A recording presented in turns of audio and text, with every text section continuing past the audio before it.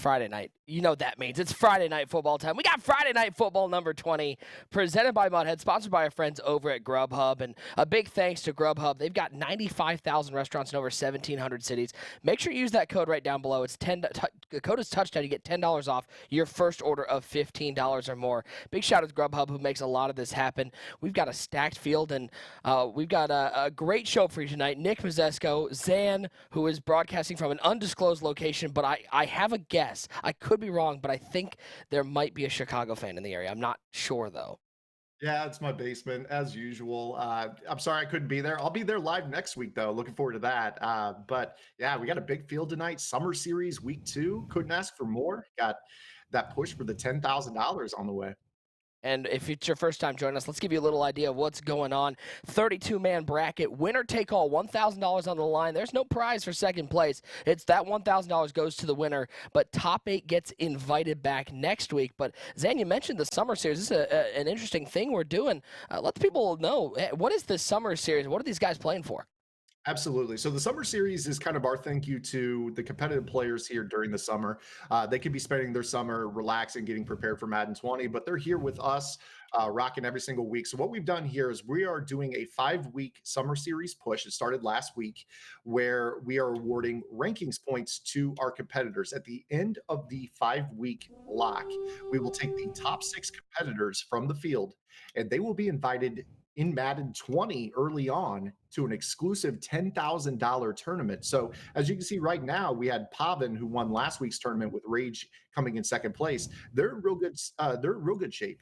Skins and Tobin, the other 2 members of our Final Four last week, they got 25 points. Joe Rice and Drini, and then the other members of the top 8 get 10. And then as you can see, the 9 through 16 are going to get 5 points apiece. So again, here we're focusing on top 8. Top 8 return every single week. They get a chance to push for more points, and we'll see tonight if any of those guys that were in the top 8 can earn a few more and kind of secure their spot a little bit further here with 3 weeks to go in our summer series. Yeah, and this shows 2 things. One, how important it is to win one of these weeks of Friday Night Football, because Pavin, he may very well be locked in already with those 100 points, but also how important consistency is. If you're able to make a couple top 4s, maybe a couple top 2s, all of a sudden you can be in that summer series. Speaking of our field tonight, let's take a look at the bracket for tonight's 32-man tournament, and we've got a lot of big names in here. Blocky, Rage, Crush, Clef's playing, Pavin, of course, coming back after last week's win. Going down to the bottom of the bracket, you got Joe Rice. The one I want to look at, right at the top of the bracket, we've got our man Boogs. He's taking on Oreo, and Zan, you and I were talking about this before the broadcast. Boogs is going to really have to lock in for this game, because Oreo is one of the better Friday Night Football players, might be one of the more underrated players here in the Friday Night Football tournament. Absolutely. You know Boogs very well. He was, through the first 3 years of MCS, probably was up there, if not the most frequent Burbank goer, and now it's Redwood Shores, of course. A very established competitive player, but he's been commentating with us through the first 20 weeks of Friday Night Football. With him having an off week this week, he's kind of got a little bit of an opportunity this week and maybe next week, if he can top 8, to maybe get enough rankings points to get him into our $10,000 tournament to start Madden 20. So while Boogs is kind of relaxed and been able to enjoy some time in the booth, he's got a little 2-week push right here. So we'll see if he can get that victory against Oreo. Oreo, of course, won one of our Friday Night Footballs earlier this year, running that 5-2 defense. But we know very well that the players have been labbing heavily against this 5-2 defense. Boogs being an offensive mind himself, we'll see how he can handle that pressure there in that first round matchup. All I hope is that if Boogs does get into the summer series, the finals, that he has to commentate while playing. That's all I want in my life, is a little Boogs commentary. Guys, we're going to be going live with this tournament in just under a half hour. So this is a great time to get your Grubhub on. This is a moment to use that code touchdown. You get $10 off your first ever Grubhub order of $15 or more. We got ourselves an order here. Zan doesn't get to participate in this because he's at his basement, so he might get a home-cooked meal, but we're doing some Dickey's barbecue pit. So let me know what you guys think we should get in the chat. Zane will be taking a look at that one. But we got some big giveaways tonight, too. As always on Friday Night Football, we're giving away 5 $20 Grubhub gift cards. We're giving away a bunch of, what we got, 5 cards to give away tonight, Zan? We got a whole lot going on tonight. It's always fun to be here at Friday Night Football because you can walk away with some great prizes. Yeah, of course. Not only are our competitors winning the potential $1,000 tonight, as well as the rankings points, but you guys in the chat have an opportunity to win some giveaways as well. We're going to be giving away several players tonight: Minka Fitzpatrick, a player spotlight; Calvin Ridley, player spotlight; Deion Jones, player spotlight, and then two other cards. I'm not going to spoil those yet. We got those coming up. We're going to be giving away some Ultimate Legends as well on tonight's broadcast. And then, of course, as always, at the end of the cast, we'll do our Big Kahuna giveaway. We got the Grubhub giveaways. Maybe if I'm feeling a little froggy, we'll give away some Playbook GG codes here. And that could be pretty big as we head into Madden 20 if you guys want to get off on the right foot in Madden 20. So plenty of giveaways on board for us here tonight. I'm Man, I'm so jealous. You're just sitting here It like looks so ordering good. food. I'm sitting here in the basement. What is this? They got it's barbecue, but these sides are fire. They've got some Asiago cheese cream spinach, which just sounds phenomenal. Bacon and onion, green beans. Dickies is not messing around. They want us to eat good. And Zan's about to get on a plane right now. He's about to fly down to Huntsville right now just to get in on this dinner. Yeah, I mean, when I come down next week, I know that we're getting some barbecue. I don't know from where. Maybe some Dreamland. Maybe I don't know, but I'm jealous right now because I'm probably having leftovers. 2 weeks ago Hey, when I remoted, I had a veggie burger while you guys got to grub. So I've been missing out. I'll be back next week though. you can't go wrong with barbecue. That's what I've learned about being down here in the South is get yourself some barbecue and you're probably not going to go wrong. They've got a little bit of everything here. Look at these sandwiches. Look at that pic. That is a top-notch picture for all you people out there who own a restaurant and want to be on Grubhub. These are the photos you need because that sandwich makes you want to order one. That is top-notch work. Whoever their food photographer is. Again, a reminder, guys, the code's right at the bottom. Use the code touchdown for $10 off your first order of $15 or more. We got a little bit of time. This is the moment. Place your order. You'll have your food during our first round of games.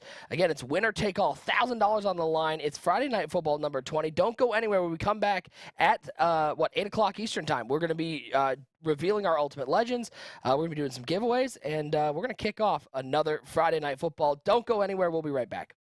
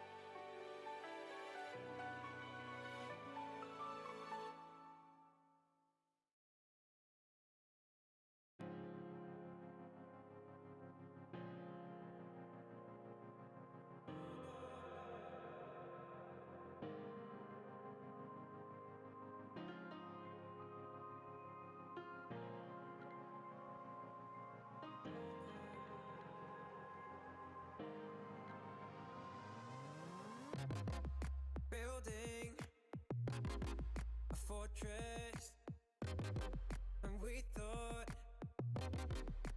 thought it was stronger, keeping your distance. I thought we were better. We can try to just hide from the pain by building our castle. We can build them again and again, and we can feel nothing. And I know that you're feeling alone, and we can do better. So help me to break through the stone. Help me to break through. Help me to break through.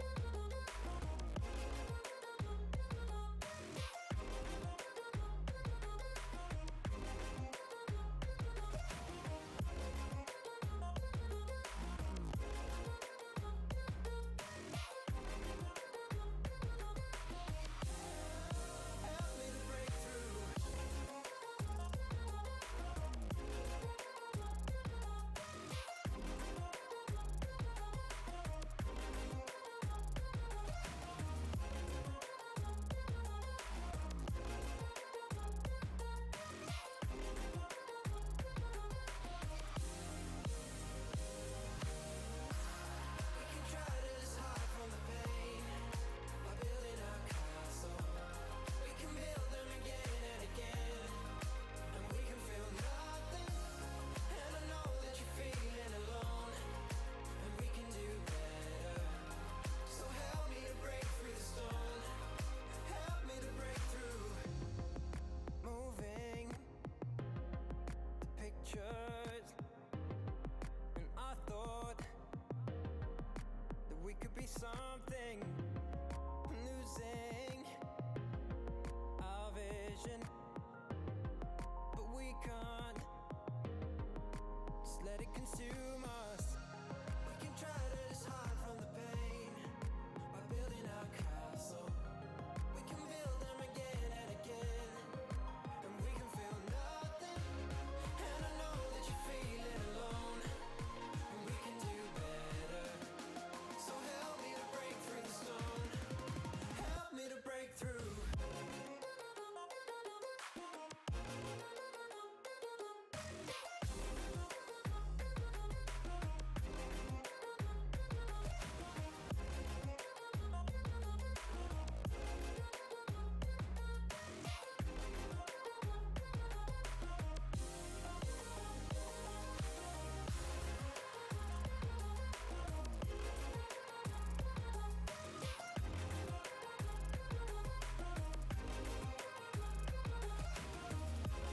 And I know that you're feeling alone, and we can do better.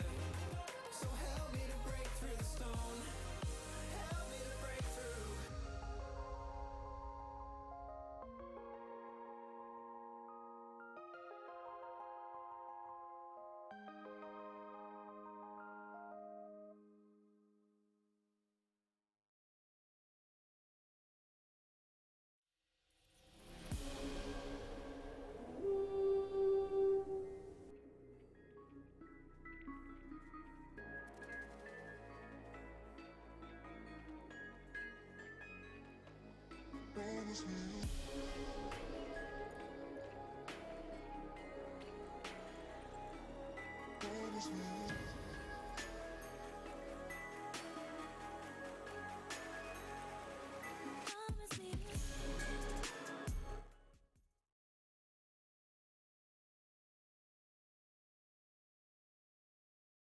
And it is time to kick it off. Welcome back to Friday Night Football number 20, presented by Mudhead, sponsored by our friends over at Grubhub. Guys, still use that code. Use that code touchdown for $10 off your first order of $15 or more. Nick Mazesco, Zan, and we've got a big show, a great tournament, but we got some cards to reveal. I know everybody in the chat, they want to know what those Ultimate Legends are. Let's not make them wait anymore. Let's show you who the Ultimate Legends are, starting off with a man with one of the best nicknames. It's Ed Too Tall Jones. Too Tall Jones comes in 6'9". Obviously, that's the nickname Too Tall. 81 speed's not great, but I think you'll be able to get away just fine with that. The acceleration is good there for a pass rusher. Elite strength, elite block shed, and of course, he's got that 97 power move. I'm sure you guys are chemming him up. He'll be 99s across the board. pretty solid in-game item right there for you. The next item is the one that I'm more excited about. I think everybody's going to be really excited. The other Ultimate Legend revealing here on Mudheads Friday Night Football is none other than a true legend. It is Marcus Allen. Look at 97 speed, 97 excel, and Zan, I think everybody's going to be clamoring to get this Marcus Allen on their team. Yeah, Marcus Allen, that's an item that we saw a little bit of early in the year, and then he kind of faded away. We haven't really gotten to see a lot of him this year. I look at his stats, and that 98 elusiveness is what sticks out to me. Obviously, running the ball this year with the spin move is huge, but having that elusiveness rating is huge. I call that the auto broken tackle rating. So having that in your back pocket is always big. 97 speed, 97 XL. Again, that's a guy you're going to get up to 99, 99. Good trucking too, for being a guy that's very elusive. That 90 plus trucking is going to play pretty nice on that item. And last but not least, let's take a look at our limited legend. It is Steve Hutchinson. I know a lot of people were talking about, man, can we get a Hutchinson card? This is a big hoss on the offensive line. He will help shore up and maybe help Marcus Allen open up some running lanes. Yeah, solid item. Obviously not the sexiest item of the three. A lot of times the offensive linemen are the unsung heroes of your offense. So could see the chat without even looking. I'm sure they're like, ew, offensive lineman is a limited. It's still a good item. A lot of people saying I could use a Hutch. We got people saying, what about, Hutch is a well-deserved upgrade. People still worry about that offensive line. Yeah, you need to. I mean, it's not quite in game, or we weren't quite in game at that left guard spot. Now we certainly are with this Hutchinson. Again, he's going to be a guy that should be 99 in both the run and pass game for you. It's a good item. Definitely a great item. A lot of players obviously like the skill position players, but you need to have a good offensive line to win, and this is going to be a great item to finish the year here in 19. So those are your three Ultimate Legend reveals here, and we're going to be giving away. We already have a touchdown in this game. I don't know what happened. We literally just cut to it, and it's already 6-0. So that's how it goes on Friday Night Football. That might be one of the worst extra point attempts I've ever seen, though, as it will stay a 6-0 game. Reminder, it's winner take all. 32 players, single elimination. Top 8 get invited back. And the kicking it's rough right now. It's must be having some lag issues or something in this matchup. He's lucky that got to the end zone. That actually is a pretty good kick. I've seen some players out there competitively that use this kick. It's basically a coffin corner kick. It just barely gets past the front pylon and for a touchback. So we'll see if he's able to do that consistently. At that point, we'll know whether or not he's doing it on purpose or not. Appreciate everybody hanging out in the chat with us for another Friday Night Football. It is always great to be calling some great Madden action. Looking over the top. Has a man over the top. So how about some quick strikes on both sides into the end zone? And we got ourselves a tie ball game. The purple on the board. And that's going to be Rage. Rage on the right, wearing the Ravens Color Rush uniforms. He's taking on Crush, a very, very good player. Now, if you guys are in the chat, you're probably saying, no, Crush is the favorite. But if you go back to just last week, Rage had a hell of a run in our week 1 of our summer series, got himself 50 rankings points. He needs another deep run this week, and he could be in really good shape to be one of our 6 that is going to be playing for $10,000 to open up Madden 20. What a way to kick off the first round of Friday Night Football number 20, as we are just under the 4-minute mark in the first quarter, and we've already had 2 touchdowns on the board. 1st and 10 for Crush. He's got Vic at quarterback looking right side. That is Shannon Sharp out of bounds at the 33-yard line. Shannon Sharp's a staple of most salary cap tight end positions. You got that truck ability. You'll see a lot of players, especially in the gun bunch offense, use Sharp because of his ability to catch the ball against that cloud flat and then run over that defender. Oh, look at deep down the field. Pass. Wolf, that's a bold play. Yeah, you saw right there, cover 2 defense didn't have the deep middle third by the middle linebacker, so he took the shot there between the safeties. Nice break by that strong safety. Not sure who that was. Might have been a Rodney Harrison sighting. I'm not sure who that was, but really good pass break up there. Got him all the way across the field. Metcalf with the catch all the way down to the 33-yard line. And just like that, Crush in business is working down the field. And Zan, this is an interesting time for these competitive players, for everybody in the Madden community, because we're coming off the Madden 20 beta. A lot of people have gotten a taste of the new game. And then you got to sort of lock back into Madden 19, which I think everyone agrees after playing that beta, it plays totally different from how 19 plays. Most certainly. Getting back on an old game after you've had a taste of the new game is tough in any year. But obviously, with these guys here, they know that they've got a potential $10,000 in Madden 20 at stake, and that's a great route combination. Another great pass breakup, Sean Taylor on that one. But, you know, they got to keep their eyes on the prize. $10,000 in Madden 20. Maybe they don't want to be playing Madden 19 at this point in the year, but they know what's at stake. So they're going to fight through it, and we'll see who comes out on top here tonight. Looking back at the end zone, finding Jones. He gets the feet in bounds. Julio Jones with a catch. And listen, I could be wrong, but Zan, it doesn't feel like we got a defensive battle on our hands. No, certainly not. He's leaving the middle open here between the two safeties. You saw he went to the post 3 times. He finally caught the third one there for the touchdown. It looks to me like you're going to see Rage kind of just rely on those two safeties to maybe try to break those balls up in coverage, and he's going to have to use that middle linebacker underneath. And yeah, I think that he's doing this on purpose. That's again the second time around that coughing corner touchback kick there. Yeah, I'm looking in the chat, man. A lot of people really excited about the Steve Hutchinson card, which is awesome to see. It's awesome to see people excited about an offensive lineman card, especially one as talented as Steve Hutchinson. All right, let's do one of our first giveaways of the night. We're going to give away a $20 Grubhub gift card. As they're looking over the top once again, Harrison with a nice play.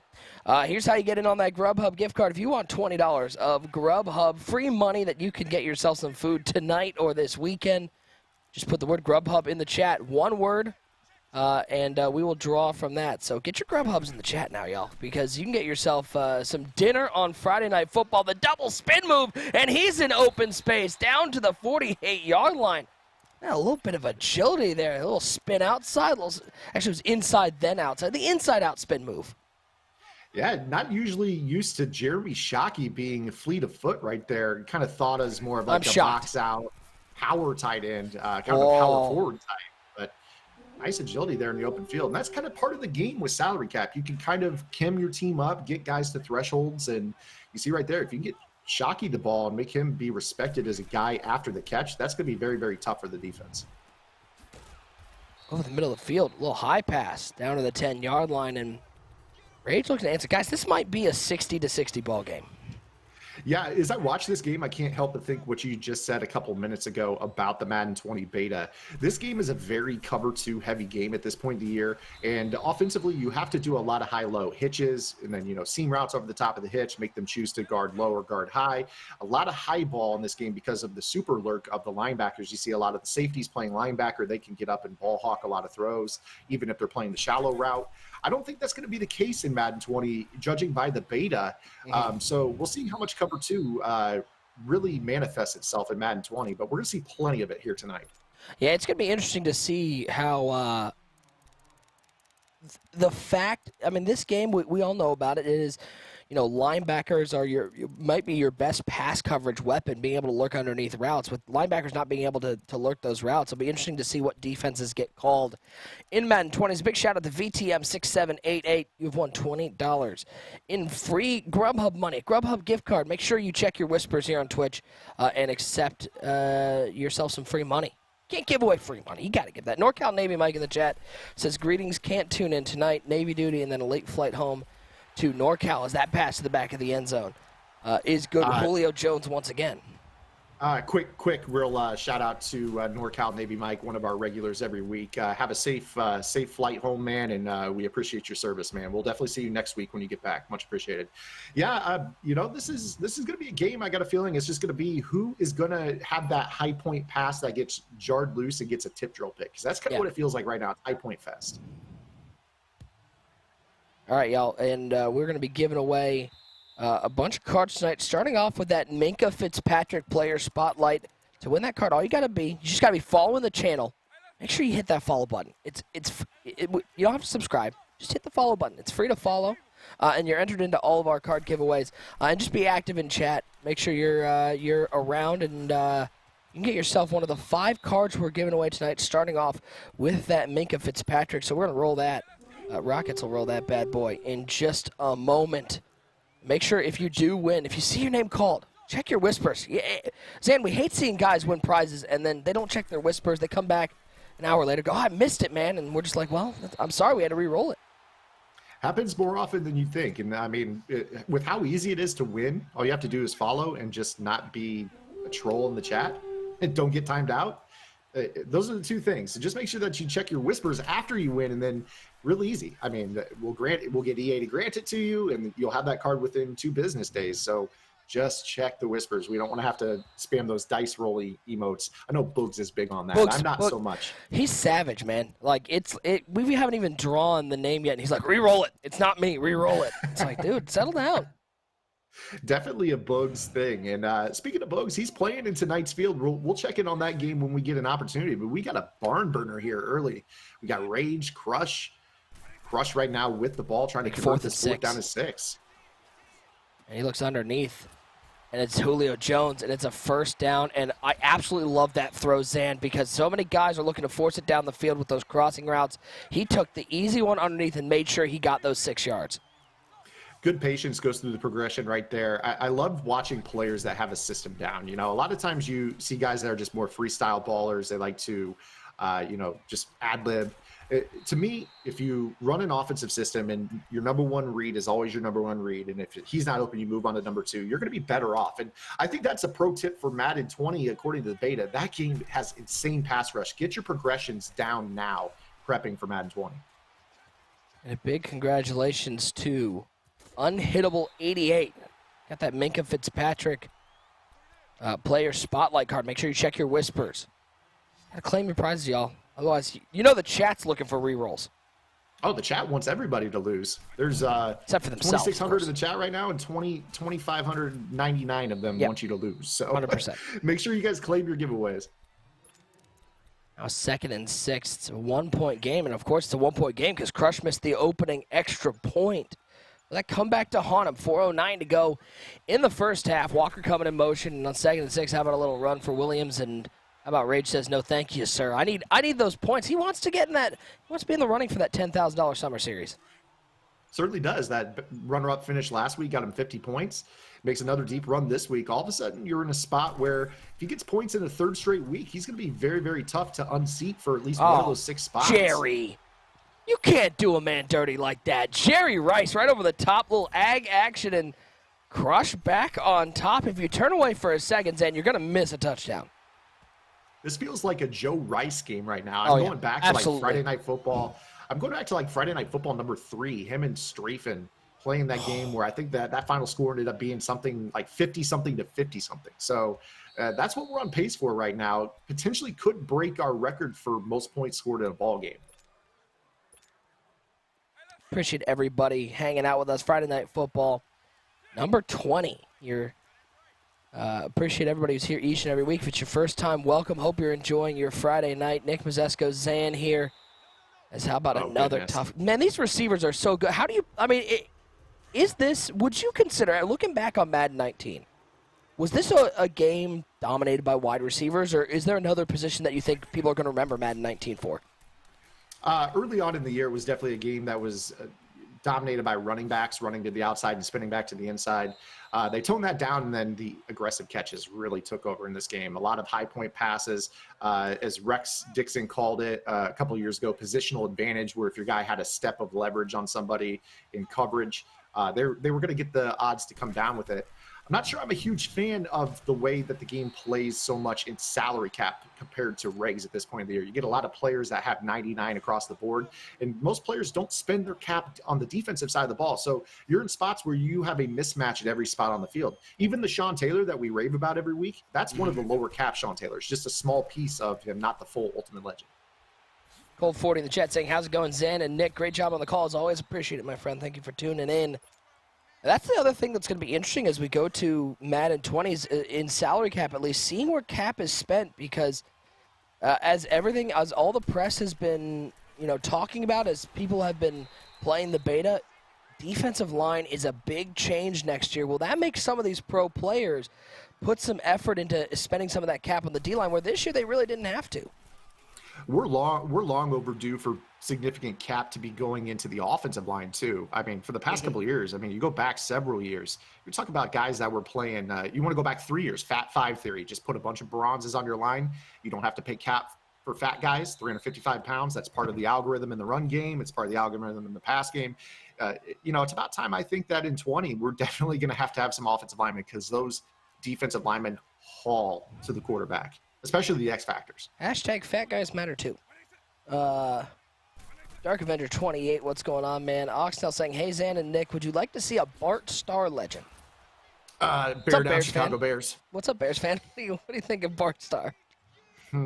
Bart Starr. I mean, yes. With next year's game, you have all those archetypes. You got quarterbacks that have specific abilities based off of what type of quarterback they are.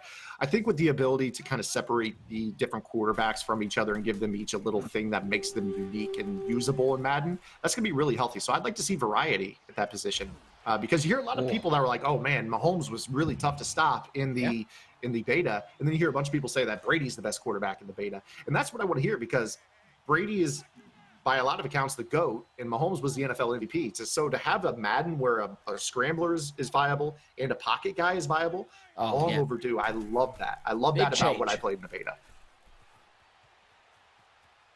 Crush, 3-point lead, back across his body, finding Julio Jones. He'll pick up a first down to the 16-yard line. Big shout out to TK, gifting a sub to Jersey Boy. 61 gift subs for TK. Reminder, guys, appreciate each and every one of you that do decide to subscribe here. If you do, it helps us put on these Friday Night Footballs. If you don't, if you have a Twitch Prime, you don't want to use it here, make sure you use it on somebody else in the Madden community as we continue to try to build all of these guys up who spend time here each and every week, whether they're a comp player, whether they're just content here with Madden.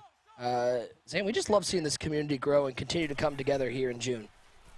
Yeah, it's crazy, man. I think back just, 2012, 2013, I used to, and many players in community used to drive out to New Jersey or to Harrisburg or to wherever to play in tournaments for $2,500. I'm talking driving across the country for $2,500 purses. We're playing from our couch for $1,000 every week. This is amazing, and I love to see it grow. Ooh, almost picked off going the other way. I'm telling you, it feels like it's going to be the first person who has one of those that ends up getting picked is going to lose this ball game, is the way it's going right now. Kick is up. It is good. Back to a 6-point game. So where we saw dueling touchdowns, be interested to see Crush. He got the stop on Rage, forced him to kick a field goal. Rage gets the stop back the other way with $1:25 to go. One timeout for Rage. This could be a big drive to see if he can maybe get some momentum going into halftime. Absolutely. I believe when we tuned in, it was Crush that scored first. So, yeah, with Rage, it looks like we could be wrong. I don't know if there's a turnover before we tuned in, but it looks like Rage will have the ball. And we talk about this every week. Bookend scores, getting the last score of the first half and the first score of the second half is huge because you don't have to earn a defensive stop in between. So we'll see if Rage can get down there, manage the clock well, score, and then come out in the second half with the football.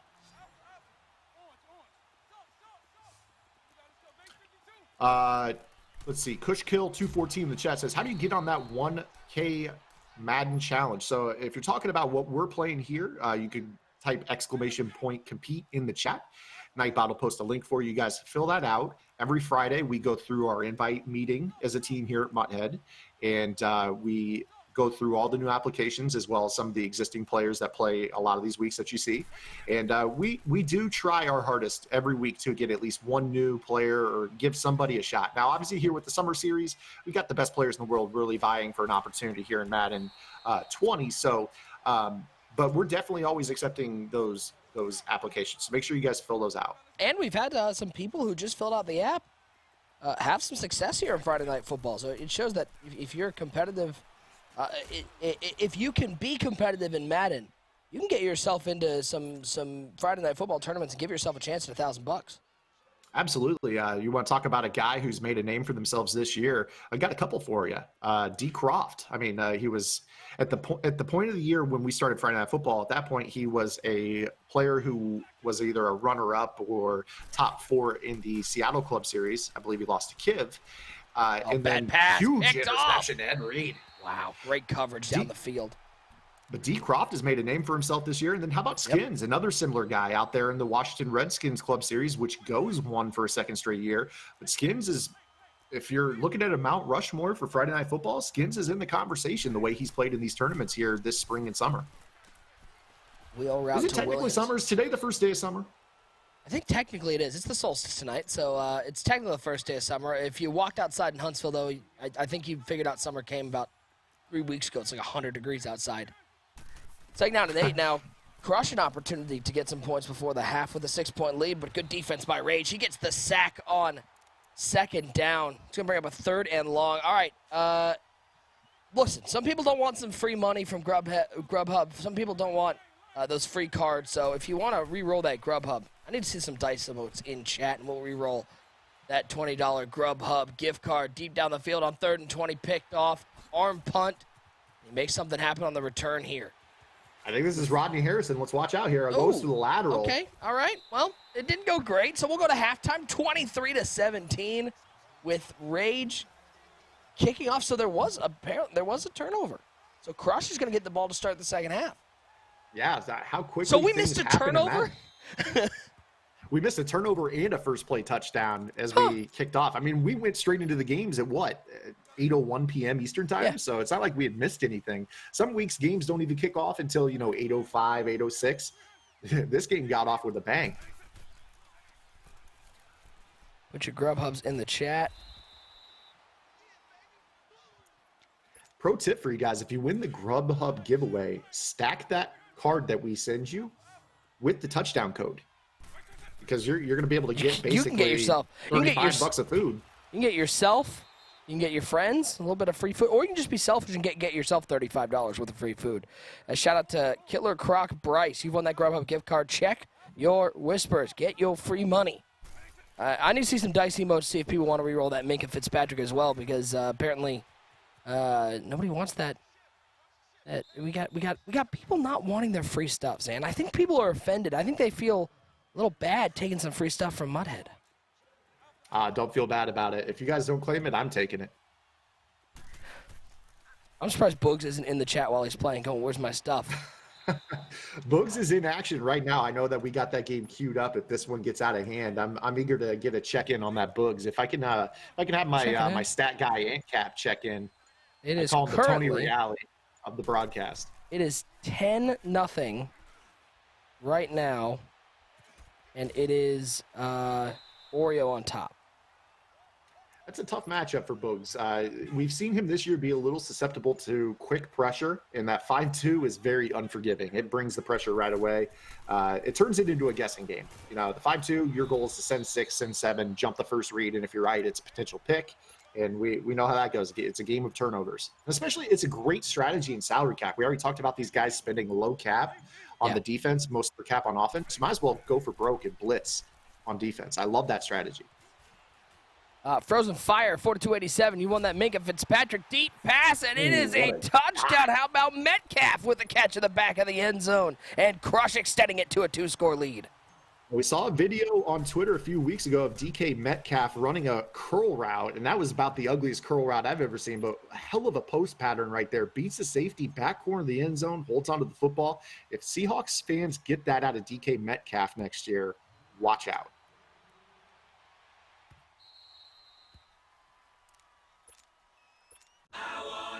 Burgers, donuts, Niçoise salad.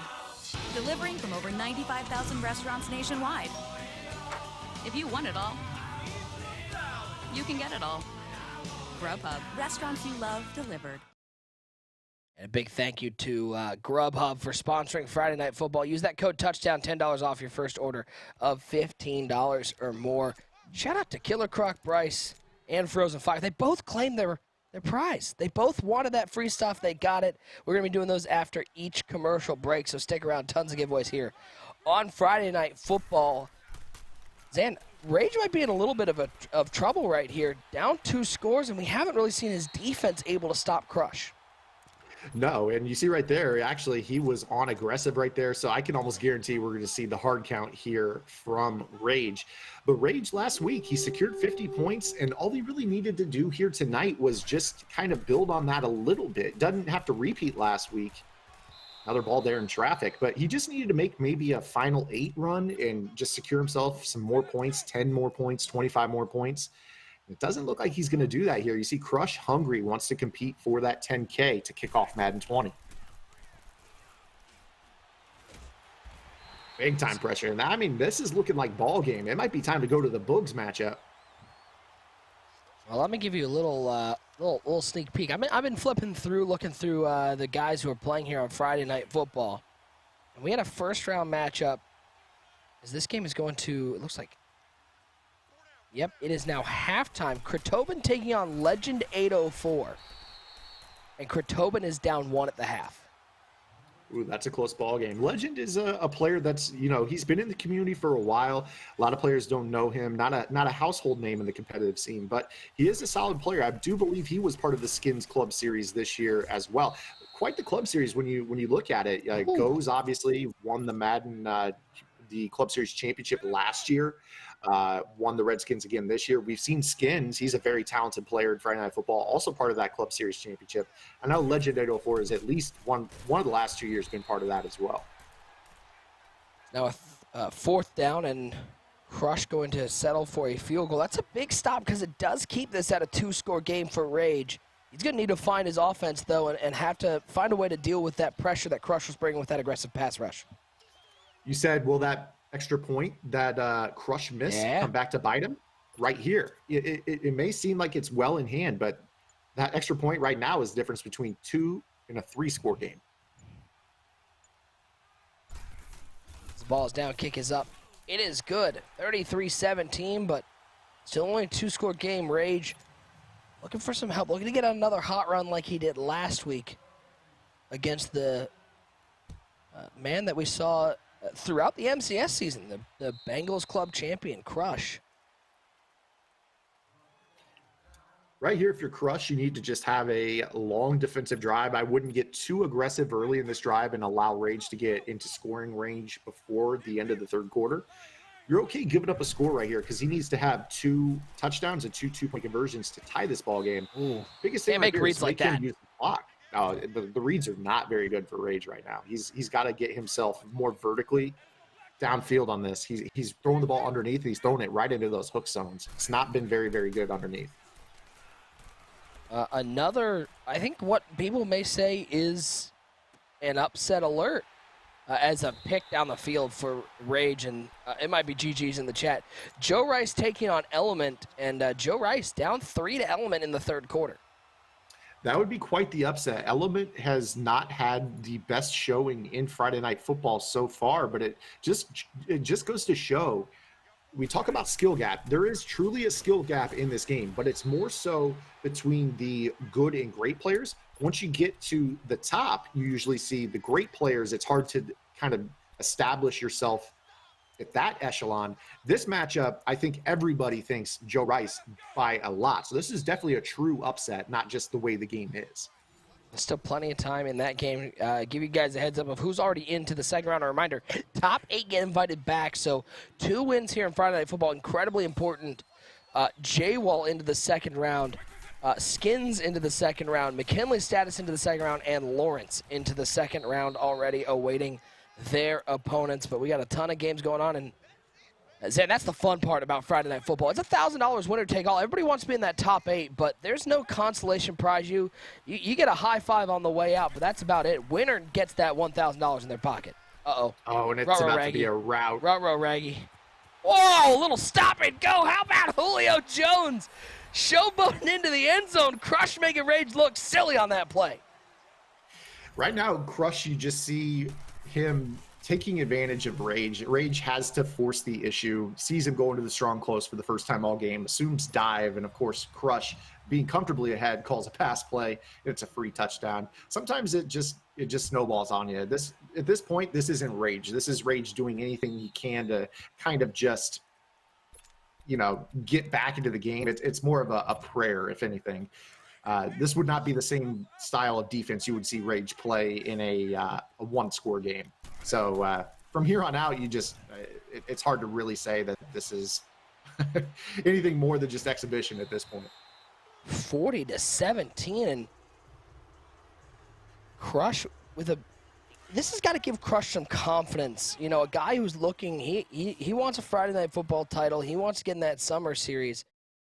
An opportunity for Crush to maybe get some confidence with a big win over Rage. That's not a nobody name he's winning over, and he's winning handily. Yeah, Crush is a great player. We saw it this year.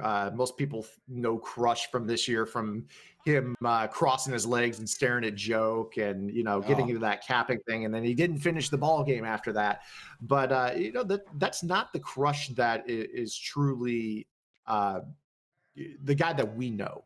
He's a great player, good preparation, great execution, and been very, very good online. So I expect to see him make a deep run tonight. I think he's one of my favorites in this bracket tonight.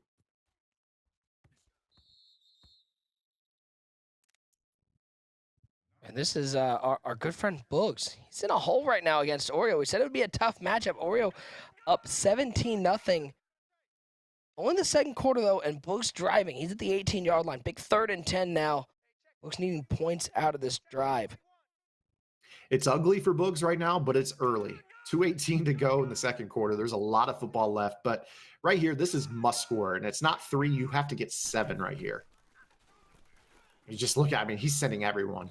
And this is what I'm talking about. This 5-2 defense, it's very, very tough to have the confidence to try to go deep because you snap that ball and you're staring deep down the sideline. That's your number one read. And all of a sudden you see, the deep zone over the top that you're not going to be able to beat. And all of a sudden you're checking down. Well, guess what? That's too late. The pressure's on you. With this type of defense, you have to have all these underneath routes, and you have to be very, very careful with the user because we know how much range the user has with the ball hawk in this game. Does get points on the drive, but doesn't get the 7 he needs. And now it's going to be up to that Boogs defense to get something. We've seen it all the time, though, Zan. One turnover, one fumble, one interception, and it can change the whole complexity of the game, especially late in the first half. Yeah, we don't know who's going to get the ball at half. Again, right here, if Boogs can get a stop and be in that spot that we talked about earlier, the bookend scores, you have a shot to come back and get in this game, potentially win.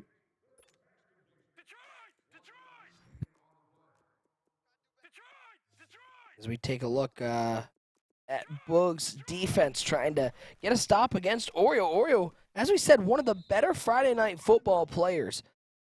He has had some success. He has I was just trying to find. Let me look. See if I can find his.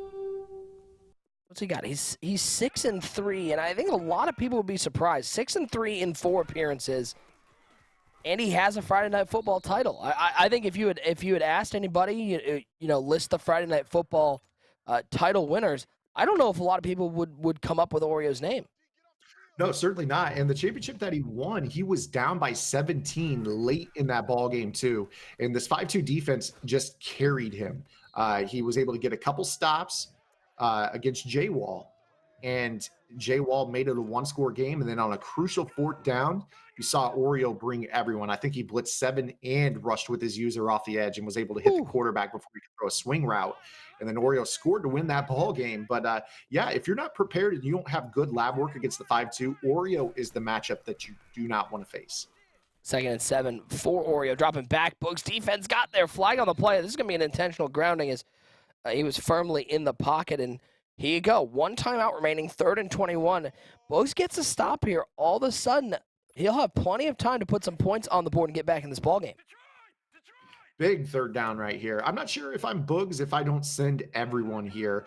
Maybe play a couple cloud flats, a couple deep halves, and just try to lurk something over the middle, make him throw it early right here. We'll see if he brings the house.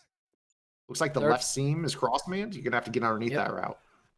Lamar's going to try to take off, looking down the field, has him over the middle, caught Julio Jones to the 30-yard line. A 3rd and 21 conversion for Oreo, and a huge play. Boogs got to be kicking himself.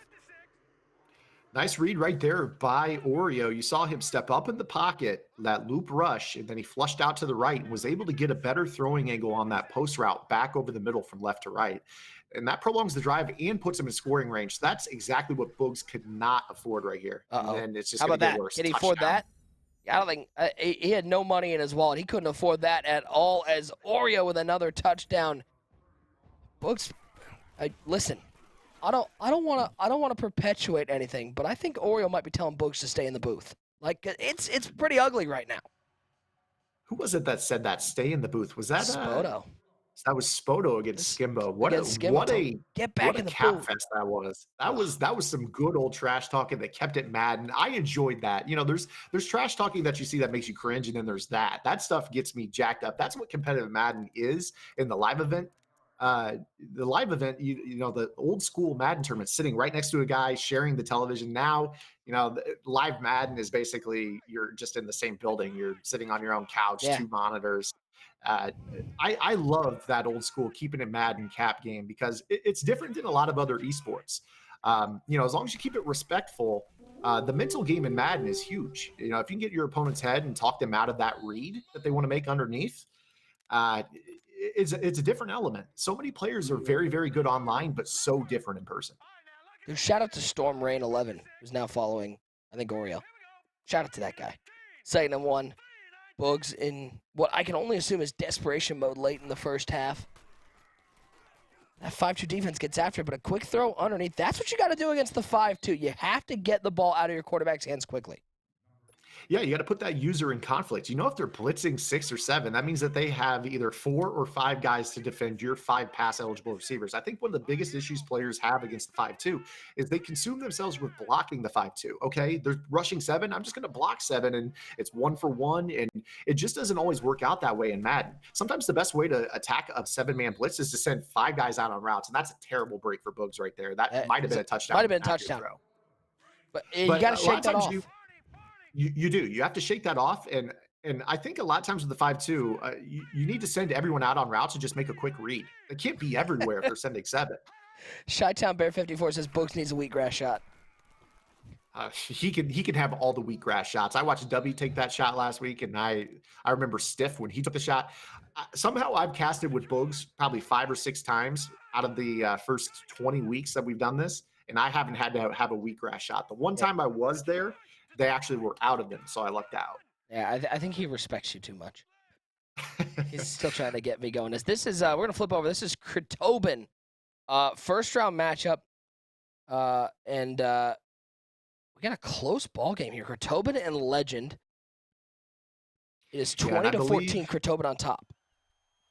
And I'll let's see. Okay, so we have that.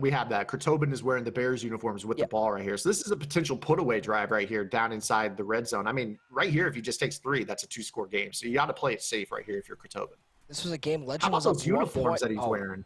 And a run up the middle. How's it feel to see those Bears into the end zone? That feel good? You like that? Yeah, it's better than doinking a 42-yard field goal in the playoffs. That's Rip for sure. Cody Parkey. Rip Cody. Who signs him? We still haven't figured it out in Chicago yet. We don't even know what we're doing with our kicker situation. Kick is up. It is good. Krotobin up 2 scores. Still plenty of time for Legend, though. Got to get a quick score and got to get some defense to stand up against the Madden Challenge champion, Krotobin. I think, we were talking about it a couple weeks ago. Talking about, we talked about top 5 players in Madden this particular cycle. And then we were talking about Rookie of the Year. Krotobin's got to be Rookie of the Year with a Madden Challenge title. And then he followed it up. A lot of people said, Madden Challenge, it's MUT draft format, maybe doesn't have the respect he deserves. He then went to the Madden Bowl and put on a very respectable performance, and he's really making some noise in Friday Night Football. He played at DreamHack. Like, this is a guy, I think, look out for next year. He certainly could be a multiple-time belt winner. Yeah, absolutely. I mean, he won his first belt this year. And, I mean, here's a question I have for you. What constitutes a rookie? Are you a rookie when you make your first live event appearance, or are you a rookie in your first true year? I say first live event because there's guys like, because a lot of people would say was Spoto, but Spoto's been around for a while. We've seen him, like, it's first live event because I think until you've made a live event, I think you're still in a second tier of competitive players where I think you're waiting for that breakout moment. And so I think that's where I consider rookie. But I think it differs for everybody. As look at the pressure up the middle by Krotobin.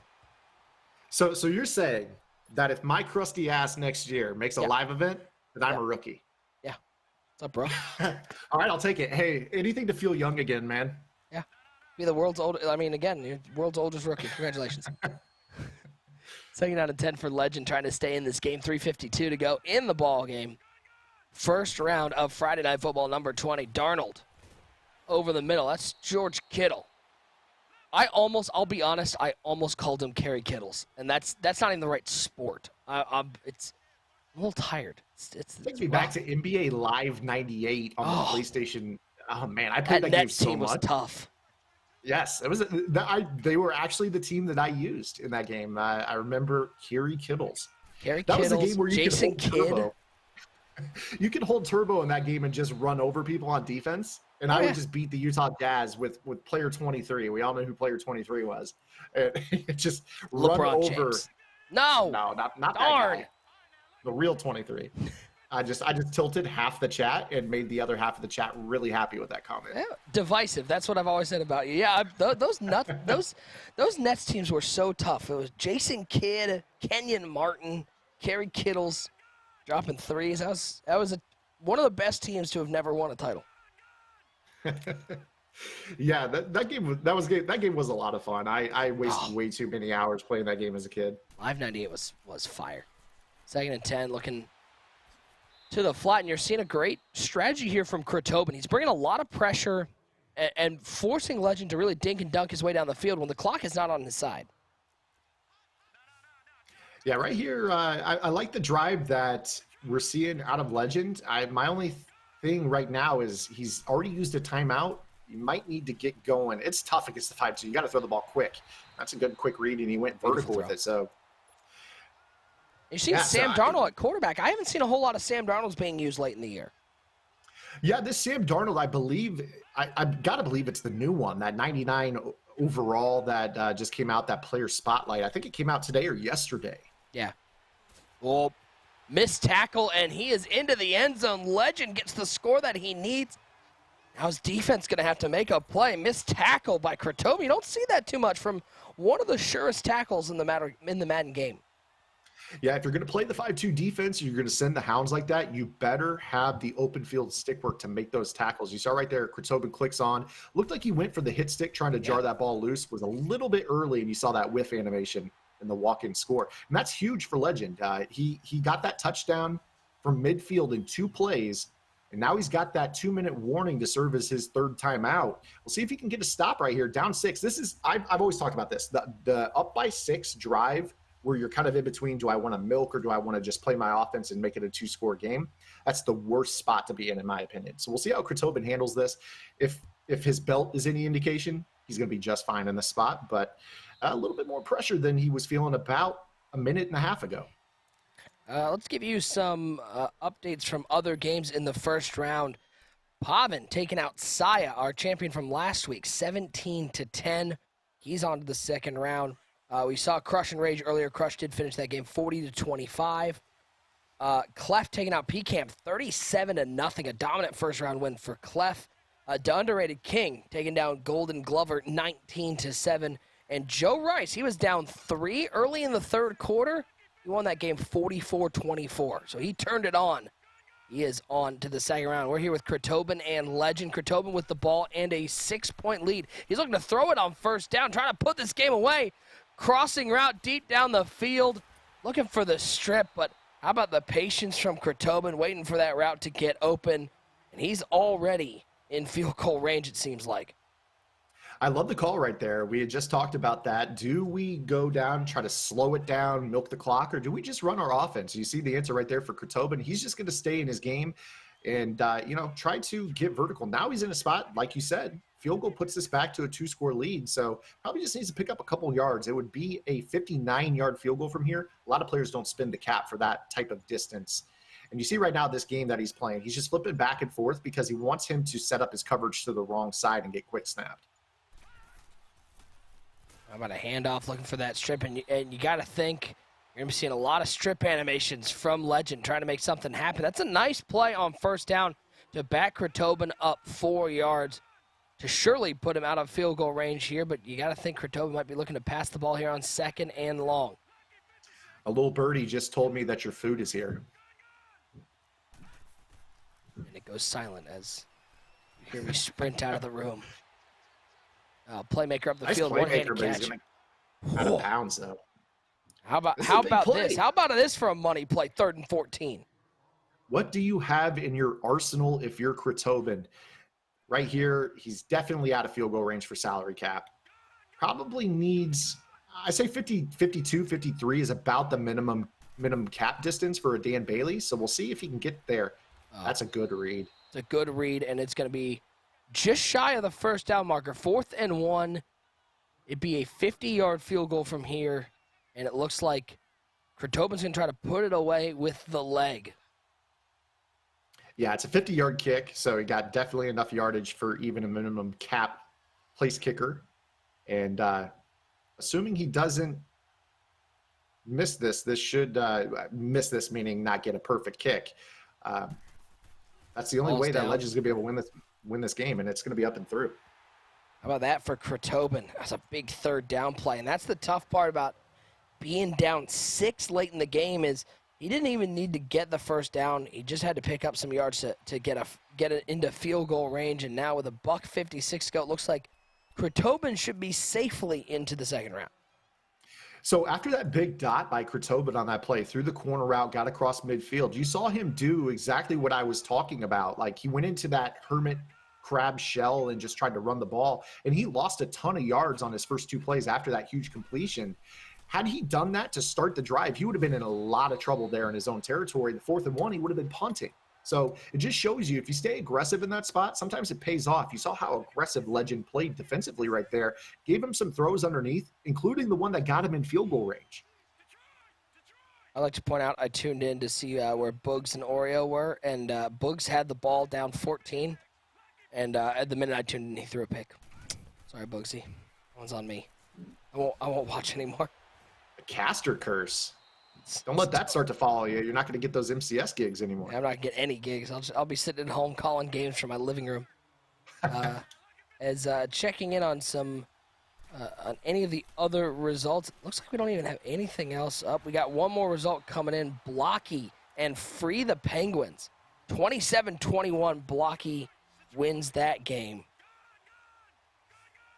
Blocky is another player, a little bit unlucky. He was one of those players that lost in the first round of Friday Night Football number 18. Now, as you guys know, Friday Night Football number 19 was the week 1 of the summer series. So because he didn't finish top 8 in FNF 18, he missed out on a shot to play for rankings points last week, which means he's now in the fold here in week 2 of the summer series.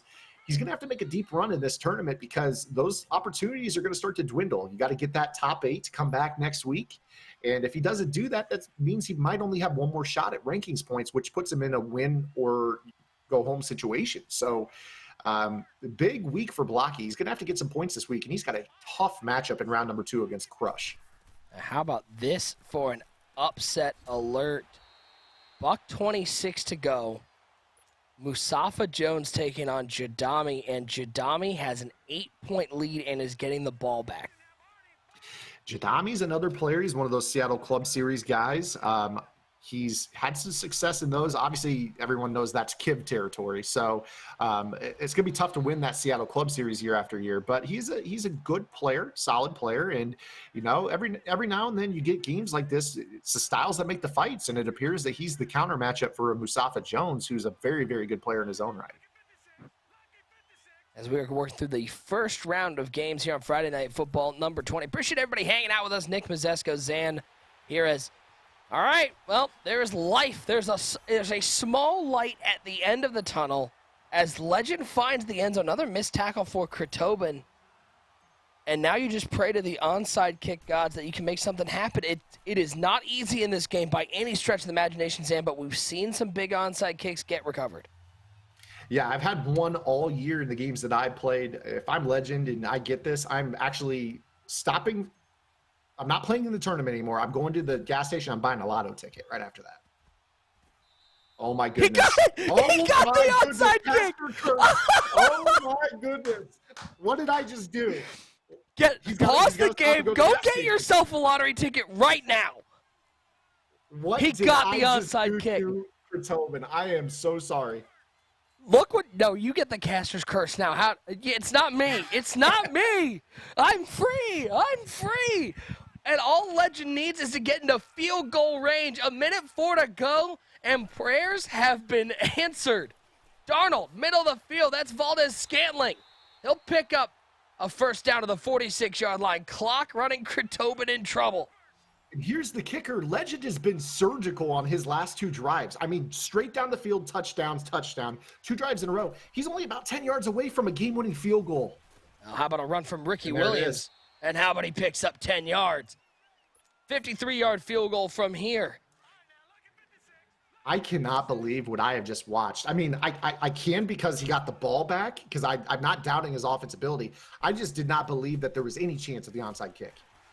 Unbelievable. First down. And it's going to come down to this field goal. If you're Kurtobin, it's just hope for the ice, hope for a block. I mean, Yeah, how about that? that's If all you're you can do at this Kurtobin, point. don't buy a lottery ticket at all. It's not worth it. So here's the ice. Now, we've seen this for the last probably 10 weeks. Guys try to avoid the ice. I don't know if there's a way in the game to still avoid the ice. Maybe that's something I should I'm know. not sure.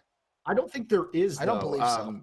As far as I know, he's going to get ice just because the timeout was called on this drive now going forward. Now, chat, I need a moment of your time, chat. I need you to post how many onside kicks you guys have seen recovered all year in games that you have played.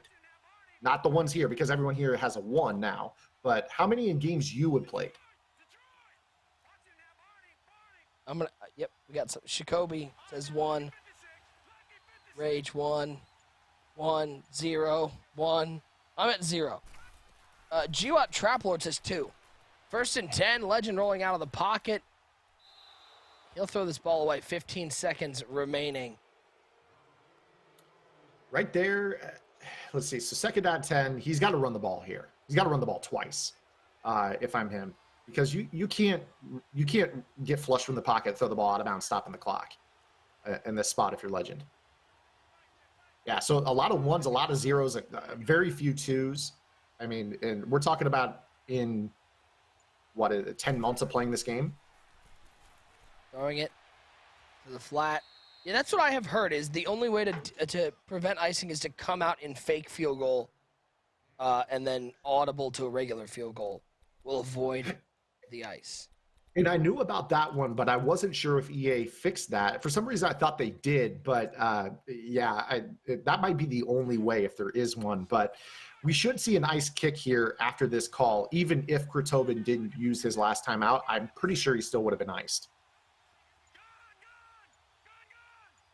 Now, if we're going to talk about the game being over on the onside kick, we got to be fair and say that. He's going over the top. It's a touchdown for Legend with 6 seconds left. He finds Randy Moss. And I think that could be the best thing for Kurtobin, because he's going to have the ball. Absolutely. You got to think right here.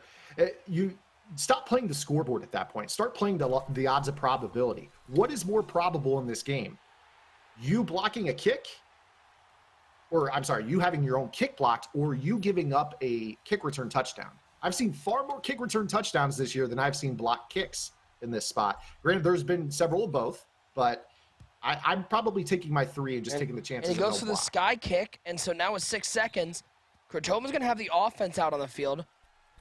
Probably not time for 2. It would surprise me if he got 2 plays off, but you just never know what happens down the field, penalties and whatnot. There's a little bit of life for Kurtobin, and we've seen one miracle already answered in this game. I'm not about to jinx anybody here. I'm just going to keep my mouth shut. I'm going to sit quietly. I'm sitting on my hands. I've already done enough tonight. And here we go. 1st and 10 for Kurtobin. He was up 2 scores with 2:01 to go. And now down 5. 3 seconds. Out of the pocket. 2 seconds. He's going to look one-on-one down the field, looking for the ag. It's picked off, and Legend with a miracle in round 1 of Friday Night Football, recovering an onside kick. And Zan, it's of course unlucky to not give up that onside kick. It's of course incredibly fortunate for Legend to get that onside kick. But let's remember, Kurtobin gave up 2 touchdowns on missed tackles, and it came back to bite him. That's a very good point right there. You saw that check down underneath that set up the first score, whiffed hit stick right there when he probably just should have wrapped up, already being up by 14. No need to take the risk in that spot. I mean, it's very, very tough to blame any one of those plays. Obviously, the onside kick We've all seen the onside kicks this year. They just do not happen. So it's going to be really hard for me to like put the fault in his tackling ability in the open field, because the onside kicks are just so rare. In that spot, you just know you basically just got unlucky. That's how Kurtobin has to feel. Now, the good ones obviously aren't going to make any excuses for something like that, but that's what I'm here to do for them. And the good ones will say, yeah, I should have tackled better. I should have played better defense and coverage. I shouldn't have allowed my opponent to score 3 touchdowns in the final 3 minutes of the game. But, that's tough. It's a tough way to lose. All right, well, It's very, very tough to get your focus back after the onside kick too. That's Boogs in this game. He is only down 7, but he comes out, pressure on the quarterback. The quarterback gets hit, and it somehow finds its way to the halfback, who's able to pick up a first down, and that just sealed the game. Boogs kicked it deep with 3 timeouts, looking to keep his hopes alive, and all of a sudden, a little bit of a bad break on that play. Boogs goes down to Oreo. We said that was going to be a tough game for Boogs, and Oreo continues a strong Friday Night Football performance. Yeah, Oreo's played very, very well. If you don't know his name, you need to start learning it. He's going to be a player, I think, over the next couple of years. Certainly had a strong year. I would consider him a rookie, even though he hasn't made a live event as defined.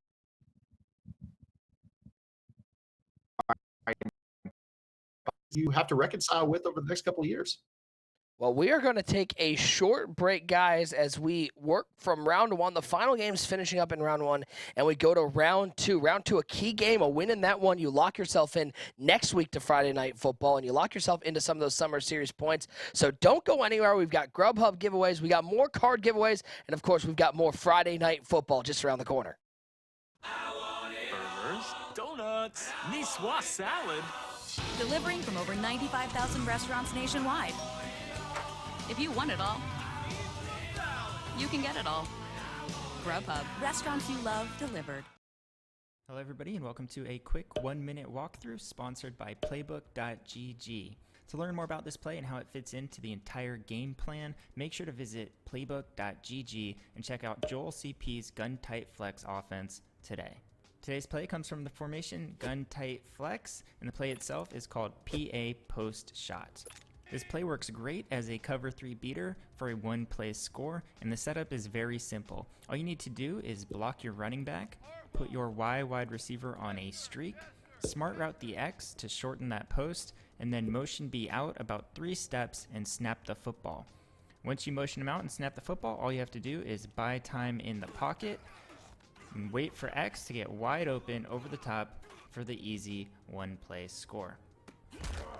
If you like today's setup and you want to learn how to incorporate it into your offense, make sure to visit Playbook.gg and check out Joel CP's Gun Tight Flex offense right now.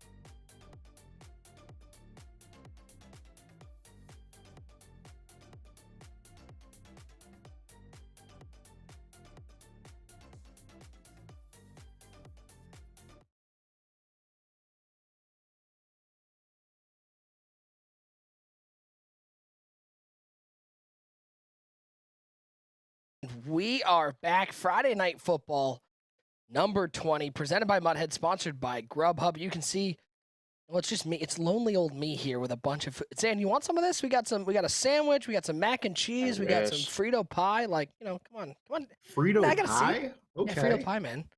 I saw it on there. I was Okay. like, I gotta click on it. I gotta get it, right? Like, I'm jealous, man. I wish I could be there. This is the second time I've casted in a row where I have been at home eating leftovers or whatever I'm going to dig out of the fridge between breaks.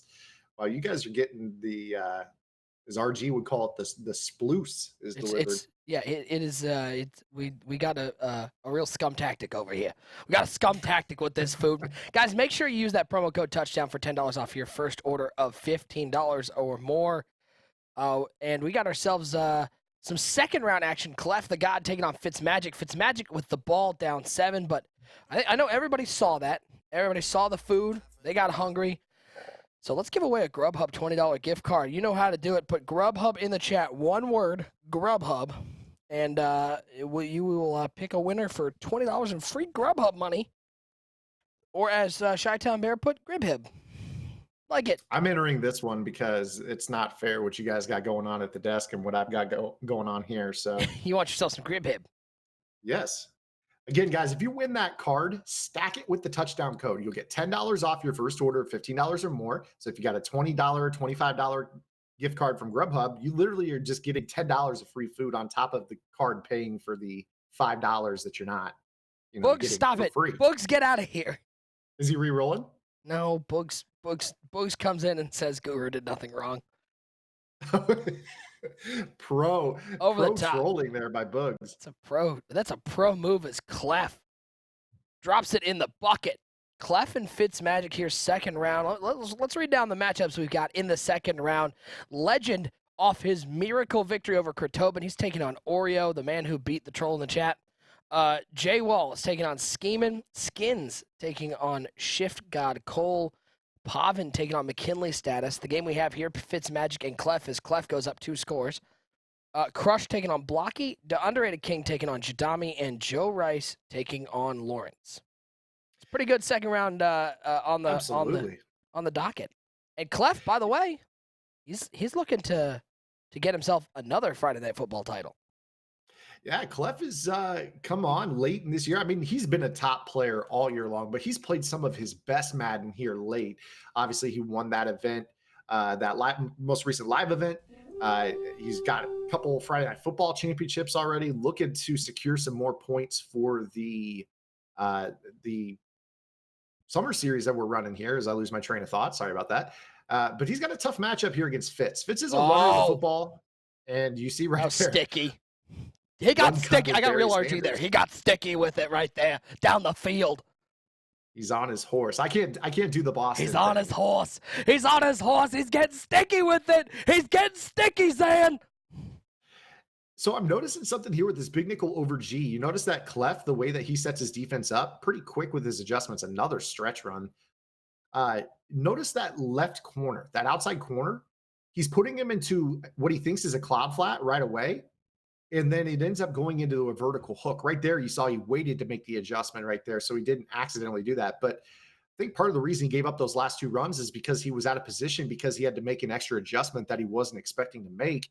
Normally, you'd see him with his user stick plug those runs with the user, but not there. And that's why you see Fitzmagic here.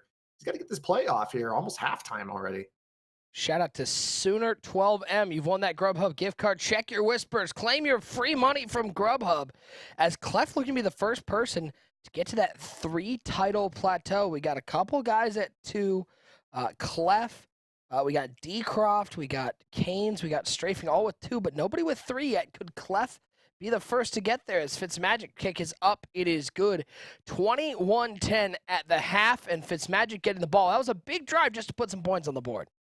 Yeah, absolutely needed that right there. Clef is a very efficient player. He's going to be able to take as much or as little time off the clock as needed to score on most of his drives. That's how good he is offensively. And just being able to get some points on the board doesn't make it a full, 14.2 possession game. But 11 is going to be a lot more, viable against a guy like Clef. He's not going to beat himself. So that means you're going to have to play really good football in the second half. That Grubhub gift card has been claimed. Let's give away the next one of our cards. It is the Calvin Ridley Player Spotlight. Boy, if I'm Fitz, I don't know if I go away from the stretch run. It is tearing up this nickel over G that Clef is running. He's got great blocking on the outside, and he's picking up chunks of yards on the ground.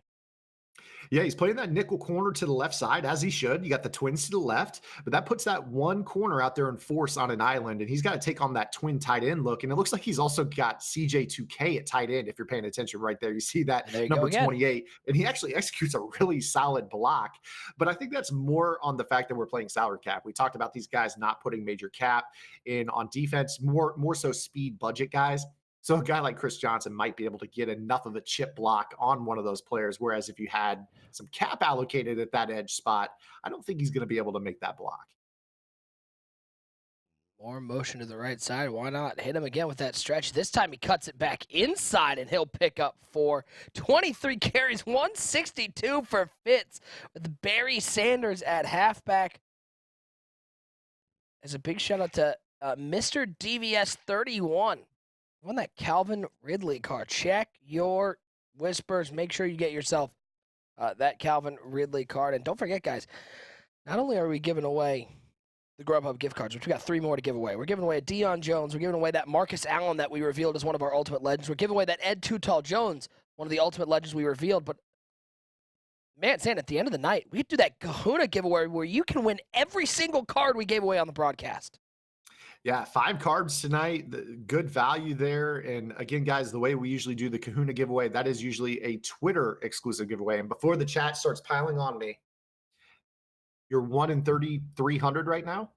On Twitter, you're probably going to be 1 in about 100 or 200 that are actually going to do the Twitter challenge that we're going to give tonight to congratulate our eventual winner. But just think about the math on that. You're actually getting better odds on the Kahuna than you get on the individual cards here in the chat. Plus, it's just a great thing to do. It's not just about being on Twitter. We don't just pull from random Twitter users. What we do at the end of the night is you just go congratulate the winner and really spread some of that positive energy, which is just so phenomenal. Mutt Guru always talks about being a positive force for good. And as Barry Sanders gets, I think, back body drop to the 33-yard line. It was unclear. It wasn't well executed. It might have been a botch, but he'll pick up the first down. Yeah, that would have constituted a botch if we were wrestling right here. That definitely was not a clean back body drop. But I'll tell you what I'm seeing here on this game. You're seeing this stretch run. He is now pulling that slot corner to a linebacker spot, kind of creating this more as a 4-3 type of defense. And he's been shifting that line to strength on most of these motions. Right here, he doesn't. I think that's key. He's overshifted his line a couple downs. He's given Fitz the same 2 holes, outside, inside. Now he's starting to do things that are a little bit different. See if Fitz has a good working knowledge of this outside zone blocking scheme and where the holes are going to be.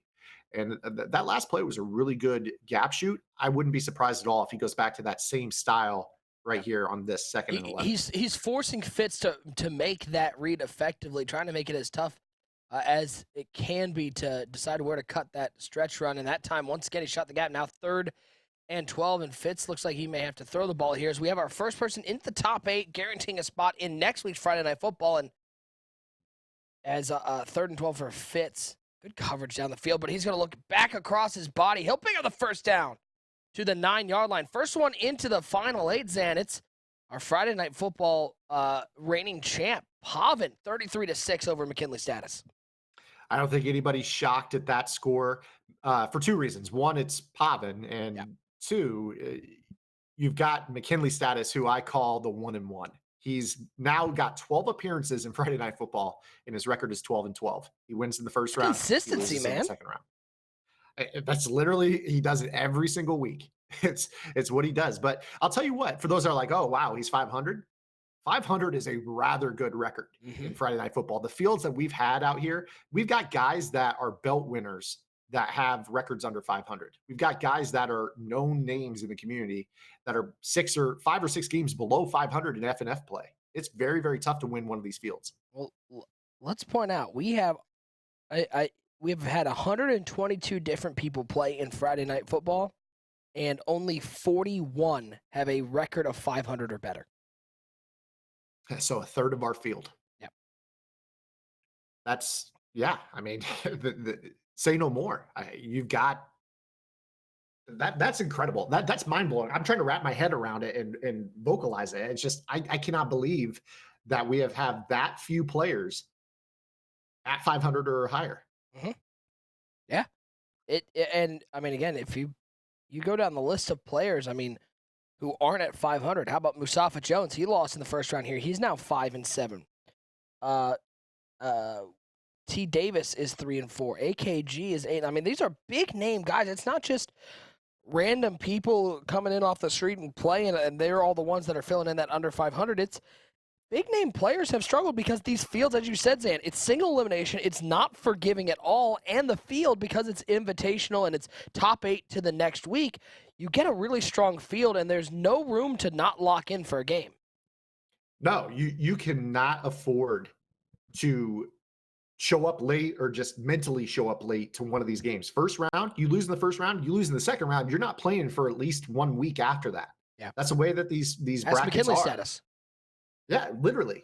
McKinley, we played roughly 20 of these. Well, we have played 20 of these, and he's now 12-12 in 12 appearances. So early on, before we instituted the top 8 rule, a lot of guys were prepping for Madden Bowl. So we had a smaller field at that time. Since it's expanded in this top 8 rule, we've seen how hard it is. I mean, look at Blocky. He's going to have 2 shots in the summer series, it looks like, unless he wins this matchup here in the second round. He's got a tough second round matchup also against Crush. So very, very difficult. I cannot stress that enough.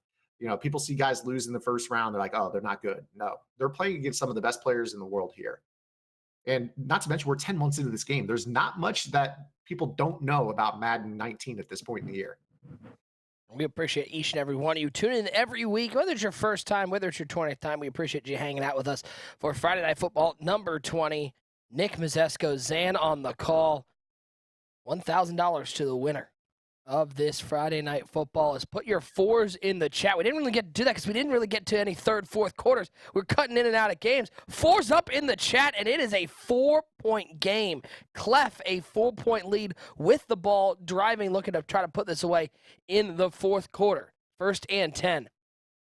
Coming out in that gun bunch, Julio Jones alone on the right side. Looks like he's got DK Metcalf has been a really popular choice there at the point man on that bunch. We've seen a lot of him over the last couple of weeks. big Solid physical player. receiver. Lamar Jackson. Watch the free release on Julio here. Dropping back. Looking left side. That's T.O. Almost picked off, but T.O. makes the catch at the 1-yard line. You Whew, saw talk the about a clutch 50-50 trait. play. Oh my goodness. You saw the clutch trait activate on Dion right there. Did not match the catch animation. We talk about this every week too. When players have that clutch trait, they start to jump routes late in ball games, late in the halves. And you about saw a game-changing play right there from Deion Sanders. And Clef into the end zone. That might be the best outcome, though, from Fitzmagic, is him scoring on first down instead of a couple stops. He certainly, I mean, the best one would have been holding to a field goal, but if he's going to give up a touchdown, he leaves plenty of time on the clock as the kick is up and good. It is still a 2-possession game, 28-17.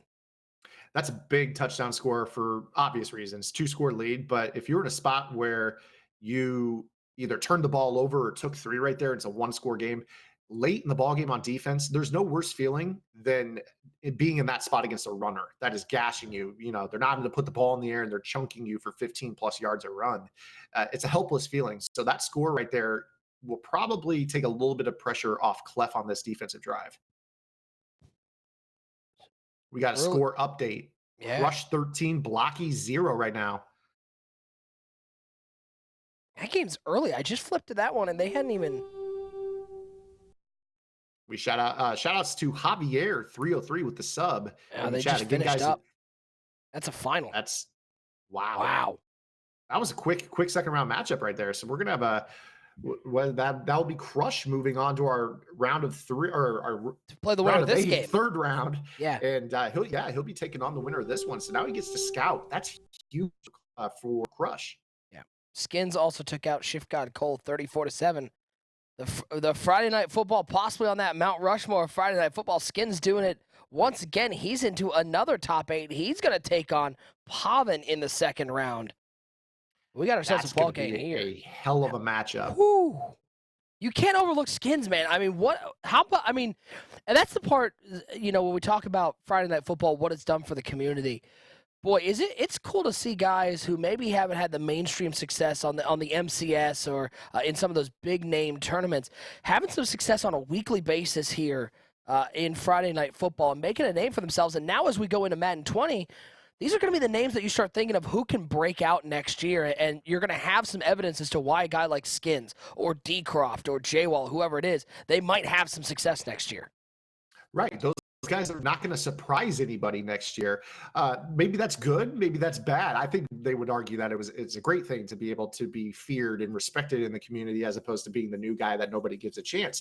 They were the new guy that nobody gave a chance 20 weeks ago. Now people playing competitive Madden. I mean, you see them playing games, playing the cash games. They're just staying and perfecting their craft. And we talked about guys that can make the jump. You want my prediction? I think a guy like Decroft is terrifying. Yeah, because with elite stick work, and the scheme hasn't completely come yet to a guy like Decroft. I think that he's a guy that can make a huge jump next year when he starts to put the scheme along with it. And that's terrifying because when you're losing in the scheme game and the stick game, that's a recipe for a blowout. A big shout out to everybody hitting that subscribe button with Twitch Prime, helping us put on Friday Night Football each and every week. We appreciate all of you supporting Mutthead and Friday Night Football. Huge 4th and 4. This is your ball game, folks. And it looks like he's going to go back to the well. He's going to try the stretch run to pick up the 4th and 4. Goes outside, spins inside. He picks up the first down and more. It's Barry Sanders to the 33-yard line. 34 carries, and why not stick to what got you here? Fitzmagic, a huge conversion. Wow. Barry Sanders, double spin right there. Woo! He had nowhere to go. There were 3 Colts in the backfield, and he somehow was able to get out of that and prolong the drive. And that's what I'm telling you. It's weird. The run game it can be very, very tough to stop sometimes. You see right there, he's just letting him go out there. Oh, and that's that CJ2K at tight end right there. Good coverage by Ed Reed. If I'm Clef, I just think that you just let him have the run right here. Let it get inside the 2-minute warning where we're back in that dreaded onside kick all of a sudden territory. You just got to get him south of the 2-minute warning. All right, I'll put your dice up in the chat. You want to re-roll that? Calvin Ridley. Unclaimed. It's still there for the taking. Second down I'll take 10. that Calvin Ridley, man. He's looking deep left side. Back at the end zone. Nobody home. Threw to where nobody was. He's only thrown the ball 8 times today against Clef, who a lot of people put him in the conversation as having the best year. He was, I think most people would agree, he was probably the best player, either him or Joke, the best player to not be at the Madden Bowl. Yeah, certainly. Yeah, without a doubt. I think everybody, when talking about the MCS format this year, and they look at who, got unlucky or, got screwed out of a potential. Clef even said it himself, and that's ball game. Is Clef with the clutch interception. Ron Parker with a pick. But he's showing you right now. He knows that he deserved to be at the Madden Bowl. I don't think that there was a point at all this year where you could take a snapshot on any date on the calendar and Clef wasn't in the top 5 discussion. For him not to make the Madden Bowl was a little disheartening for him, and now he's taking it out on the rest of the community here as we head into Madden 20. More finals coming in. Joe Rice, 49-28 over Lawrence. Joe Rice doing what Joe Rice does. He puts points on the board. It's not about defense in the Joe Rice atmosphere. It's about scoring and scoring often. Yeah, he's a cyborg. I mean, we talk about guys who run gun bunch well. You talk about guys like Skimbo and Kiv. Joe Rice has been in this formation for the last 2 years, and it shows. I mean, he just lasers you up and down the field. I mean, we talked about that one earlier. Strafen and Joe Rice was like 100 points scored in that game combined. So now we get to look forward to the final 8, and we're going to have a Clef Crush round 3 matchup. That's going to be a tough one for both players. And you look at Clef, man, he is late in this season. He's really taking advantage. We saw him win the title down at DreamHack. He's really taking advantage. This is not a guy who gets to the end of a Madden cycle and throws in the towel, doesn't lie. He is still looking to win some titles, win some money. He wants that $10K from the summer series. Looks like we're tuning into a tie ball game. Started the fourth quarter. Great time to tune into this one. Jadami in the Seahawks uniforms versus the underrated King, and he is the Atlanta Falcons Club Series champion. 10-10 the score. 4's up in the chat as we've just hit the fourth quarter here. The underrated King with the ball. Hand off to Fournette, left side. He's got some room. Juke move. Nice move to pick up another first down to the 19-yard line. Give him 12 on the ground. And you saw that little E flash underneath Leonard Fournette after that joke, or after that juke. For those that don't know, Joke's not here. He's not in the game. No, he is not here. He is not here. But for those that do not know, the E is the energized Kim. And if you pull off a successful juke or spin to make a defender miss, that will refill your stamina bar. So now you'll be running on full stamina after that juke. Makes players play really fast. And that's big on a guy like Fournette. As big as Fournette is, physicality, to get that juice after a juke, absolutely huge. This is second round action. Reminder, these games all a win here. They're guaranteed a spot in next week's Friday Night Football to continue to try to rack up some points for the summer series. Second down and 10. Lamar outside to the right. Nice spin move by Julio Jones inside the 10 to the 7-yard line. The underrated King, the Falcons Club champion, looking to add Friday Night Football champion to his resume. Winner of this ball game takes on Joe Rice, and I'm sure Joe Rice now, fresh off his 49-28 victory over Lawrence, is going to go ahead and kick back and see what he needs to do defensively for both of these players. That way he's prepared for that round 3 matchup. The only other 2 games that we have left going are J-Wall Skeeman and Legend Oreo. We'll get score updates from that as soon as possible. Fournette breaks a tackle. That's an unfortunate animation as Legend and Oreo, it looks like Legend up 10-7 in that game, third quarter. So we're going to transition to that one, and that one's going to be late in that ball game too, and it looks like that'll be close. How about this round of 2? There's a lot of 2-score games in round 1, but it's really tightening up here in week 2 of our summer series. And J-Wall taking on Skeeman. J-Wall up 17-7 in that game. Late in the first half, Skeeman with the ball, though, looking to cut into that lead. He just scored a touchdown right over the top to Julio Jones. So it is now a 17-13 game with about 25 seconds to go in the first half. So that one looks like we'll be transitioning to that one. Yeah, we've got a lot of tight ball games right now. Looks like we're going to finish here with this tie ball game between Jadami and underrated King. Then we'll probably shift over to Legend Oreo, and then we'll finish up the third round with the J-Wall Skeeman final. So how about that for our round 2? We get a true red zone type of feel here as we hop around. Kick is up. It is good for the underrated King. He goes up 13-10. You want to talk about a guap drive, a money drive? How about Jadami getting the ball back? Down 3, 2:55 to go. Plenty of time on the clock. If he uses this clock effectively, Zane, he can run this clock out and put the pressure on the underrated King with a touchdown on this drive. Big drive here for Jadami. I think right here you need to make sure that field goal or touchdown, you need to end this drive with under a minute to go. We know how quickly you can move the ball in Madden. You don't want to give underrated King enough time to mount a drive of his own to potentially steal a win from you. 1st and 10 for Jadami. Toss play left side. Both these players using Leonard Fournette at halfback. What does a guy like Fournette bring to the field for here in salary cap mode? With a lot of times in salary cap, you think back, you're talking about trucking backs. Guys used Derrick Henry last year. Guys used Fournette last year. Guys like Bo Jackson in the past have been very, very popular. And the reason for that is you have lower rated tacklers in salary cap. A lot of times you're paying a guy, let's talk early in the year, Apke, TJ Jones, I believe that's his name. Mm-hmm. You're talking about backup special teamers, safety types, not really known for their tackle. And then you have big time trucking. You've got 90 truck against their 50, 60, 70 tackle at the most. And that's a big time advantage to have because in competitive Madden, you throw the ball all over the field. But when you hand the ball off to a guy like Fournette, to know that you just have basically a fall forward animation locked away, that's huge. Especially in the red zone. Ooh, Oh, that's okay. a dangerous read right there by Janami. That contact might have been a little early. Yeah, it might have Contact been might a have been- flag. Hey, if Saints you're subbing fans the are channel- twitching right now. Yes, they are. If you've got the flag emote Mutthead subs, make sure you spam those in the chat. That might have been good use of that right there. It looked like a little illegal contact down the field. Nah, Oh, don't don't do experience it to network us. issues. Don't do do this. it to us. It's 13:10. Who unplugged the cord? Mom, get off the internet.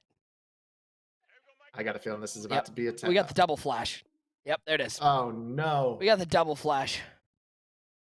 All right, well, But luckily, we have another game on deck. brutal. This is Legend and Oreo. Second round Yeah, action. Legend in those Mutt uniforms, Oreo in the Pats unis. 17-7. Oreo with the ball, though. How There's that frustrating is that unfortunate- to get that animation? That's We've so seen that frustrating. twice in the last 5 minutes. Yeah, Brutal. that's tough right there. Yeah, in that spot, that's huge though, because I guarantee you right there, he's thinking, let me just get a field goal. And then you get that animation, and now all of a sudden you've got to go for it on 4th and 10. I'm serious. That's exactly what happened right there. He threw that flat route, thinking he's going to fall forward and be in field goal range. Now he's got to go for it. That's a game-changing animation right there. 17-7, the score. Play action pass, Here's 4th and pressure. 10, and how about the pressure right up the middle? Phillips with the sack. It's a turnover on downs. Boy, and you talk about how much different would it have been if instead of getting that animation, he gets tackled from an 8-yard gain. You're facing a 4th and 2 instead of a 4th and 10.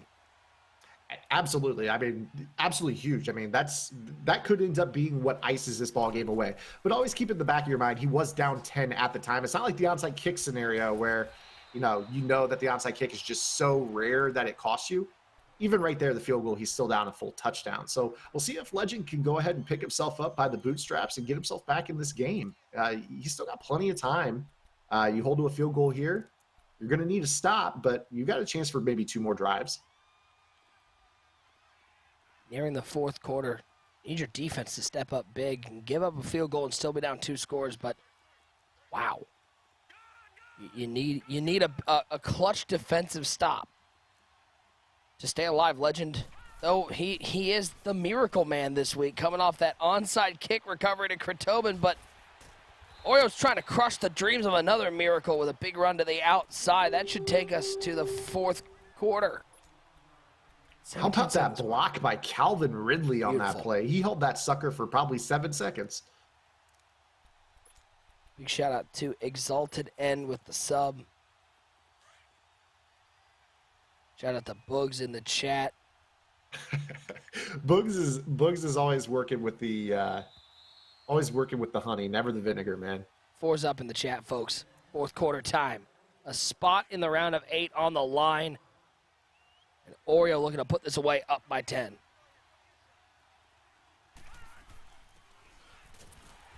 Just play in the middle of that defense. Bringing out Chris Johnson. It could just be the way that the defensive front is causing the line to fire out, but it looks to me like he's running an outside zone scheme right here. There's just really nothing going up the middle for this Patriots line. Now it's pressure off the outside. A screamer off the right side. Huge 3rd down now for Legends defense if he wants to stay in this ball game. This is a tough spot to be in here for Legend. I think you need to have... What's going on here? We got Boogs. Boogs said, Nick and Zan, hopefully I didn't hurt you guys' eyes too bad. I'm washed. Boogs, Oh, you ain't, what a Boogs, you bad ain't washed. break for Oreo.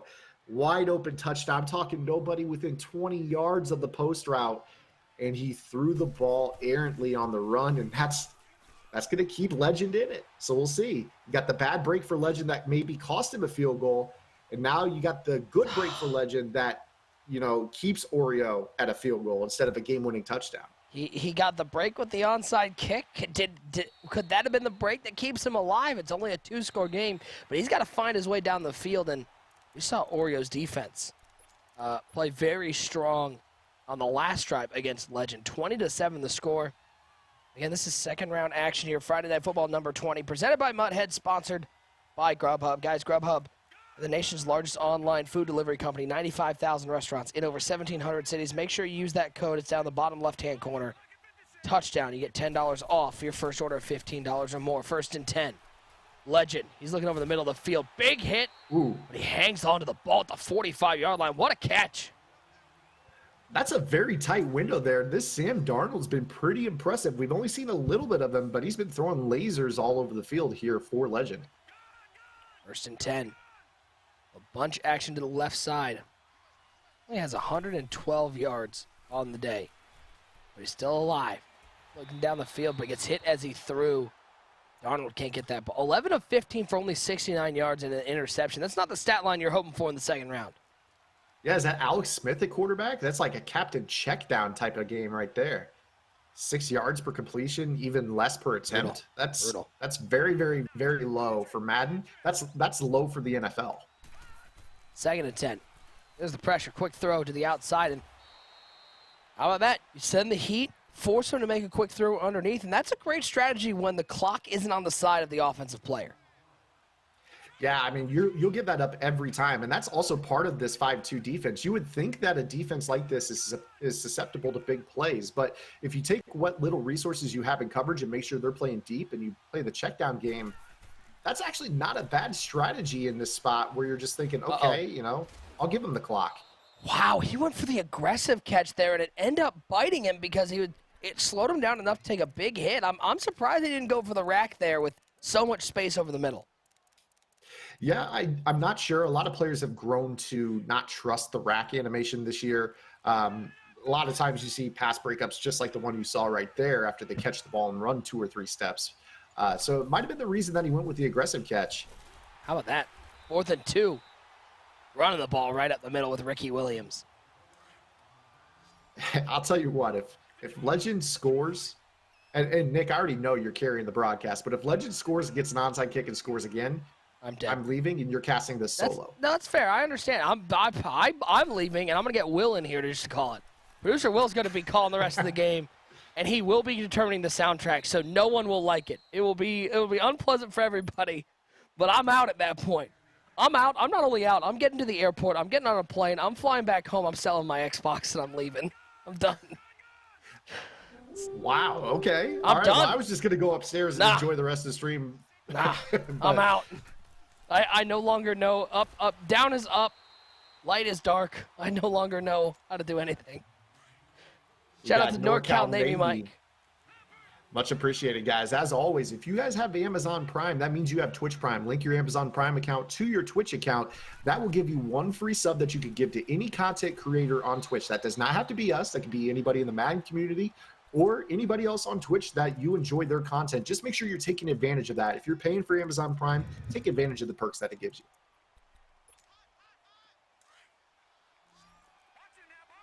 The clock stop. Did he drop it? He didn't come up with that catch. I looked away for a second. Yeah, it looks like 4th down and 6 here. So ball game on the line for Legend. And the miracle see if we play run. A little trap coverage here on the outside. Wouldn't be surprised if you see the safety rotate down. That's exactly what happened. Right at the seam. Picked off. Beautiful, beautiful user over the middle. And Oreo is going to go on to the round of 8, lock himself into next week.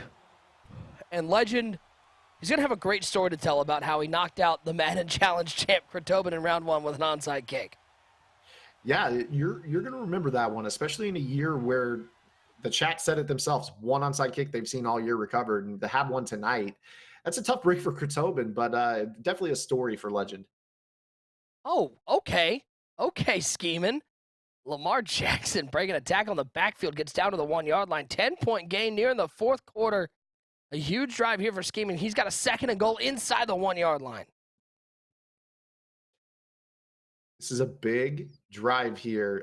You got to hold to 3. It's very, very, very hard to do here. 2nd down and goal from the 1. You're probably going to see the QB sneak. And there is the sneak. He's into the end zone. We got a dogfight here in round number 2. J-Wall up 4, pending this extra point. Ball is down. Kick is up. It is good with 19 seconds remaining in the 3rd quarter. It is 31-28. Shout out to El Tigre 2311 with the 2 months of subscribing. And speaking of, I just want to give a shout out to Dave and Naomi in the chat. They said that my broken record Amazon Prime, Twitch Prime shtick, it actually worked for somebody. They didn't know that they had that perk. So there you go. Hey, it works every once in a while. Every once in a while. Blind squirrel finds a nut every once in a while, folks. Look how even this is. 260 yards, 273 yards. The offenses have been going back and forth. Reminder, this game guarantees you a spot in next week's Friday Night Football. Guarantees you another shot at $1,000. 1st and 10. Lamar, big pressure up the middle. Phillips with the sack.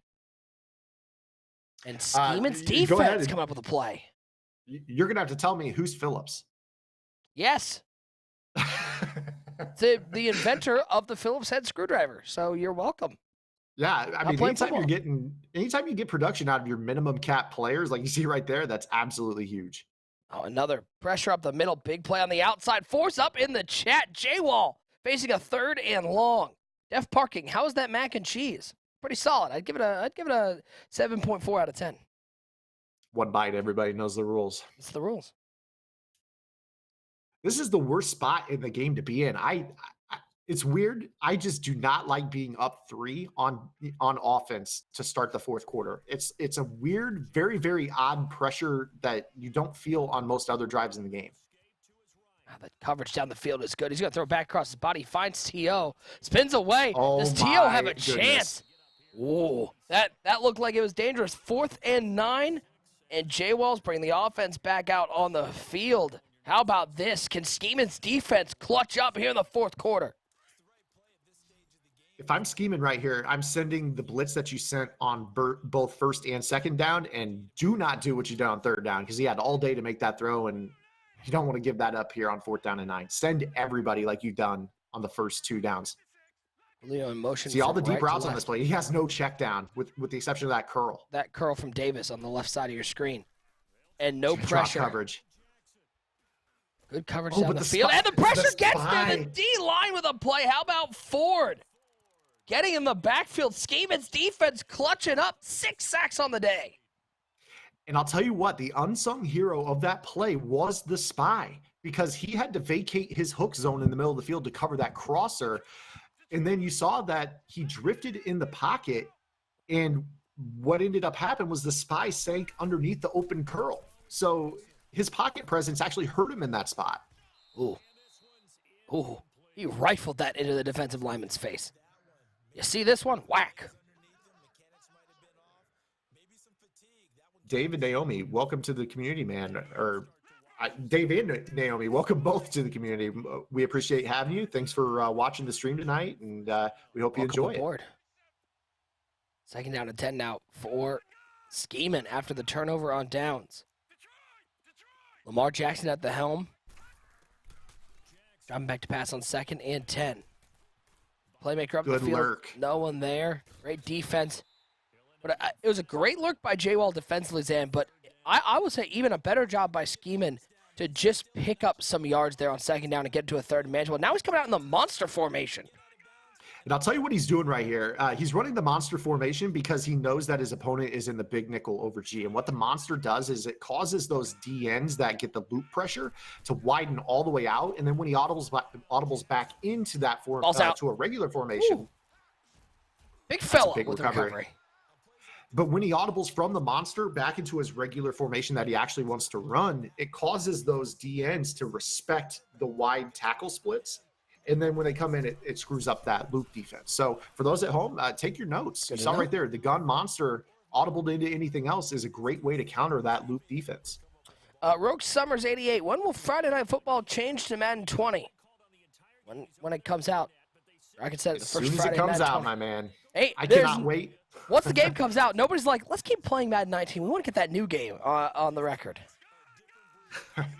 But we will be playing the next 3 weeks after tonight on Madden 19 with rankings points going to the competitors so they can play in a $10,000 tournament to start Madden 20. So a lot of implications here on the next 3 weeks that will matter in Madden 20.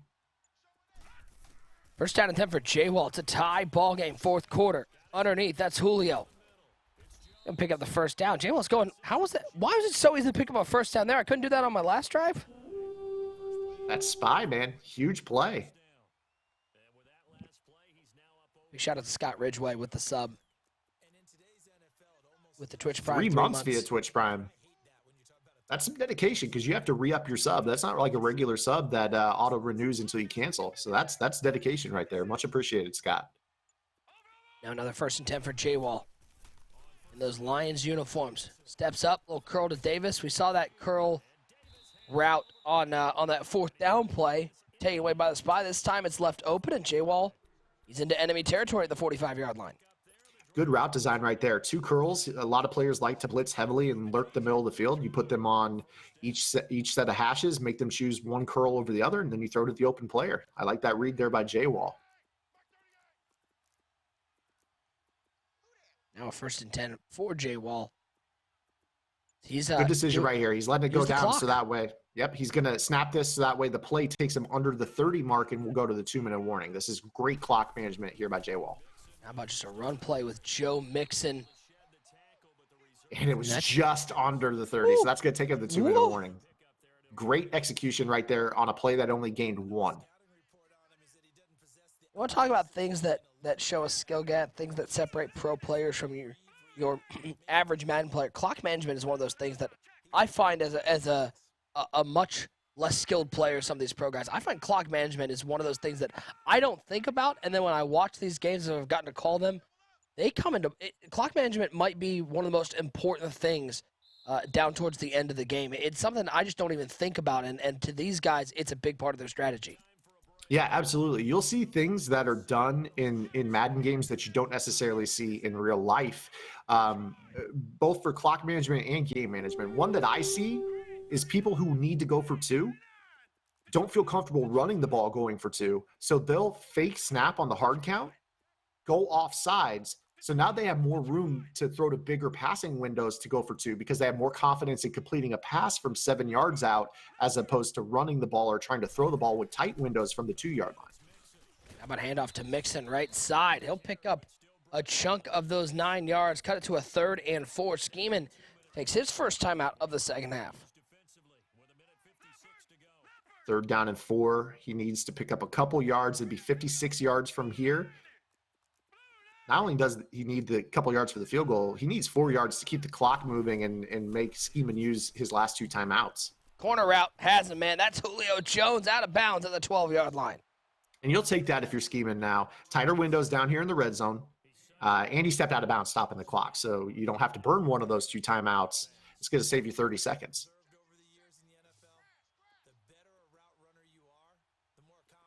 How about this 12-yard line, 12 yards away from a touchdown handoff to Mixon. Oh, a little stutter step from J-Wall. He's into the end zone. The stick work coming into play, and J-Wall goes up by 6 under the 2-minute warning. Great run there. That Joe Mixon's been tough all year. And if you're Scheeman, you're probably not that upset at that outcome. You got a minute 48 now, and you didn't use any of your timeouts. There's plenty of opportunity for Scheeman to do his own clock management, his own game management, and get down there. And we'll see if he's got a decision to go for the win or not if he was able to score a touchdown. Buck 48. Scheeman does have 2 timeouts. And this has been an offensive game. Both these guys, I mean, we're sitting here at 69 combined points. Can Scheeman put together one more clutch guap drive as he's going to get to return this one? He's up past the 20 to the 25. Spin move down to the 27-yard line. This is what Friday Night Football is all about, Zan. A drive to secure a spot in the top 8. Big time implications in this one. Again, you're seeing the gun monster stack. Top 8 secures you an invite to next week, and that's huge in this format. The summer series, 5 weeks, get as many rankings points as you can to get into that $10,000 tournament. So getting back to next week is really, really big on top of the $1,000 prize that we're giving to tonight's winner. Some other results. We saw Oreo go beat Legend 20-7. Underrated King took out Jadami 16-10. Mocked that final minute and a half. Underrated King able to hold on for the win. He's into the top 8. He'll take on Joe Rice. Joe Rice, a big Falcons fan, taking on the Falcons club champion. I didn't know that. Joe Rice is a Falcons fan, huh? Oh, I would have taken him for a Niners fan, the Joe Montana, Jerry Rice type of thing there. But apparently he's a Falcons fan, huh? Yep, he loved it. He talked my ear off at the Madden Bowl. He was down there. He talked my ear off because I'm the Falcons in my franchise, and He was telling me all the moves I should have made. Your Because of NBL course I did it players? wrong. Yeah. Give NBL a plug. Shout out to my NBL guy. I know some of them are in here. Some of them are in That's here. a Probably weak not. plug, Nick. I give you the chance and you don't take it. The only plug I'll give is make sure you head over to our website, 365.maddenbomberleague.com. Click on the EA Access tab. We're holding an EA Access tournament, and it's all raising money for Operation Homefront, which is a military charity. Helps military families with everything from home repairs to car repairs to medical bills. It's a completely free tournament to enter. So just head over there and apply. We're holding it on Xbox and on PlayStation 4. Last year we raised $5,300, and we're hoping to hit $10,000 this year. That's an unbelievable cause there, Nick. I worked in the medical field a lot when I was younger, and veterans, I'm not going to get all political. We had some politics debate in the chat earlier, but veterans, they do need our help. A lot of times they have to wait a long time and they don't get the support that they need. So what you're doing over there at NBL with this Operation Homefront fund that you're trying to do with the Access Tournament is really, really, really nice. That's a huge thing. So make sure you guys support that. What's that URL again, Nick? Yeah, it's 365.maddenbomberleague.com. You can also head over to my Twitter at MBL Network. We've got all the links on there. Top prize of the tournament is we're giving away both on Xbox and PlayStation 4 a signed Patrick Mahomes helmet to the winner. And we're going to be giving away over $3,000 worth of prizes, not just to people in the tournament, but to viewers. So all for a great cause. We love Operation Homefront because they actually have some of the highest percentage of donations given directly back to the people they're helping. So we worked with them last year, and we're happy to work with them this year. Skeeman takes a big hit at the 4-yard line, 25 seconds left and counting. San Skeeman is 4 yards away from a decision, whether to tie it up or maybe go for a win here in Friday Night Football. Yeah, this is exactly what I was expecting out of Skeeman. I thought he would put together a good drive here. Now he's got a decision. He's got him. Is he going to? Julio. Let's see what he does. Is he going to go for 2? What do you guys think of the chat? Should he go for 2? It's coming out in field goal, playing for OT. All right. No, there's no 2-point conversion. So I'm going to go back to the chat real quick. I see my guy, VA Beach 757. He and I go way back. We used to play in the Compete Forever leagues together. I'm talking upwards of, probably 6 to 10 years ago. We used to play all the time. He's a service member. Shouts to all of our service members in the chat. Definitely, guys, Navy support Mike. that tournament. Always go for 2. Always go. You have to go for 2. Scared money don't make money. Well, and how about this? J-Wall, 11 seconds. He has 3 timeouts. He's going to run the ball with Joe Mixon. Pick up some of the 30. I'm surprised with the call there with 11 seconds left. Surprised you don't take a shot. Try to get into field goal range. Yeah, I think that was an okay call. Only if you were going to plan on running it again here, though, because now you're going to go ahead and just throw a Hail Mary. What are the odds? And he'll take the sack, and he's going to take a timeout. See if he can't make something happen.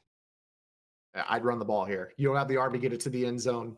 It's a 74-yard throw. Maybe next year with that bazooka, but not right here. Well, how about this? 5's up in the chat as we're going to get some overtime action here on Friday Night Football. Let's see what we get here. Who's going to win the toss? Looks like Jay Wall's going to have the ball first here in OT. So for those that don't know, most of you do, I'm sure. If you score a touchdown in overtime, you win the ball game. If you kick a field goal, the other team will have a chance to possess the ball and either match that or better it for the win. KNVX saying if you're the away team, I say go for 2. Just like in basketball, I think the away team should always go for the win. Okay. Yeah, I'm with that. I don't think that – I think it comes down in Madden to do you have a really efficient lapped up 2-point conversion play? A lot of players don't. And if you don't, I like the decision right here. Plus, I think that he's done a pretty good job. I know it's a 38-38 ball game, but some of these pressures that he's been bringing, he's looked good blitzing. And yeah. I think here in overtime, if he keeps the blitz dialed up, he's got a chance to force a turnover. And, that turnover means game-winning field goal from the 30-yard line. So Rockets, you didn't I see like it. him That being guy aggressive. in the third row in the back of the end zone was wide open. That's where he was trying to throw it. The Dr. Pepper man was Yeah. wide open. Get your Dr. Pepper here. A nice high pass to Julio Jones, the 46-yard line. Chiefs overtime. fan here. Both teams should get the ball in overtime. Upset that College Patrick football style. Mahomes didn't get a chance to possess the football. I feel you. I love college football overtime rules. I'm a big fan, but I'm just happy that we have moved from sudden death kicker just kicks a field goal to win to what the format we have now. Baby steps, and I'm happy that it's no longer, man, because for a long time it was whoever won that coin toss. You won, unless you're Matt Hasselbeck saying, "We got the ball and we're gonna win." Crap! Threw that pick six. Oops, daisy. What if they just played a 10-minute period, played a start to quarter. finish? Yeah. Yeah, just play. Yeah, you can play a quarter. I know a lot of Woo. people are like, well, it's a dangerous game. They're tired. But what if they just played a 8 to 10 minutes, and just Go soccer style. Just play another thing. Just play it again. what if keep they just playing. let the referees decide how much time to add? That's a great system, right? Let's go. Let's do it. 38 all. This has been a high-scoring offensive affair. Second round action. We're going to get you to third round action right after this. Get some bonus football. Third down and 10 for J-Wall. He's out of the pocket. Look at the corner out. It's not there. 4th and 10 now. Schemen's defense stepping up in the fourth quarter. If I'm scheming, I blitz. He does not look good when he drops the coverage, but when he's been pressuring him, you see right there, the late throw, he was looking for the crossing route, wasn't open. Now we got the ball game on the line here for J-Wall. 4th down and 10. Update. Clef the God up 17-14 in his third round game against Crush. 3:36 left in that game. Crush has the ball. We'll get to you to that one as soon as we finish up here with second round action. Looking to the corner out. He's got Julio. Big hit. Prize the ball free. Schemen's going to get the ball at the 46-yard line, and a field goal will win it. 46-yard line. He's got to pick up a good 10-plus yards here to just get him in that 52, 53-yard range, but he's getting there. He's very, very close. And how about that defense there? He did not blitz in the nice click on there, Jamal Adams. First down and 10. Out of the pocket. Playmaker up the field. Oh, he finds the corner out, standing there to the 13-yard line. That could have been a throw that guarantees the spot, and J-Wall's just, he's out. I'm surprised you make that move. Yeah, I mean, you never know. We've seen an onside kick tonight. We've seen, block kicks in the past, not tonight, but we've seen block kicks. Young Kid would tell you to play it through. He's been victimized by the block kick a couple times. And furthermore, I mean, you never, like you said, you never know, and you're this close to an invite back next week. Yeah, might as well play it through. Well, here we are. This is third round action. Clef the God and Crush. Crush has the ball. He is down 3 points.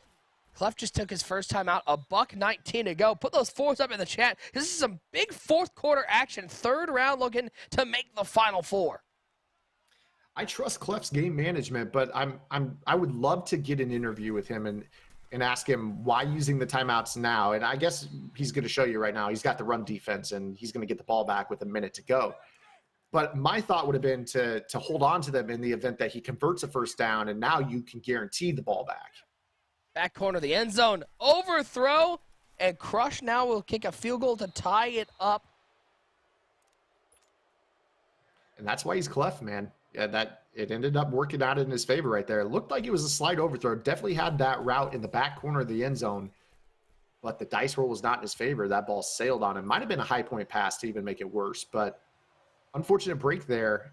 Fortunate for Clef, and now he's got a chance to go on a guap drive. 1:08 left, and he has a timeout in his pocket. In the words, big kick return to the 42-yard line. In the words of Rico Williams, they don't call him Clef the Mortal. They call him Clef the God. Breaking news when it feels like breaking. Isn't that another one? Breaking news when it feels like breaking. Also, timeout. Even if it's not necessarily news. Timeout. Shout out to my man, Rico Williams. The best guys out there. 17 all, $1:04 to go. And now Clef has the ball. He's looking to get into field goal range, looking left side. He's looking to get in field goal range, and he may just have done it to the 37-yard line. A 54-yarder from where the ball is right now. And so if you look at our top 8, Oreo, Scheeman, Skins, Pavin, Clef, Crush, the underrated King, and Joe Rice. That is a strong top 8, Zan. Very, very strong top 8. There were some names in the field tonight that, I wasn't sure would make a run. But you're seeing that our top 8, the cream of the crop, stacks up against any other top 8 we've had in our first 20 events here. Speaking of breaking news when it feels like breaking, 24-17, Pavin with ball, middle of the fourth quarter against Skins. I think that's where we will head next. He's going to go over the top.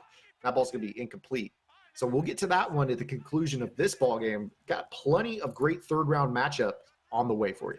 And we're going to do some more giveaways in just a second. We're skipping a commercial break to keep the action with you as Clef scrambles to the 20-yard line, and he's going to have a chance to kick a field goal to win it. You know Crush is going to be looking to ice it.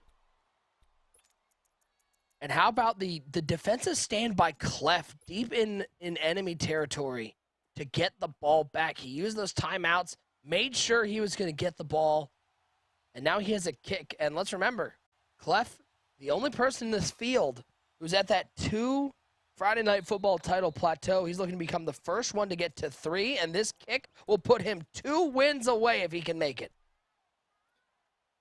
It'll be a kick from 37 here for Clef. He's going to take on the winner of Joe Rice versus the underrated King, assuming this goes through. He's got a tough road tonight. I mean, he's got the matchup against Fitzmagic. That was a tough clash of styles against the runner. He's able to win that game. Crush, more of a meta player. He's going to play, the popular offense, the popular defense, master it well. And it looks like he's going to win that one. And then you got Joe Rice, who many would say is a more high-octane offensive version of Crush. So we'll see if he's got enough left in the tank for Joe Rice or the underrated King in the next round. And how about this? We've got in our final 8, 4 Friday Night Football titles between everybody. The kick is up. It is good. And the first spot in the final 4 is filled as Clef the God takes down Crush. A great finish to that one. Crush will be back the next week, but Clef the God looking for his 3rd Friday Night Football title. We are now here. This is Pavin and Skins. And Pavin. Yes, this was the ball game that was. Lead. It looks like Skins got to stop since that score update that Huge. I gave you. Pavin just had the ball, but That's now huge. Skins has the ball. Good defense here by Pavin.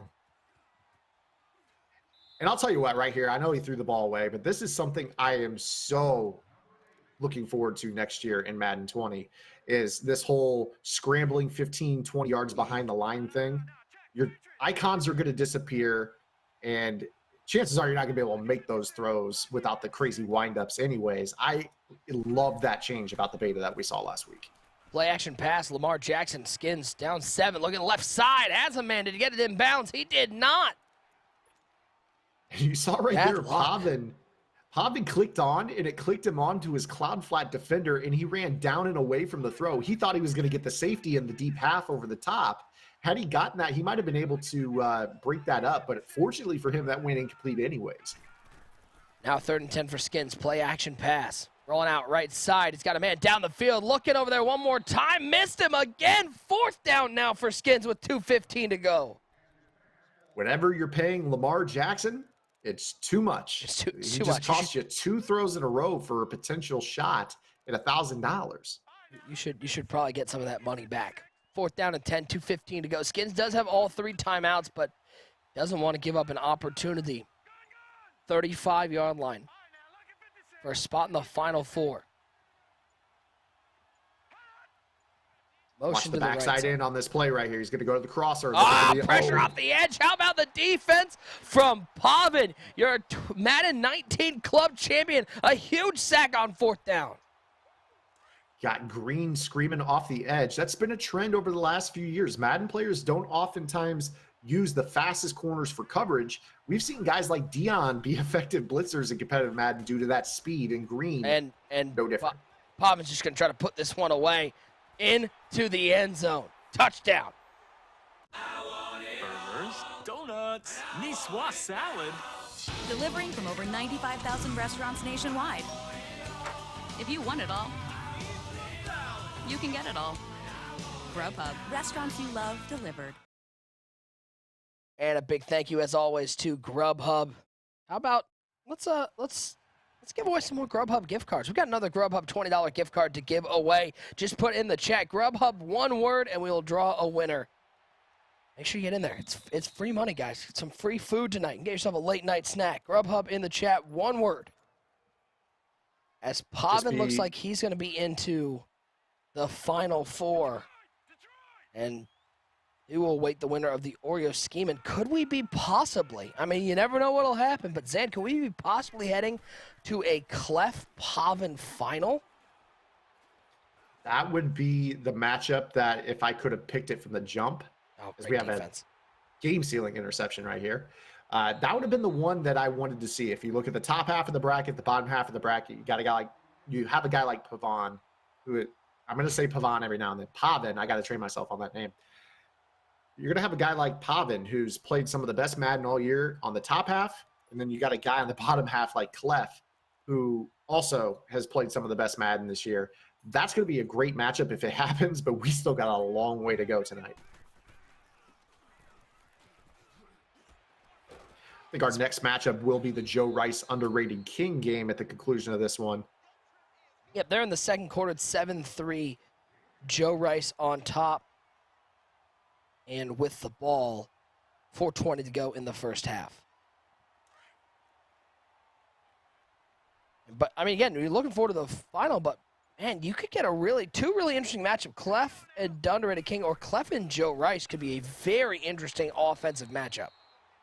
Yeah, Clef Joe Rice is interesting because Clef is a great offensive player, but he's also a great defensive player. He prides himself on adjustments, and it just seems like Joe Rice scores 40 to 50 points no matter who is on the defensive side of the ball across from him. So I'm interested in that matchup between Clef's defense and Joe Rice's offense if that matchup happens. And shout out to Dan Beers. He won that Grubhub gift card and claimed it quickly. He knew that $20 is $20. Get some free food tonight. Congratulations. We got 2 more of those gift cards to give away. How's that barbecue? It's taunting me. It's staring at me. Santa, it's like a siren from the Odyssey. It just nobody wants to hear me chew on. Hey, there's a mute button for a reason, man. We all use it from time to time. Yeah, I stream with Boogs. He's usually eating, and every time he's eating, Will does a great job of cutting to the camera right as his fork enters his mouth.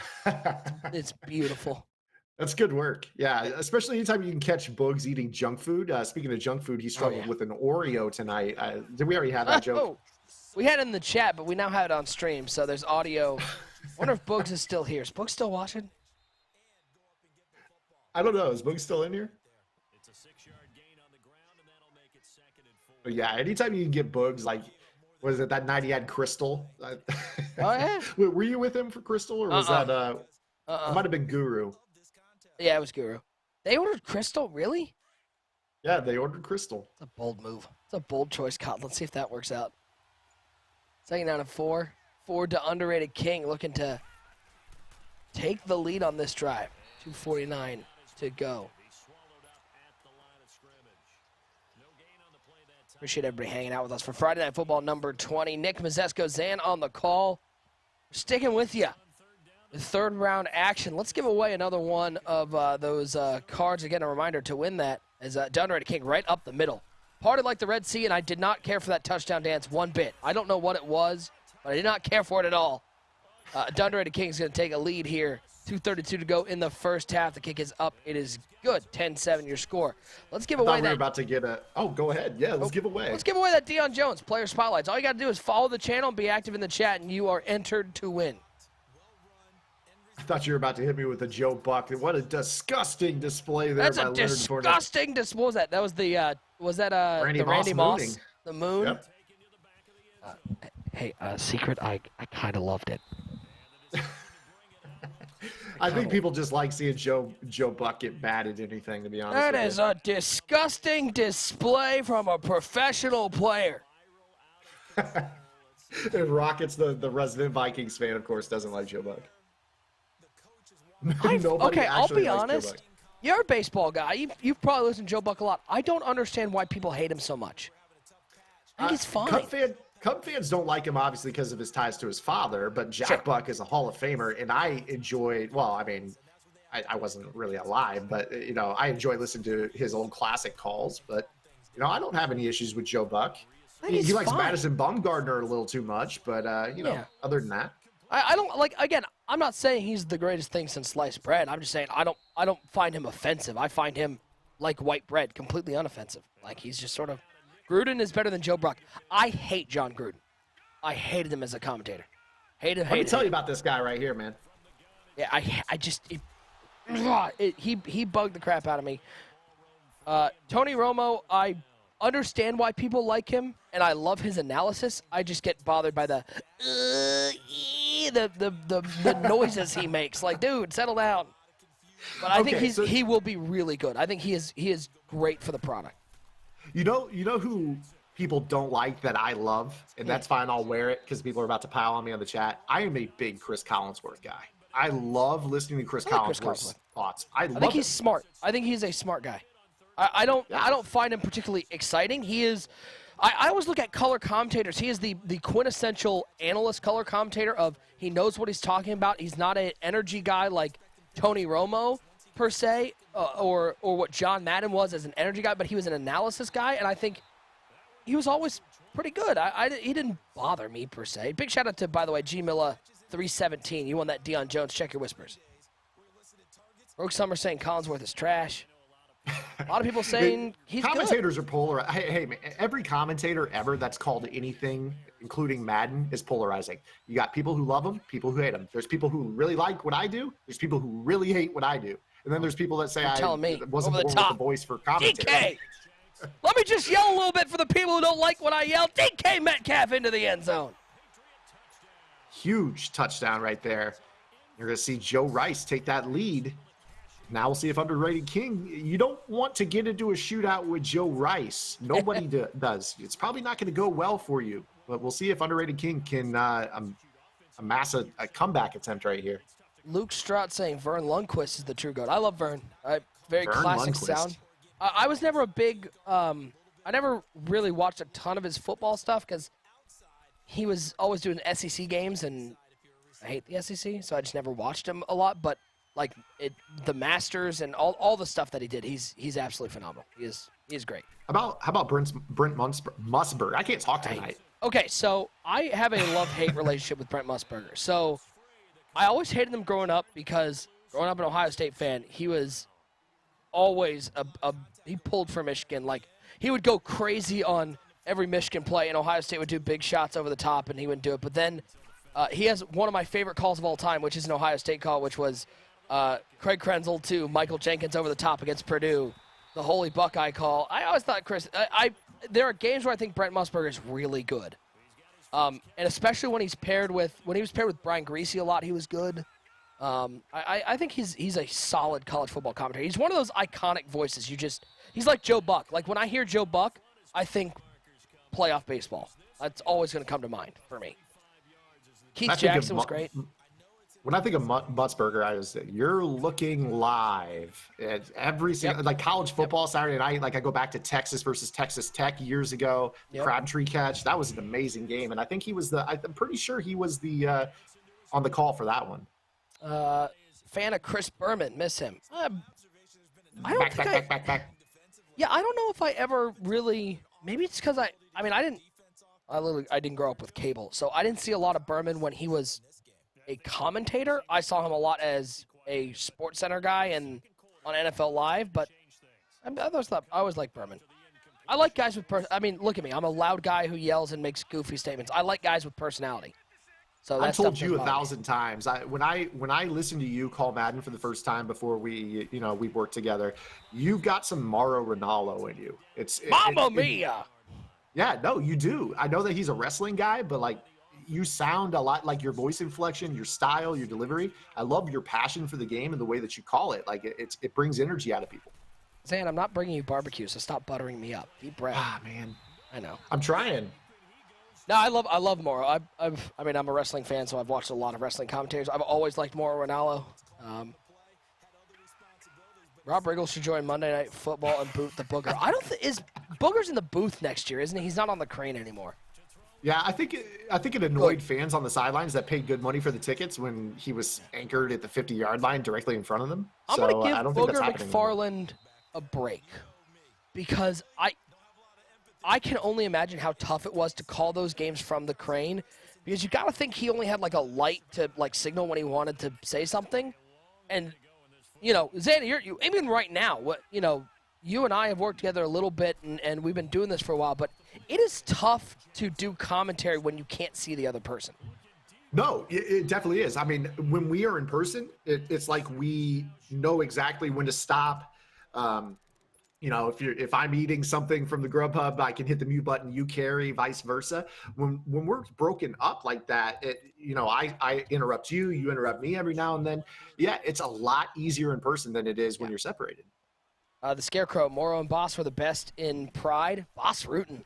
Pride never dies. I loved watching Pride.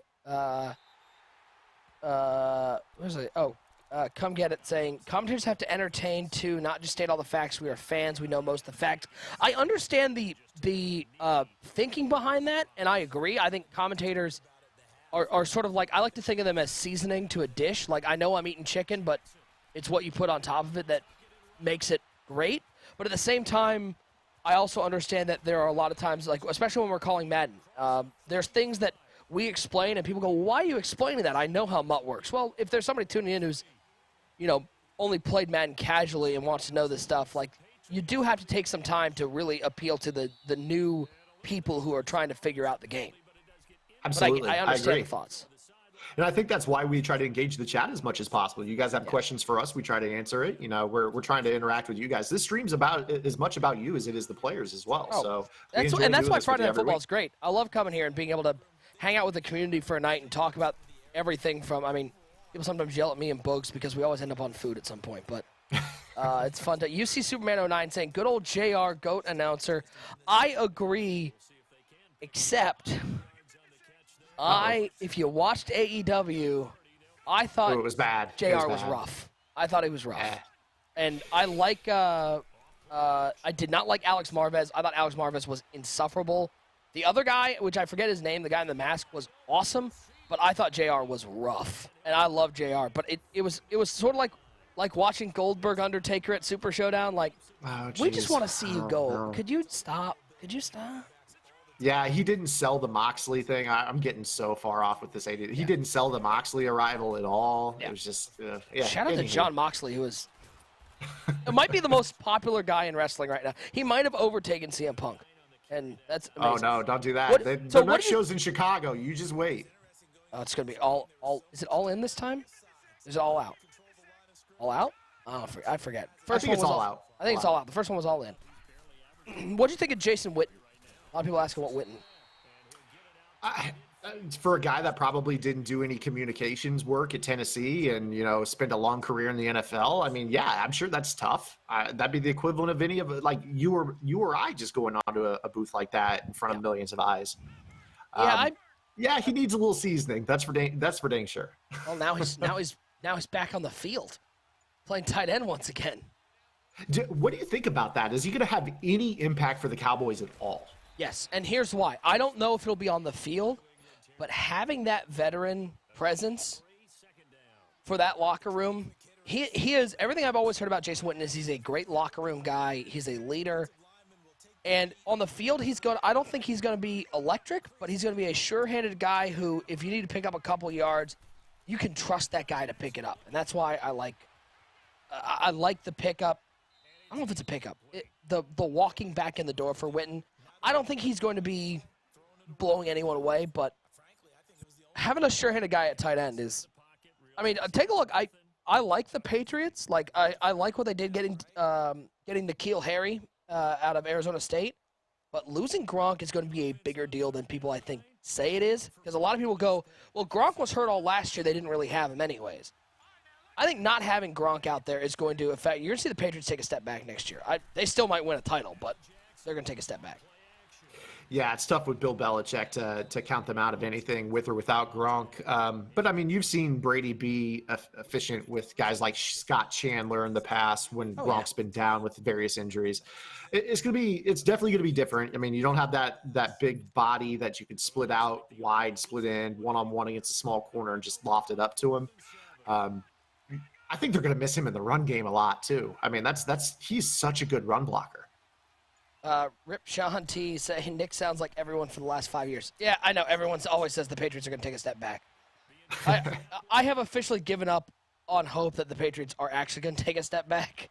I think it's going to affect them, but at the end of the day, I don't know. Brady's going to win like 800 titles. Like, every time I count them out, they end up winning more. They're just – Tom Brady is the greatest of all time. He just is.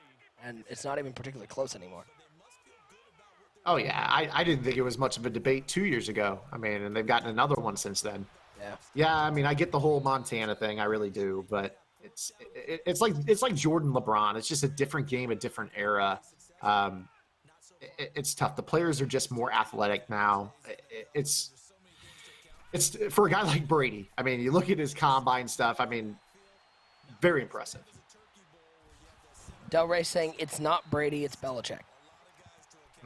Guess we'll find out.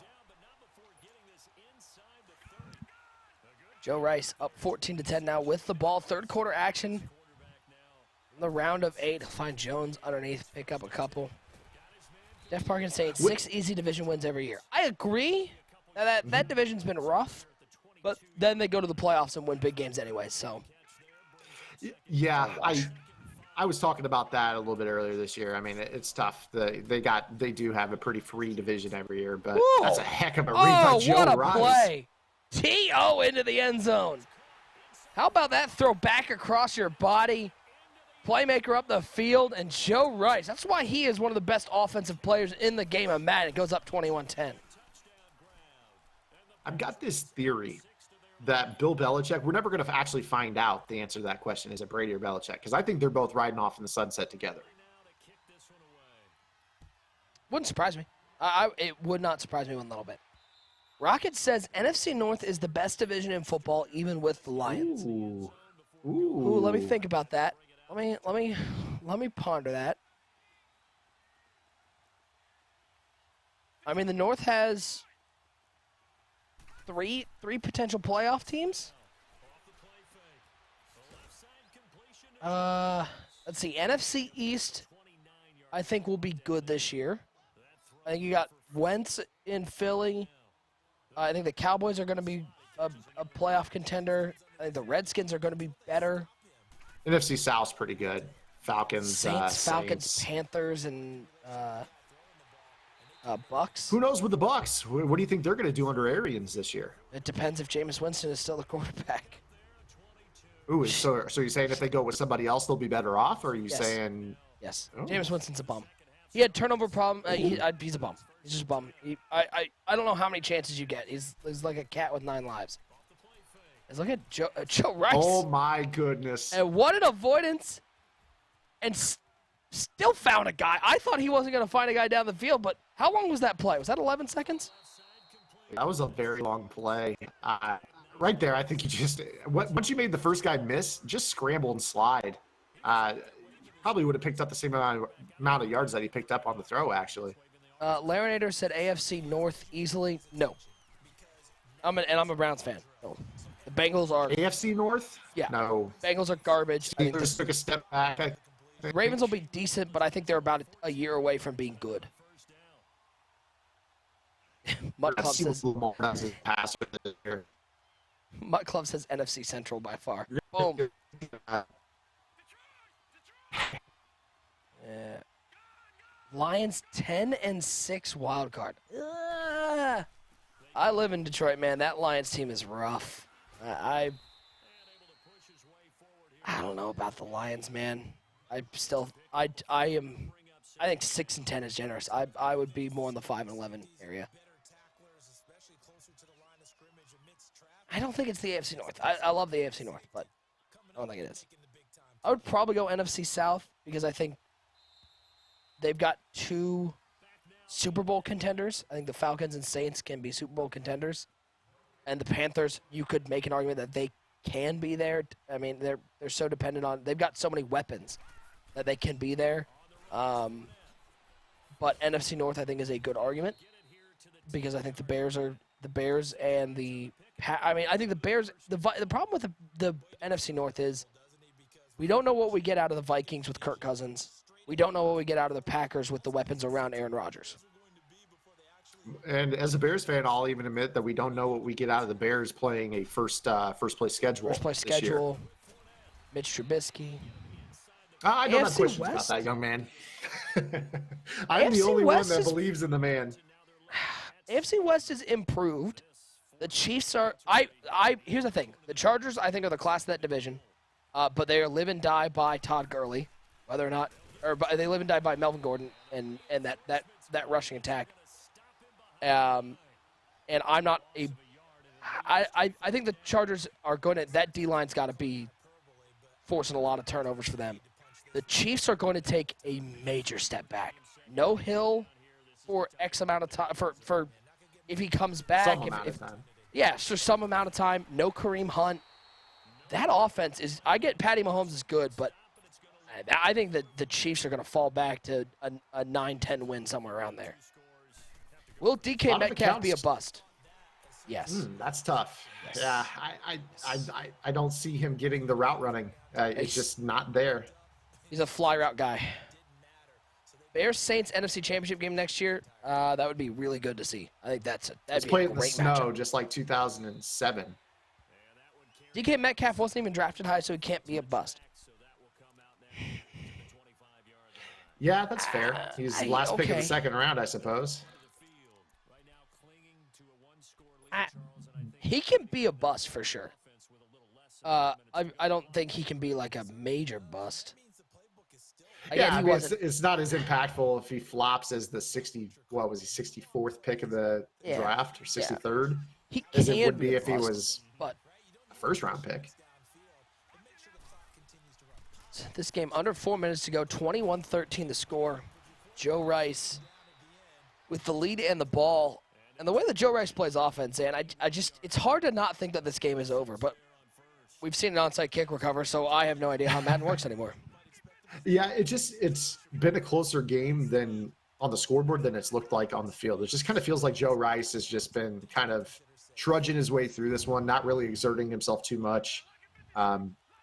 Pretty confidently got this game in hand right now. 2nd and 4. Waiting. For that wheel, Looking. there it comes. There you got him. Over the top. That's Leonard Fournette, 25-20. Inside the 15-yard line. Big play for Joe Rice. Lairdator sucking up to me saying Buckeyes winning the championship this year. Hold on. Slow down. Slow down. I like Justin Fields, but they've got to replace a lot. Chi-Town Bear, most overrated team in NFL for next season. I'm going with the Chiefs. I think everyone's going to be riding Patrick Mahomes as a great quarterback. I think the Chiefs, but the other team I think is overrated. I think the Rams are overrated because I don't trust Todd Gurley's knees. And once Todd Gurley went down last year, that Rams team looked awful. They couldn't do anything, and they lost Cooper Kupp, and they didn't look good. I just don't believe in Jared Goff and that Rams team. Yeah, and I also think that, again, the biased Bears fan, but I do think the Bears gave the blueprint on how to defend that jet sweep action under center offense that Sean McVay really likes to run. I mean, they got upfield hard, and Goff just did not look right in that ball game. It's almost like if that inside zone, outside zone jet sweep game is not there to really keep the pass rush off him, he's in trouble.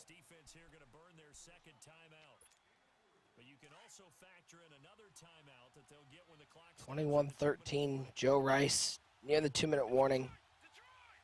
I think the hype that's really hard to reject is the Browns hype. We see in the chat, don't buy the Browns hype. They're saying, but it's tough. It's tough. Mayfield is the real deal. It is. So, man, I got my Browns season tickets this year. I got them 2 weeks before they signed Odell Beckham, so I was in on them. Here's the thing. I think the Browns are going to be good. I think anybody who's expecting 12 wins needs to go take a deep breath.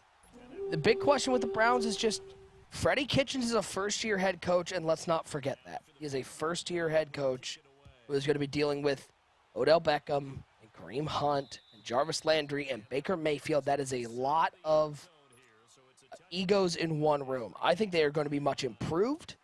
I think I have the Browns at 9-7. That's where I'm sticking with.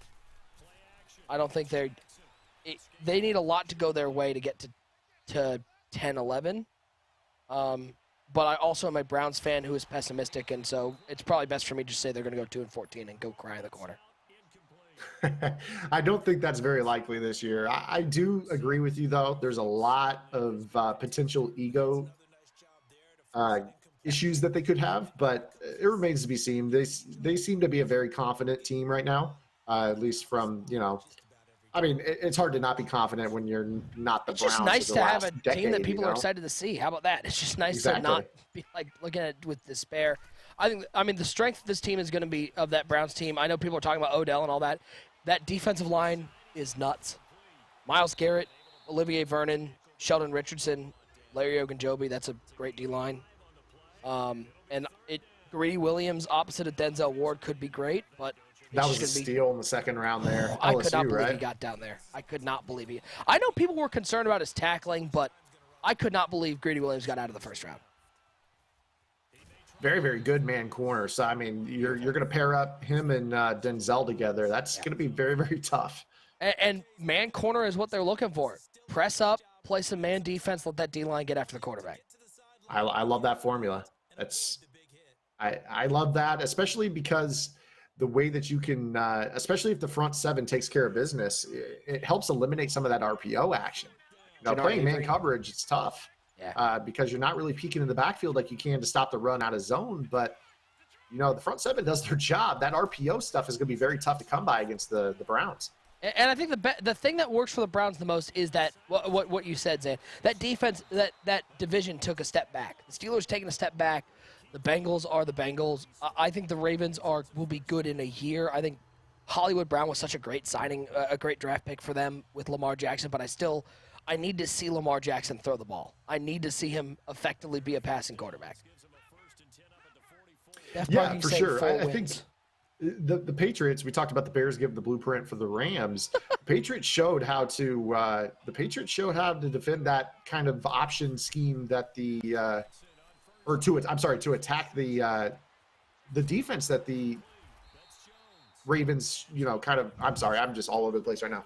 The Patriots really showed them what to do. And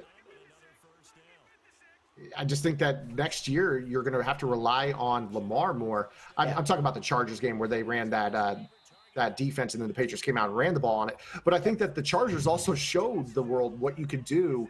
You don't really have to respect Lamar because he hasn't really shown you that he can go through the progression so far. And Bowman's saying, how did Pitt take, I assume that's take a step back because no AB? What about drafting Bush and signing Nelson? Lost AB but got better on defense. Hall of Famer at quarterback too.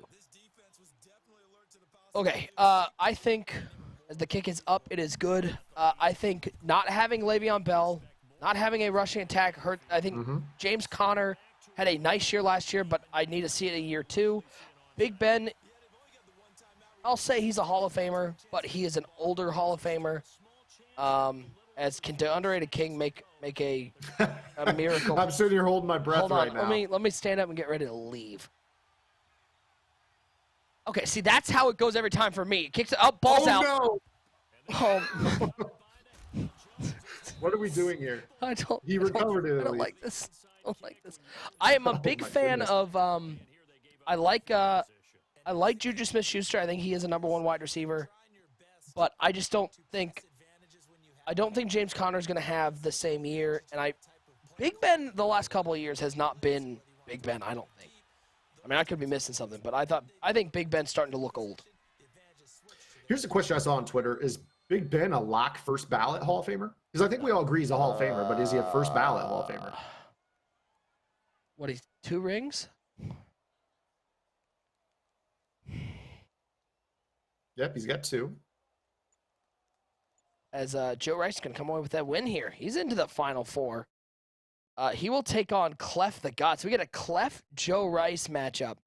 And this is the final game, as we'll stick with this all the way to the Final Four. Oreo and Skeeman putting on a hurting right now. 44-21. It's only the third quarter. Is he a first ballot Hall of Famer? I don't know. That is about as borderline as a call. I think the 2 rings help him. I think I'd have to look at how his numbers compare. But I would think in the current how the NFL Hall of Fame has been going recently, I would guess yes. That'd be my guess. I wouldn't put him first ballot. I think he's a second ballot Hall of Famer. But I think he's first ballot probably. Yeah, I'm not sure myself. I think That's that tough. I know he's a Hall of Famer. I just don't know when. He is a Hall of Famer. I think there's no doubt he's a Hall of Famer. Is Drew Brees a first ballot Hall of Famer? Yes, without a doubt. Drew Brees is one of the most prolific passers, and I get he threw the ball a lot, but one of the most prolific passers. He's got rings. He's a first ballot for sure. Is Eli Manning a Hall of Famer? Yeah, let me guess who asked that. I'm not even looking. Is it Rockets that asked that question? Yes. It's a bait and switch because he's got a good point because we all say no, the talent doesn't make sense for him to be there, but Rockets' logic on the topic is hard to refute. He will be a Hall of Famer. Yep. He's got 2 rings. He will be a Hall of Famer. If he's not because of the 2 rings, which is likely to be the reason that he gets in, the name is going to help him. Yep. Yeah. Being a Manning. Yeah. He's not first ballot. He'll get in. Do I think he is? I think Eli Manning gets he had some great years. Like, he really did have some great years. The problem is he's mixed in these really bad years at the end. Like, these last couple years have been horrible. Really bad years. I mean, getting benched for Geno Smith is like, whew. Yeah, I think he will get in for sure. I think. I don't know. The question for me with Eli is he more I always, for some reason, I get the comparison of Eli Manning to Rex Grossman. Like, benefited from a great team around him, got rings. I think he's more talented than Grossman. He's so much more talented. He's more talented for sure. But, like, I think that's the comparison a lot of people throw at him is he had 2 great years and he also had a lot of bad years where he didn't look very talented. Don't insult Rex. It's that one's just my mind explodes when I hear that one because it's like, oh man, he probably is a Hall of Famer, but he's not. Like, he's really not, but he is. Phillip Rivers gets in before Eli. I mean, it comes down to when they retire. When do they retire? It depends. If they retire in the same year, Phillip doesn't have the ring. Phillip Rivers is going to go down as he may be the best quarterback, one of the best quarterbacks without a ring. He's top. I mean, wow, Dan Marino, you can't. Dan top Marino's Dan Marino. 1. Phillip Rivers probably 2. Yeah, that's good company. That's good company for sure. Without a ring, that's going to hurt Phillip Rivers. Tony Romo. I'm waiting on one of these contains that we keep seeing here from Oreo to actually pick off the route that he's thrown to the running back, but they haven't yet. Hey, you got to stop. Marino, Fouts, Moon, and then River. I like Warren Moon. I think Rivers is better than Warren Moon. His numbers are better. Dan Fouts, I think his numbers are better.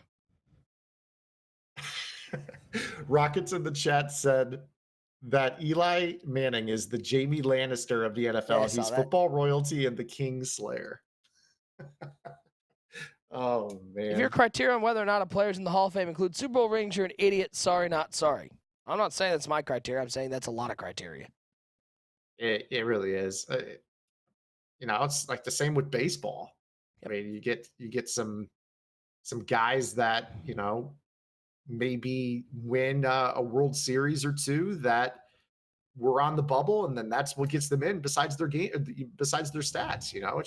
It's always how it works. The team awards sometimes are reflected in somebody getting in or not getting in. Is Phil Simms in the Hall of Fame? I believe so. No. Is he not? He should. I don't think he should be. I don't think he. I don't know. Somebody need to fact check it for me. I should say, my opinion, he should. Oh, I just have in my head Jim Nance saying Hall of Famer, but I guess not. I think I just heard. Yeah, he's got 2 rings. He had a career completion percentage of 55. Career passer rating of 78.5. Oh God. Woof. Woof. All right, now we do the true check, which is what are Eli Manning's stats? Bet they're Career better than completion Phil percentage of Simms. 60. Passer rating of 84.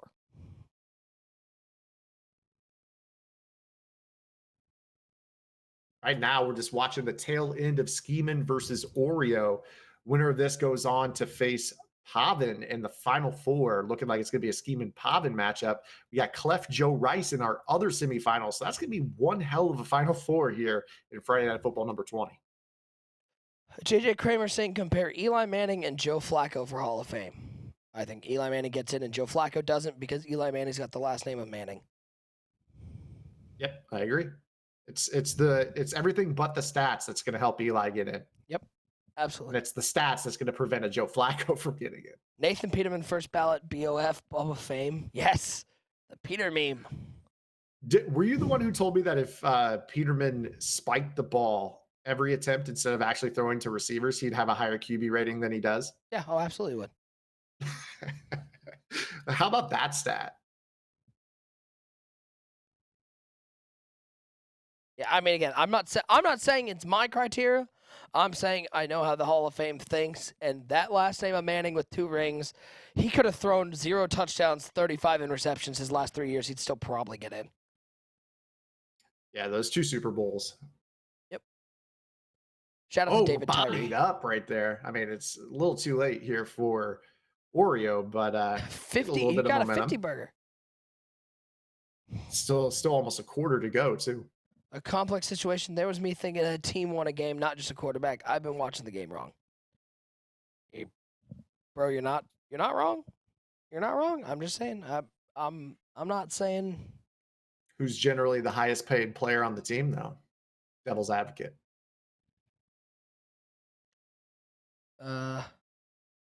I mean, the Hall of Fame is a joke anyway since T.O. wasn't a first ballot, but Eli probably will be first second. No, you want to talk about a joke. The NBA Hall of Fame is a joke. They'll let anybody in. I get in next year. Like, I'm pretty excited.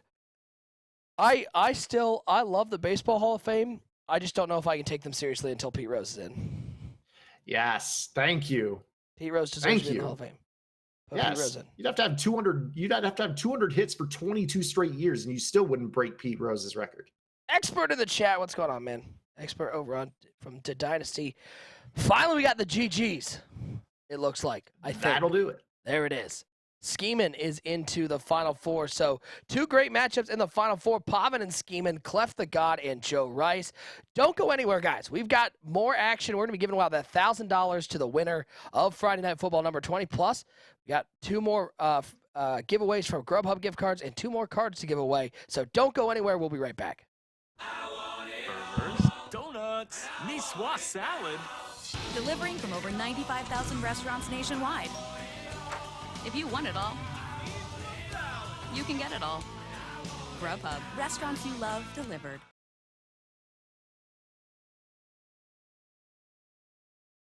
Hello, everybody, and welcome to a quick 1-minute walkthrough sponsored by Playbook.gg. To learn more about this play and how it fits into an entire game plan, make sure to visit Playbook.gg and check out Zan's Falcons offense today. The play that we're going to be looking at today comes out of the strong close formation, and the play itself is called PA Deep Cross. Today's setup is very simple, and it works against cover 3. Make sure that the post route on the right-hand side is on the wide side of the field, running to the short side. Otherwise, this play will not work. Make sure that you put X on a smart routed out, streak your A tight end, re-block that fullback for better protection, and then snap the football. You can let the play action go all the way out. Just make sure you buy time in the pocket and wait for B to get wide open for the easy one-play score. If you like this setup, make sure that you visit Playbook.gg and check out Zan's Falcons offense right now.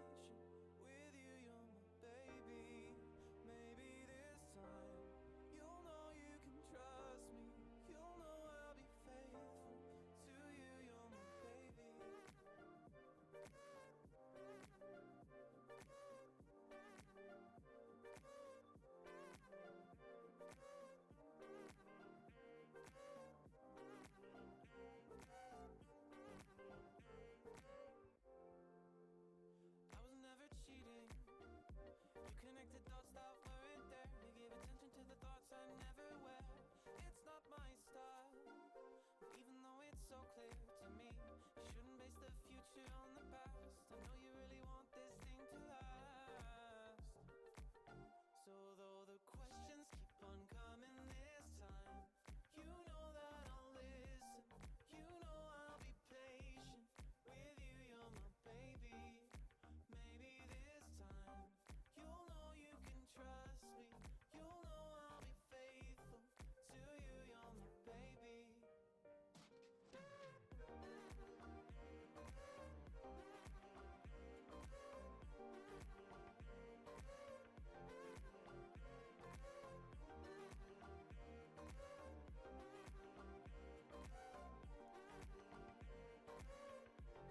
I don't wanna fight now.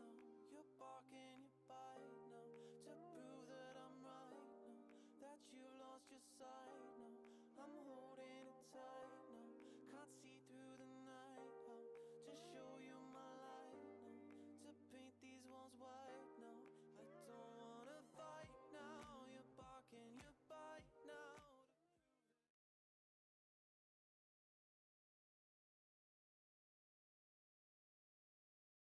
And we are back. Friday Night Football number 20, sponsored by Grubhub, presented by Mutthead. You're looking at Final Four action. Clef the God taking on Joe Rice. And it is Clef the God with a 7-0 lead early in this game. And driving here inside the 16-yard line. Let's take a look at the Summer Series standings right now. As of right now, this is updated, assuming everybody lost here in the Final Four, which is we know is impossible, but getting the guaranteed 25 points. Pavin still at the top with 125. Rage at 50. Joe Rice and Skins at 35. Clef and Scheming at 25. And some opportunities, Zan, for guys like Clef and Joe Rice. You end up getting to that final game, guarantee yourself 50 points, and you get 100 points, and you're basically locked in. So these are some huge Final Four games for that summer series. How about Poppin? He won last week, took home the 100 points, the $1,000, got a chance to potentially repeat, take home another $1,000. He's going to be all but secure for one of those 6 spots, which means the rest of the field would be battling for 5 spots going forward. Poppin could take off the rest of the summer series if he wanted. Of course, if he wants the $1,000 every week, go for it. But he could take himself a nice little break and head into Madden 20 with a shot to compete for $10K right off the bat. Well, you want to talk about what'll mix up the summer series standings is if Pavin wins a couple of those titles, and all of a sudden those second place finishes become important. Those third place finishes become really important. Clef, though, 7-0. He's up. Oh, what a scramble. What a move into the end zone. A little winding and weaving, serpentining into the end zone. And Clef with 2:23 to go in the first half. He opens up a 2-score lead. Clef has looked really good. I said that the key for this matchup was going to be the Clef defense against Joe Rice. Of course, Joe Rice, one of those players who always puts up points. Right now, got a goose egg halfway through the second quarter. We haven't gotten to see what Clef is doing defensively, but I'm eager to see what adjustments he's making against the Joe Rice offense. And this is a big drive now for Joe Rice before the half, trying to cut into this 2-score lead. 14-0 Clef on top, a spot in the finals, 2 wins away from that $1,000. We keep talking about the summer series, and it is important with $10,000 on the line, but these $1,000 are a big deal, and these guys are 2 wins away. 1st and 10 for Joe Rice. He'll hit the wheel route with Fournette. Nice spin move to pick up the first down. Guys, let's give away another one of those Grubhub $20 gift cards. You know how it works. Put the word Grubhub in the chat to enter. Grubhub, one word, and you can get yourself $20 of free food. Man, I need some Grubhub right now. I haven't had my dinner yet, so hopefully that barbecue that you guys got earlier is still good. Are you? It's pretty good. You take an opportunity between the breaks to stuff your face and get back to the desk? Yeah, it's a little. That's always scarf my action. move. Yeah, I'm a professional. I won't eat on stream, but I get 5 minutes. You got to see me do some terrible things to some mac and cheese.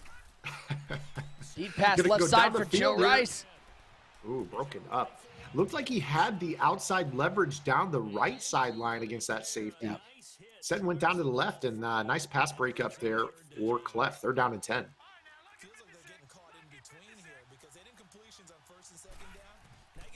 3rd and 10. Nice throw over the middle. T.O.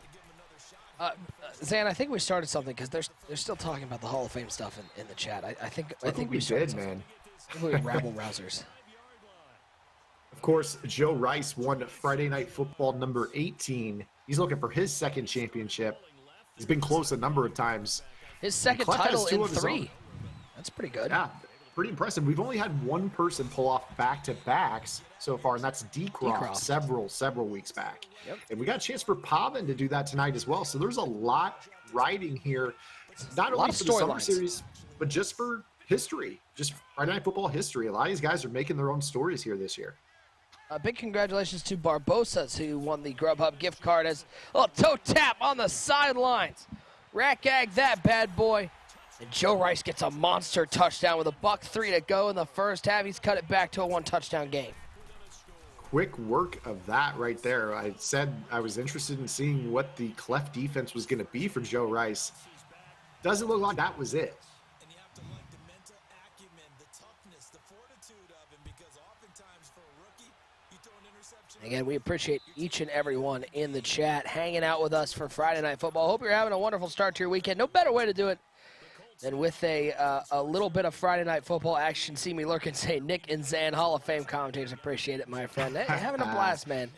Love hanging out with Zan. We don't get to call too many games together because we both tend to air more on the play-by-play side, but we gotta get this team back together every once in a while.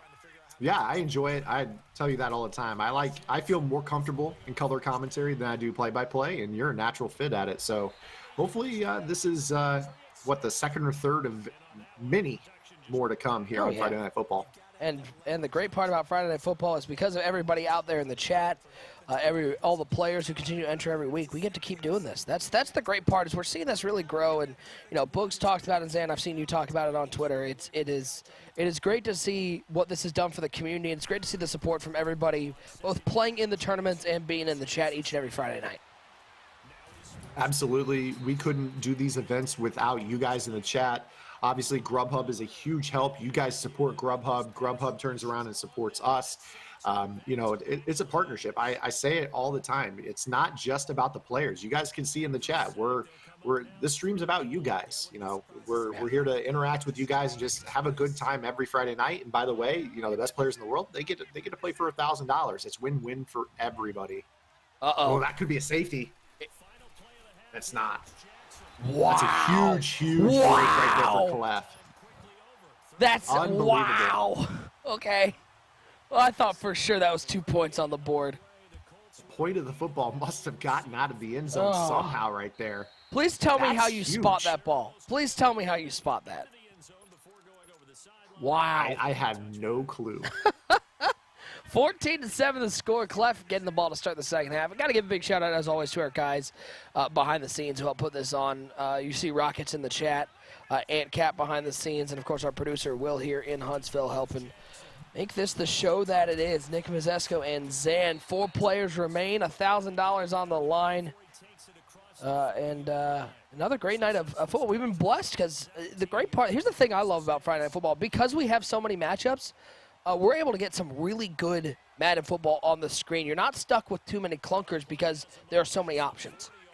Yeah, the first round, obviously 16 games that we can choose to air. We can hop into any of the good matchups as upset alerts, happen. We can kind of jump around and red zone it. We can focus on one game. And I think what's been really great tonight is that, especially from the second round on, it seems like we've just been catching the last probably 7 to 8 minutes of every game being a tight ball game. And it's like this game ends, then boom, we're right into 3 minutes to go on this one. And then boom, 3 minutes to go in the next one.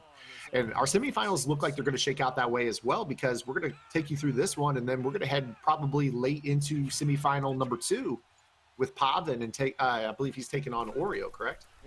I'm sorry, Skeeman. Skeeman just beat Oreo. So that's going to be a nice little finish that we'll tune into, setting up a great final tonight. So it's flowed very well tonight. And as Rocket said, as Zan said, big shout out to our sponsor, Grubhub, who helps us put this on. Reminder, Grubhub is the largest online food delivery company in the nation. 95,000 restaurants in over 1,700 cities. Make sure you guys are using that code TOUCHDOWN You get $10 off your first ever Grubhub order of $15 or more. That's the stuff that helps us put it on. Every time you guys use that code, it's showing our friends over at Grubhub how much people are watching Friday Night Football and appreciate all the support. And big thank you to Grubhub for supporting Friday Night Football. Number 20. I can't believe it's already number 20, Zan. It feels like this year has flown by. Yeah, it really has. These things started back in, 20 weeks ago. And we, at that time, our average concurrent viewership was like a tenth of what it is now. And you could just see how it's grown. And the most impressive thing about that to me is that it's grown. That's a dot and a half right there by Clef. Dot. That's why Clef won DreamHack. That's why he's one of the hottest players on the circuit. That's why a lot of people are saying he's going to get his first belt next year. I wouldn't doubt it. If I were a betting man, I think Clef is going to get a belt next year. He probably could have won the Madden Bowl had he had a spot in it this year.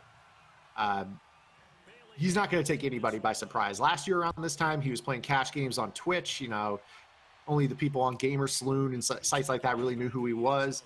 And now, fast forward a year, I don't think there's anybody that has a sane mind that doesn't think he's a top 5 player. But yeah, absolutely. I mean, with these, the viewership on these from 20 weeks ago compared to now is insane. The community has rallied around this. We've added squads into the fold. Make sure you guys are checking out our squads initiative. I'm sure Cody will post. Give people an idea. I've seen that around on Twitter. I think a lot of people are trying to figure out what's going on with the squads. This is a thing that's really taken off here in the Mudhead community. Yeah, so obviously, we've run a couple squads events here. And, the squads community is like, wow, this is great. Thank you for doing it. But we would really like to see more than one out of every, 10 of these be a squads event. And I totally agree. And what we've done is we've teamed up with several of the forefront squads members in the community because, I'm more of I keep my eye on the solo circuit myself. So I'm definitely not an expert. That's a big interception there for Clef. But I'll finish real quick. We've teamed up with several members of the community to do squads events. I know Dubby ran a squads event last week in tandem with Country Girl. I know that I know Big Kep ran one for us. On Mutthead.com right now, we have a squads leaderboard. So if you guys want to sign up for these tournaments, we are going to give kind of artificial rankings points to these teams that are playing in these satellite events. And then that way, when we come time to invite players into the squads events, we're truly inviting the best squads out there, not just pro players that are teaming up with other pro players. So we're trying to build something for everyone out here at Mudhead. So again, guys, continue to show up on Friday nights. You can put ! compete if you want to get involved in Friday Night Football. You can put ! squads to check out the squad stuff in the chat. All that allows us to continue to put the stuff on because as long as we see people excited, we're going to keep putting this on because we absolutely love this this community and love seeing these guys. Love seeing not only the guys here on Friday Night Football, but squads and seeing people excited and seeing people come back week after week in the chat.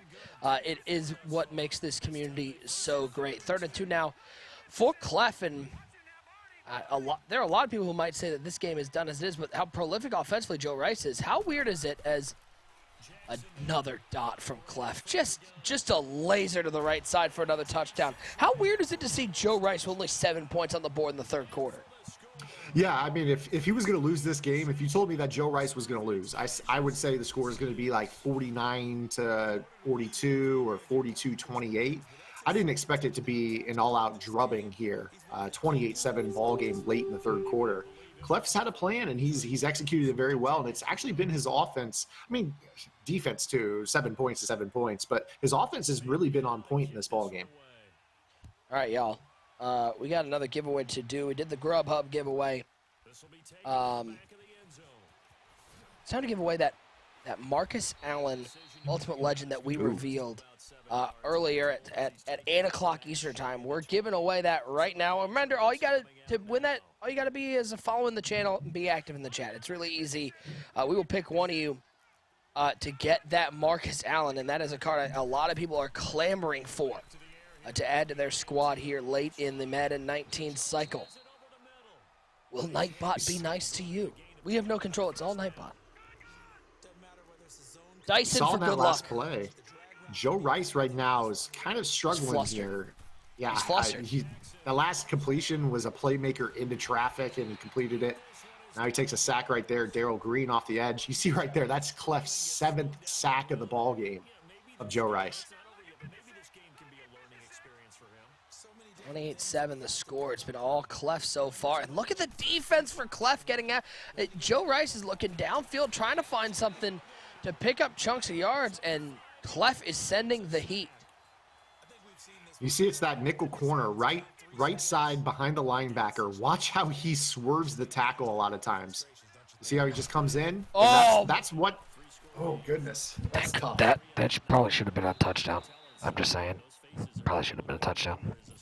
Yeah, he had him, but He had him. He had him. yeah. But again, watch that nickel corner. This time off the left now. Let's see what he does. Pressure. Hit as he throws. He's looking deep down the field. 4th and 33. He picks it caught up. it. He picks it up. 4th and 33.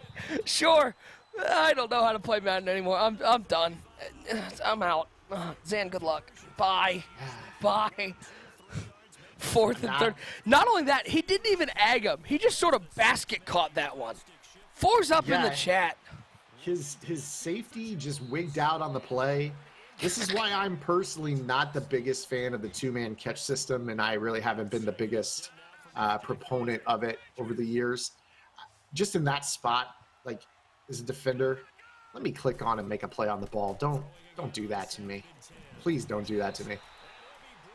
Will that be different in Madden 20? The answer is yeah, it is different. It is. Everything is different in Madden 20. That's why people There's are a lot very of differences in Madden 20. Hey, I'll tell you, Zan. All in all, the Madden community really positive after the Madden 20 beta. Absolutely were. Nassif in Madden 19, as everyone called the beta, mixed reviews. This one, even the top pro players were like, yes, any game's got issues that need to be fixed. It wouldn't be a beta if it didn't have issues to fix, but very, very happy with it. I was very pleased with it as well. I'm always tepid on a new game, and that's going to do it right there for Joe Rice. I'm always tepid on a new game, but I was much happier with the Madden XX beta than I was Nassif. So take that for what it is. That's just my opinion. So catchy. Nassif. Mixix. Yeah, so nice. Mixix. Yeah. Mixix. Congratulations to, by the way, Dual Sports 12U. You got that Marcus Allen card. Make sure you check your whispers. Come get it. Yes, we will be doing a kahuna tonight. All right, so this one's tough. We got 2 Raiders fans. So we're going to have to figure out which Raiders is which. According to the scoreboard, it said, okay, so Black Raiders are scheming. He's the one, Bag is his abbreviation on the scoreboard. Yeah, so 530 is popping. It looks like I can hear hear scheming. I can hear scheming, and he's not that happy about things. Yeah, he gave up that little touch pass over the top of the cloud flat, didn't react, and you could hear him say, come on, man. We're lucky. We got away with one right there, I think, because it could have been far worse if it was somebody else in the community. This game is so gosh darn bad. Shout out to Joke in the chat. Rydell Burrito in the chat. He says, is Pavin going for a back-to-back? He certainly is. He'd become the second back-to-back winner, joining D Croft. I got to give Joke a ton of credit as sweet Twitch screen. I got to give Joke a ton of credit because at DreamHack I had to hand Clef that plate, and I took some pointers from him. He gave me some pointers on how best to hand it out and not look like a total noob giving out a trophy. So big shout out to Joe. Did you hand it out like a high school principal, like you hand it out with one hand and then try to shake his hand underneath the plate? No, I didn't do the diploma handshake. I tried to hand it over and just let it be Clef's moment, and he could win a Friday Night Football thing tonight. A big shout out to Joke, one of the nicest dudes in the community, guys. When I say it about people, I mean it, and Joke's one of the best. Oh, nice little juke move. I just got an update. Apparently, my glitch with the Grubhub gift card does not work. Okay. All right, Randy. Okay, then. Randall. Straight cash homie, huh? Randall. So That is dirty. extra point will put Scheming up by 1 here. This is a tough matchup. Skeeman is a very different player. He takes a lot of pride in trying to lab up original things, as evidenced by him coming out in the monster stack there for the last 2 rounds against the big nickel over G. He finds things that a lot of players don't think about, whereas Pavin, he's pretty much been the player that popularized the 3-3-5. I don't think that he was the one that originally invented the defense, but he's run it the best, and we'll see how Skeeman adapts because he usually finds unique counters to the meta. 7-6 now the score.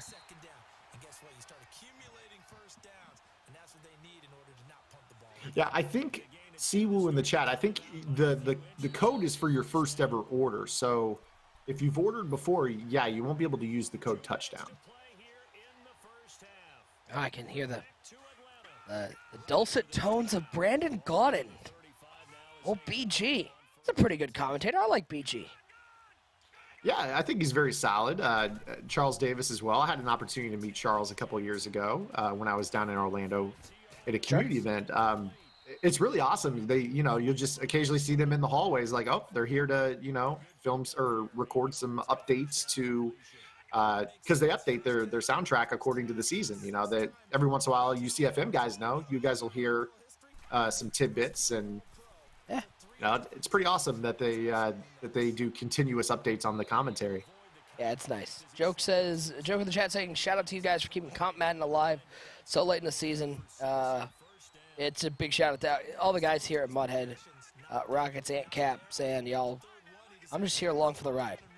D. Smitty saying, Gus Johnson and Kevin Harlan make every game epic. You know me, I love Gus Johnson because he yells a lot like I do. I like Kevin Harlan a lot as well. I'm also a big fan. NBA commentators don't get a lot of credit, but Mike Breen is phenomenal, and I love Doris Burke. I think Doris Burke is one of the best additions. I don't watch a lot of NBA, but she is really good. She's phenomenal. Absolutely phenomenal. But yeah, I love Gus and Kevin Harlan. I was always a big Sean McDonough fan, and then he did Monday Night Football, and I think he was a little out of his element. But I always liked him on college football. Mark Jackson. Yep, I like Mark Jackson a lot. The NBA commentators, I just don't think they get a lot of credit. I think there are some really good ones. I think there are bad ones as well. E.g., What do you think about Van Gundy? I like JVG. I've always liked Van Gundy. I liked him as a coach. I like him as a commentator. The guys that bother me, I'm not. No, Chris Webber is awful. I think he's really bad. I like Reggie Miller a lot, but I'm not a big. The inside the NBA crew, Charles Barkley just bothers me. I just can't stand him. I can't stand him. I like Charles because he trolls, man. And I love Kenny Smith, and I like Ernie Johnson a lot. It's just Barkley and Shaq sort of takeaways. That's a fumble. It's picked up by Skeeman. Okay, here we go. How did that ball stay in bounds, by the way? I'm not clear. Here we go. The monster stack. He's TNT. coming out in this to make his opponent have his defensive line not line up the same. It's better, in my opinion, against the big nickel over G. But you see that he's doing it just to kind of change up. A lot of times in competitive Madden, your defensive setups are muscle memory. And, the other thing here's what I will say. I will also say I understand why people like Barkley and Shaq, and I understand why people like inside the NBA. It's just not my style of show. I understand why people like it. It's just not my favorite thing. I'm not saying that they're bad. I just don't like them. But, Toronto's finest saying Raptors. Yeah, big win for the Raptors. Yeah, a lot of credit. And listen, I'm not a Warriors fan at all. Let's be clear. I went to Michigan State, and I hate Draymond Green. I think he's the dirtiest player in the NBA. The amount of kicking and whining, I hate him. But credit to the Warriors for the fight they had in the finals. I mean, seriously, no Durant. They lost Klay Thompson. They lost Looney, and they still were fighting. Big credit to the Warriors for the fight, but good for Toronto. I'm glad they got a title. Look at deep pass, go one-on-one. Pick. Yeah, you can't throw that one-on-one with Woodson out there, and now Pavin an opportunity to return this one. He gets his turnover back. He'll step out of bounds at the 36, and now what a smart play. He looked up at the clock, knew he needed to get into field goal range, and now he's going to have a kick to go up by 2 going into halftime. How underrated is that play right there? That's huge. A lot of people would probably just try to, make it a pick six. And you see right there, Pavin's like, no, I'm just going to step out of bounds. That is such a underrated play. A lot of people would not recognize that right away. But that's the stuff that separates an average player from a great player. These competitive guys, they pay attention to that stuff. Hate is a strong word, guy. I hate him. I hate him as a basketball player. As a human being, I'm sure he's a lovely individual. Ooh, he almost broke that. I hate him as a basketball player. Yeah, it looked like right there that Fournette had the stumble recovery. If he would have flicked that stick down and up, he might have been able to keep his feet and maybe still be running. Oh, and he is the epitome of a guy that I'm sure if he was on my team, I'd love him. But I hate him. How do I hate him going to Michigan State? Because I'm not a Michigan State fan. I'm an Ohio State fan, so I didn't like him. I just think, but he is the definition of an effort player. What a throw over the top, DK Metcalf into the end zone. How about that dot over the top?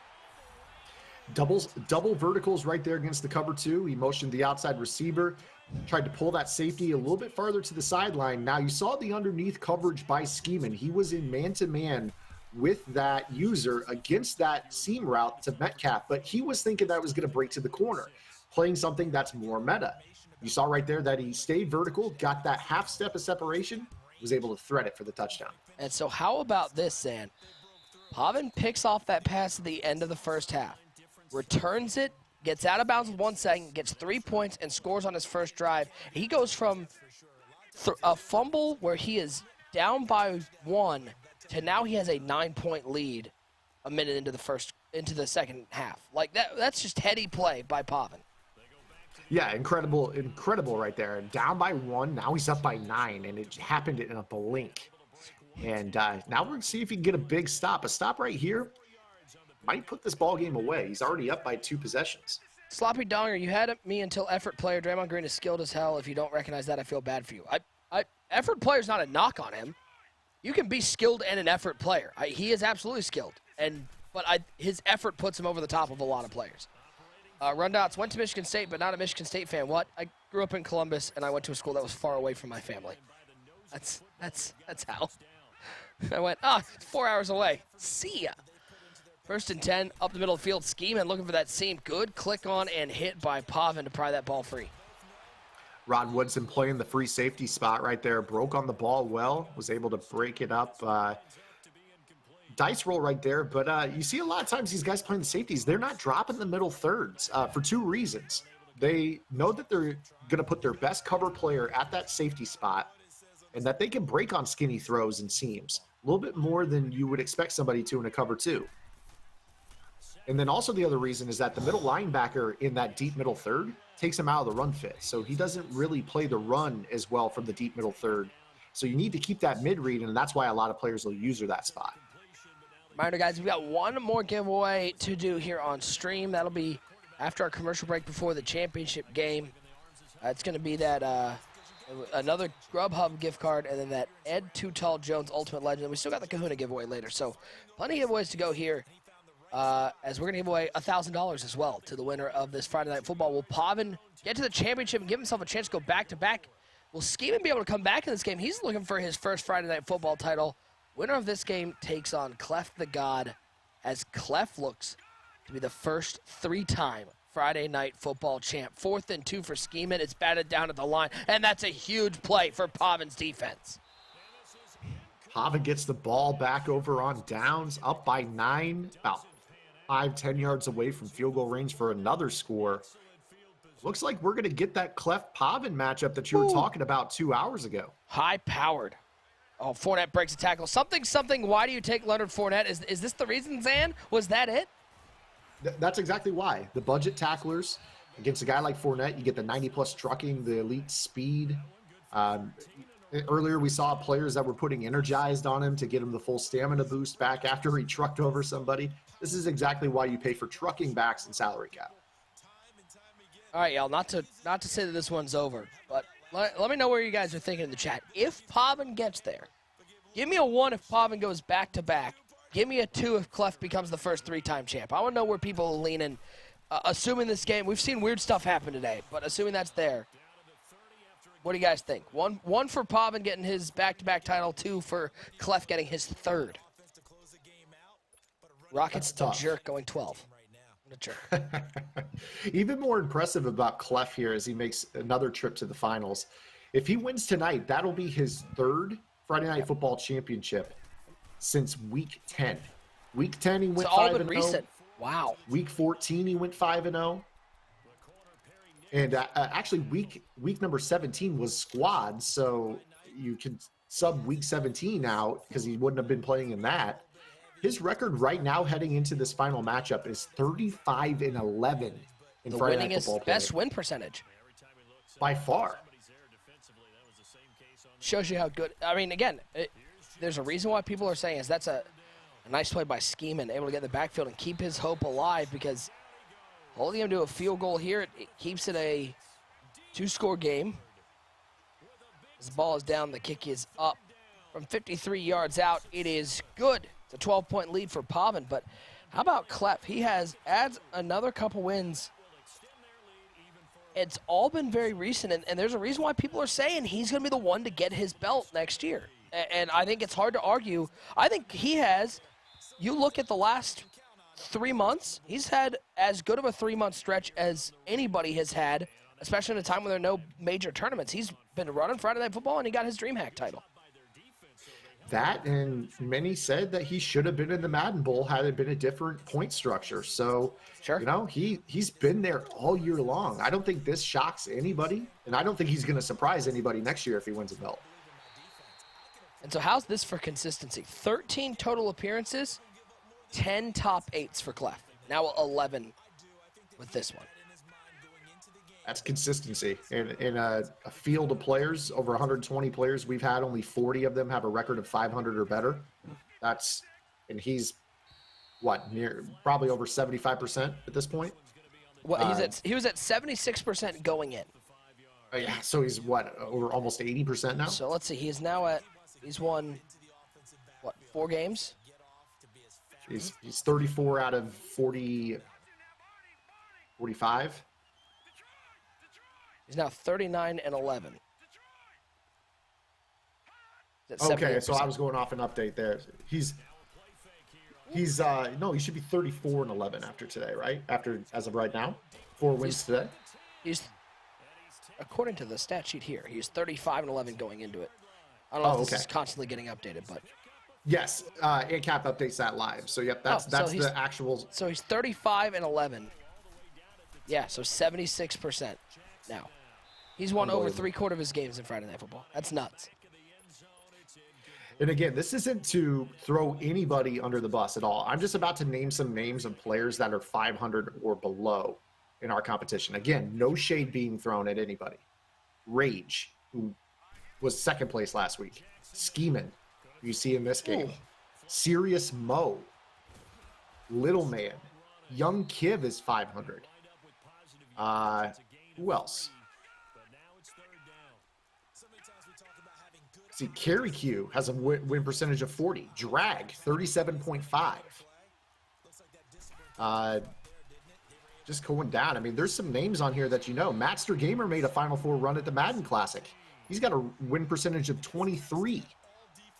That's how tough it is to win out here. It's so tough to win one of these events. And to have a win percentage of 76, it's unfathomable.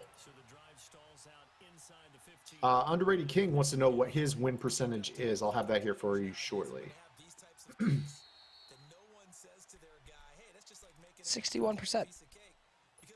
That's very pretty darn good. Yeah. Heck, in this field, if you're over 40%, that's really good. So 19-10 here. This Four's isn't up the in the same chat. as playing the salary cap ladder where 70%, you know, if you're not winning 70%, you're not qualifying for events. 40% here is probably better than 70% on a salary cap ladder. Who will play Clef the God? Pavin has a 9-point lead going into the 4th quarter. Got the 4s up. 2 wins away from $1,000 in your pocket. And, I mean, again, that $1,000, and it's getting overshadowed a little bit because a win for, I mean, Pavin for sure locks him in to the summer series. And that's a chance to win that's a $10,000. That's huge. Yeah, so he's going to secure his spot if he wins it in the finals. I mean, if that's remains to be seen. I mean, he's almost assuredly, with just the points that he scored in the first 2 weeks of the summer series, locked his spot for the final 6. Nice little payday. He could, like I said earlier, he could probably take a little 3-week vacation, take off the rest of Madden 19, and just go into 20 with a chance to play for 10K, an extra 2K in his pocket over the last 2 weeks. Once again, appreciate each and every person tuning in tonight for Friday Night Football number 20. Nick Mazesko, Zan hanging out with you. This is our final four match, which is just a great English sentence right there. And then we'll have our championship after a short break. We've got some more giveaways. We've got the Kahuna giveaways. There is so much going on tonight. It's been another great night of Friday Night Football as the chat has been rolling. And certainly do appreciate it because it makes things for us a whole lot more fun when we get to interact with the chat and have them yell at me about why Eli Manning. It's wrong that Eli Manning is going to be in the Hall of Fame. I'm not saying you're wrong. I'm saying that Rocket's got a good point. He does have a good point. I knew when Rockets asked that I was going to put the chat on tilt. I knew, because I've had the debate with Rockets before. Somebody in the chat earlier asked, what is Pavin's win percentage? If this result holds, his win percentage will be 70.4%. It's pretty good. It's a pretty good win percentage. Pretty good.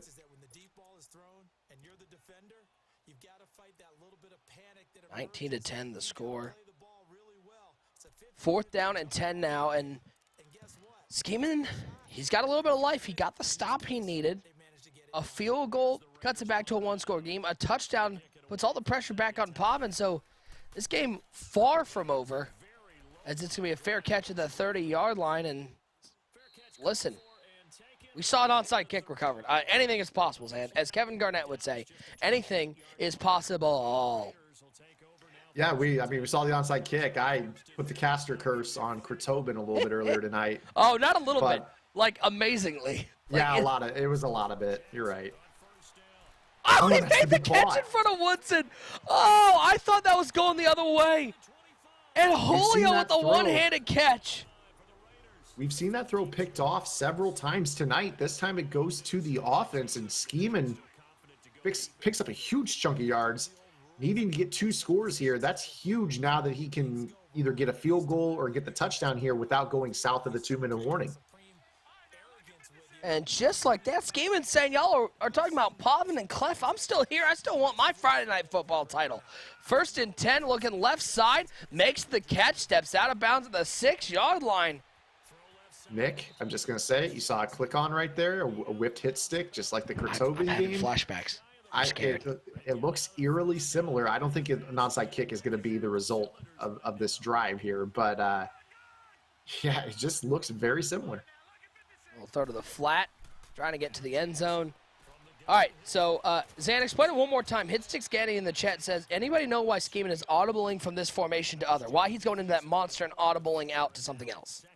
Yeah, so what happens with the monster formation is that the defensive line, unless you base a line right away out of the huddle, is going to go out and respect the splits of those tackles. So in the monster formation, your left tackle and your right tackle line up out wide at the numbers with the receivers. And basically what ends up happening is formations like big nickel over G with the loop defense, it screws up their techniques just a little bit, so that way they don't rush the same in the big nickel over G. In the 3-3-5, I'm not sure if it's really as important as it is against the nickel over G, but nonetheless, a lot of players are very repetitive, muscle memory on their setups, Y right, Y down, crossman this guy, crossman that guy. If you add in an extra step that they're not used to into their setup because of a formation like the monster, it can kind of throw them off, maybe get them quick snapped on a defender they don't want to be on. There's a lot of things that it can do.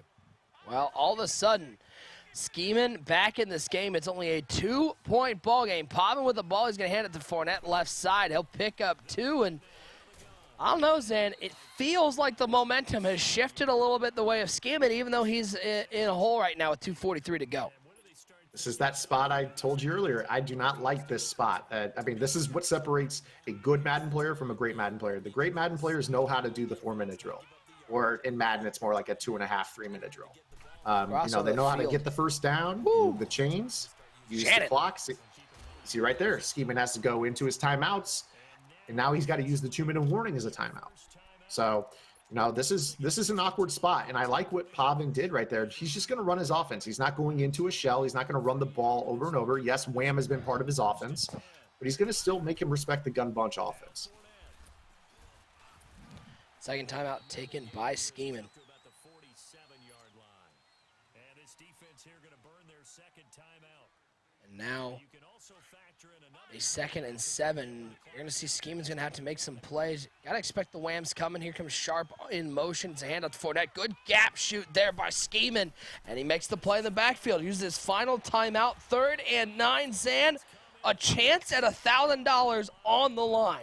And now here comes the third of their timeouts. I think you got to throw the ball here. I mean, obviously, it goes without saying. 3rd down and 9. Running the ball only really saves you 17 seconds, and then you're punting the ball most likely because he punted from this spot just a minute ago. Maybe run the ball and then go for it on 4th down right here. Looks like he's going to be passing it here on 3rd and 9. Bunch to the right side. Jones alone to the left side. 2:17 to go. Lamar dropping back. Blitz picked up. He gets out of his pocket. He's looking up the sidelines. And Owens makes the catch at the 25-yard line. And that may have just sealed it for Pavin. A big clutch-up conversion for Pavin as we hit the 2-minute warning.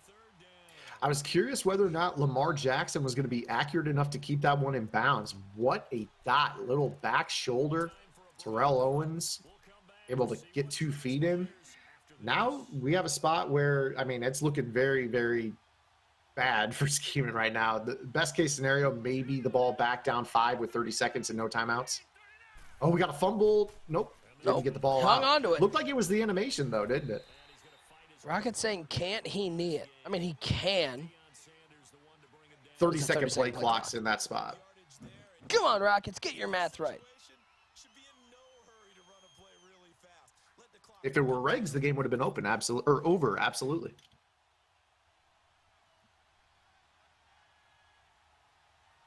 The unpronounceable Pavin. Yes, I've gone back and forth between the pronunciation tonight several times.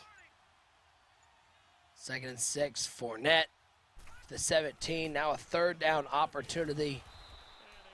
Yeah, best case scenario, a minute comes off the clock. 18, somewhere probably about 13 seconds is what Skeeman would get the ball back, needing a touchdown. So it would be dire as it is. If you're Pavin, don't even ponder throwing the ball. No, definitely not right here. I mean, this is what competitive Madden shows you from time to time, man. When this is your clocks, trying to stop them from running the ball for 2 yards, defense is to 2-5 techniques, a nose tackle, and your linebackers backed up. What's up, D-Lo? Good to Probably see you, not the man. recipe. How about this, Zan? How about this for storylines? We're going into our final, $1,000 on the line, 100 points of Summer Series points on the line, and what we have is a matchup, Clef the God, looking to become the first person to get 3 Friday Night Football titles. He's going against Pavin, looking to not only be only the second person to go back-to-back, but to join that illustrious 2-title club. This is a dream matchup between 2 of the best Madden players.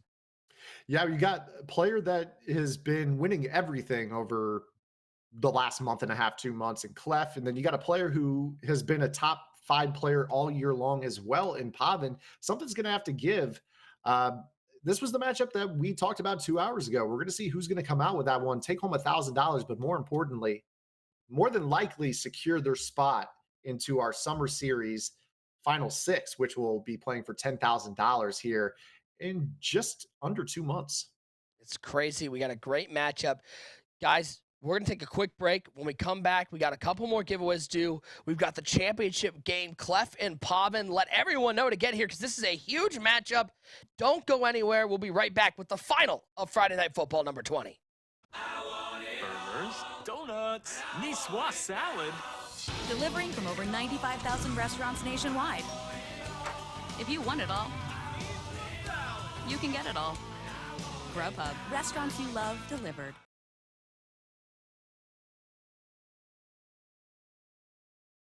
Hello everybody, and welcome to a quick 1-minute walkthrough sponsored by Playbook.gg. To learn more about this play and how it fits into an entire game plan, make sure to visit Playbook.gg and check out our Arizona Cardinals offense today. The play we're going to be looking at today comes out of the gun bunch halfback strong formation, and the play itself is called PA bunch shot. Today's setup is very simple and is designed to beat cover 4 drop coverage for a one-play touchdown opportunity. To ensure the best success possible for this play, make sure you align your bunch receivers to the short side of the field. You want to block your tight end, which is the A icon, and put the middle receiver on a curl route. What you're going to see here is that you're going to carry out the fake. You're going to wait for this X receiver to get behind that safety, and you're just going to throw a ball over his head for the nice, easy one-play score. Now, if you like this setup, make sure you go ahead and visit www.playbook.gg and check out our Arizona Cardinals offense right now.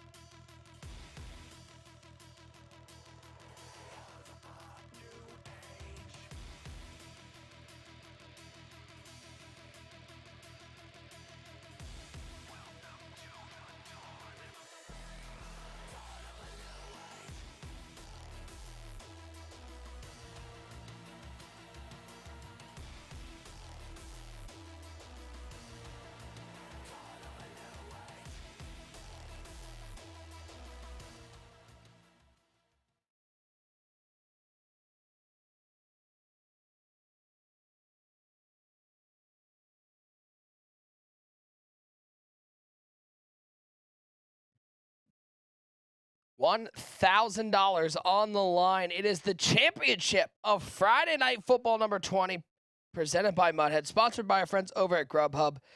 A reminder, guys, Grubhub is the nation's largest online food delivery company with 95,000 restaurants in over 1,700 cities.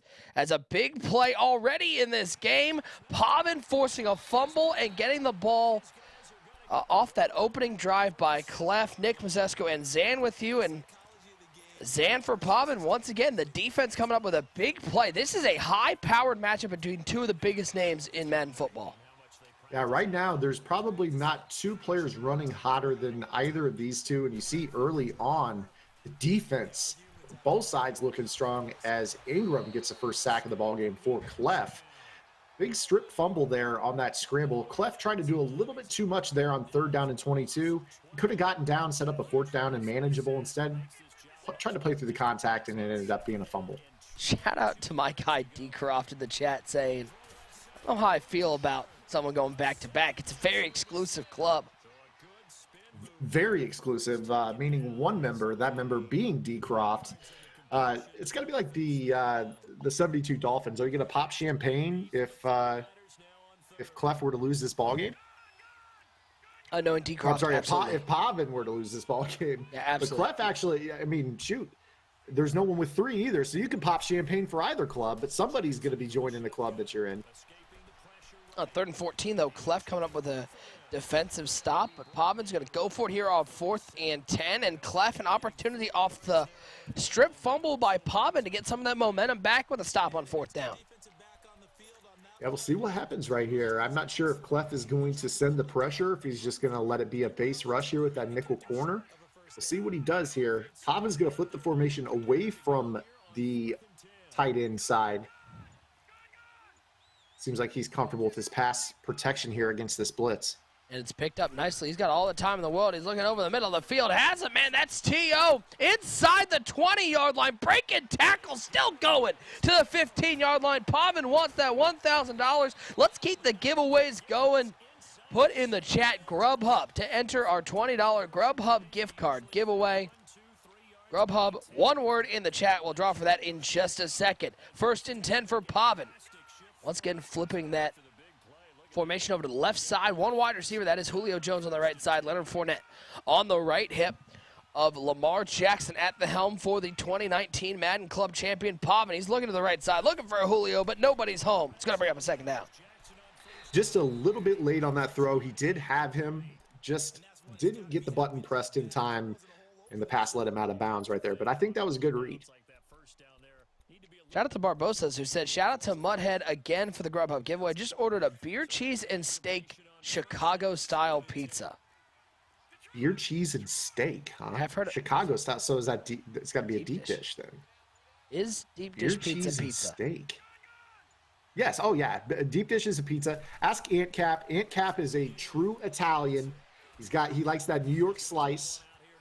But he went out and had Giordano's for the first time ever. He actually took time from Giordano's to text me a picture of the deep dish pizza that I've had a million times in my life, just to tell me that he was there. And he definitely signs off on it. It's pizza. Here's the question, Chicago. Well, Illinois guy, but Chicago guy. Giordano's, Lou Malnati's. Oh, Giordano's. Me too. That's Yankees Sox. That's, Cubs Cardinals. That's, they're Giordano's. both amazing. I love both Giordano's. so good. But I had Giordano's was the first deep dish I had in Chicago when I did a semester at Northwestern. As a nice high pass back of the end zone. Dotty dot for Pavin. T.O. with the catch. Puts Pavin up 6-0. Yeah, Giordano's was the first one I have. I had Lou Malnati's a couple times. I like Lou Malnati's. It is very different. Like, everyone who thinks they're, like, if you haven't had both of them, they are incredibly different. I like Giordano's more. Let me tell you about Lou Malnati's, their strategy out there in Phoenix, where the Cubs and the White Sox have spring training facilities out there. Malnati's put a location smack dab equidistant from both spring training facilities. Brilliant. For the Chicagoans that go down in spring to go there. I don't know if Giordano's does that. I know that there's a Giordano's in Orlando. Somebody just asked me if I know Nancy's Pizza. Yes, Nancy's is the only deep dish Chicago style pizza I could get down here in Central Illinois. So we actually have one there. Okay, so a couple things. Crossover says, stop it. I've never met anyone that said, let's get Giordano's. You're wrong. Chud says Pisano's. I love me Pisano's. There is a Giordano's in Orlando. There's a Giordano's in Detroit now. It is not nearly as good. It's a little disappointing. Is Giordano's anywhere but Chicago really Chicago style pizza? I guess it's the style, yes, but I mean, is it really Chicago pizza? It's just not. If you've had Giordano, like I've eaten at the one in Detroit. It is fine, but it's not the same as going to Chicago and having Giordano's. But let's be clear. I like Chicago. I'm an Italian beef guy. I'm an Al's Italian beef guy in Chicago over pizza. I love me an Italian beef sandwich with some hot giardiniera on top. Game over, man. Little giardiniera? Okay. Oh, it's so good. Are you a Chicago-style dog guy? Chicago's dog not like tomatoes and stuff. Tomatoes, sport peppers. No. You got you got all kinds of stuff on there. No. I'm a ballpark guy. I'm just ballpark dogs all the way. 7-0. The only thing to put on a hot dog is mustard. We are in the finals here. Esco Boomin, welcome to stream, man. Clef versus Pavin. Clef looking to answer. Clef had the ball first, fumbled on a scramble. So Pavin's got ball at halftime. Probably last. Absolute true. Pizza Popolis in Detroit is better than Giordano's in Detroit. Agreed. But Giordano's in Chicago is better than Pizza Popolis. Sbarro's the best New York pizza. Get out of here, Rockets. I hate you. That's mall food court, airport food court pizza right there. No, I have a conflicting love with Chicago because I did a semester at Northwestern. My first baseball game I ever went to was at Wrigley. I went to a game. It was the semester I was there was 2007, so it was when the Cubs were just awful. But Alfonso Soriano hit, huh? 2007. Yeah, it was summer of 07. They made the DS and lost to the Dodgers that year. Well, right, but it was coming off of a bad year, so the tickets were like a nickel, like. Okay, all right. And so it was June, and Alfonso Soriano hit a walk-off homer. It was one of the craziest scenes I've ever been in. Alfonso Soriano, he has the hop underneath every fly ball in the outfield. An adventure every time it was hit his way. But and then the Cubs went and beat my Indians in the World Series, and now I'm back to being sad. So, shout out to Manning K18 who won the Grubhub. Check your whispers if you haven't done that already. We got Clef here in the red zone as we start the second quarter, trying to figure out this Pavin defense. The last game we saw Pavin bringing the wide side corner along with the nickel corner to try to bring pressure at Skeeman. And you see the same thing right here. He's basically running a double cat blitz.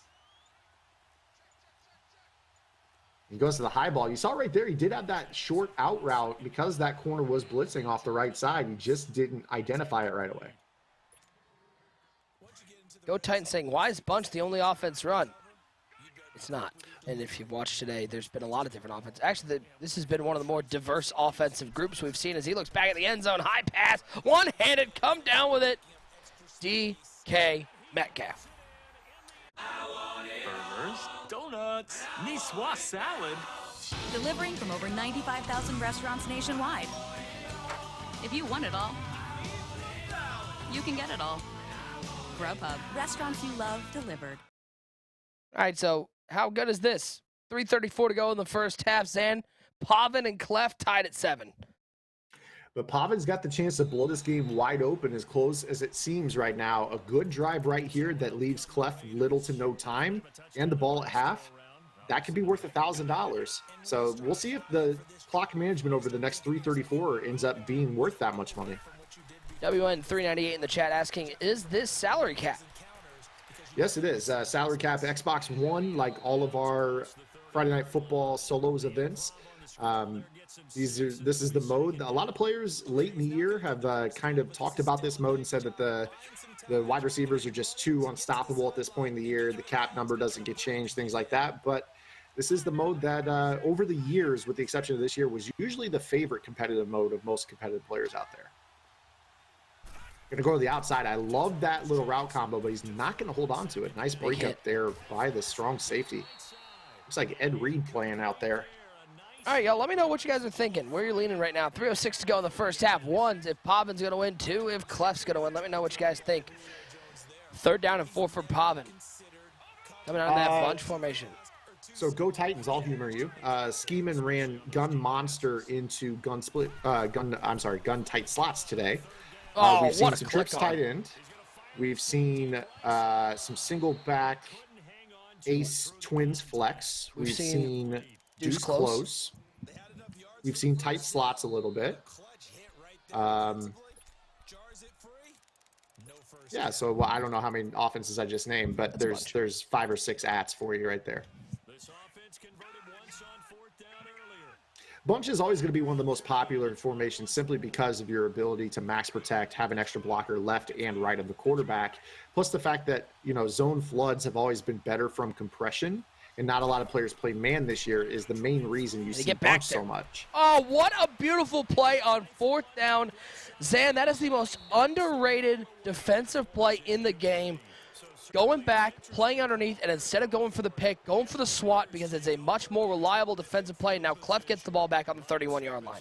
Yeah, absolutely, Nick. You have better coverage animation on that swat attempt. You're not going to jump as high on a catch attempt, but you get that nice little super swat animation sometimes. The best players have been the ones that have been swatting because a lot of times you get the pick off the tip anyways. Oh, what a spin move. Oh, in the words of RG, that was Lamar. Lamar getting sticky. Little spin move. We saw earlier Clef ran into a tackle just like that and fumbled. He needs to be a little bit careful here. Having already fumbled once, you got a chance to take this lead, and Pavin has the ball at half. This is a must-score drive right here for Clef. First down at 10. Lamar in the shotgun. Bunch formation to the right, one over to the left side. LSU Tigers saying that was nasty. Absolutely. Dropping back to pass on 1st and 10. He looks right up the seam. High ball, but a good bat down. All right, y'all, we got one more card to give away. So last giveaway here in the broadcast. We will have the kahuna. We'll give you the information on that one at the end of the game. It's that Ed Too Tall Jones Ultimate Legend that we announced earlier today. All you got to be is following the channel, active in chat. It's really easy. Let's give away that Too Tall Jones. And Rockets will roll that in just a second. Best of luck to everybody entering tonight, and we appreciate everybody tuning in to Friday Night Football. Again, guys, we'll be back next week as well. Same time, same place. Make sure you guys hit that follow button. It allows you to be eligible for the giveaways, and, we're going to be giving away stuff every week. And, we just generally enjoy having you guys around. You guys make this possible. Who's do we know who's on the call next week? I'll be there with Ant Cap next week. Oh, that'll be fun. Yeah, first time calling Madden with Ant Cap. I got to do a live stream with him for Thursday Night Football post-game show last year, but never called competitive Madden with him before. So really excited about that. He's one of the... That's brutal. Hit as he threw, it put a dead duck into the air, and it's picked up by Pavin going the other way. $1:54 to go, and Pavin gets another big turnover.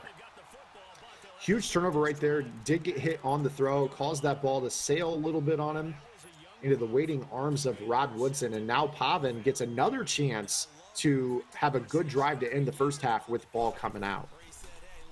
And guys, tomorrow we got some bonus football. We got squads tournaments running tomorrow at 1 o'clock Eastern time. You can catch that over on Mr. Golden Sports Twitch channel. That's twitch.tv/Mr. Golden Sports. Then at 5 o'clock Eastern time, it'll be on twitch.tv/E_squads. Both these tournaments earn ranking points towards our leaderboards and future Friday Night Football invites. More squads action. People have been asking for it, Zan, and it's also cool that we're able to run some of these things away from the studio, let some other casters host these, and really get some more squads action out there here at the tail end of Madden 19. Absolutely. We're relying heavily on some of our squads leaders in the community.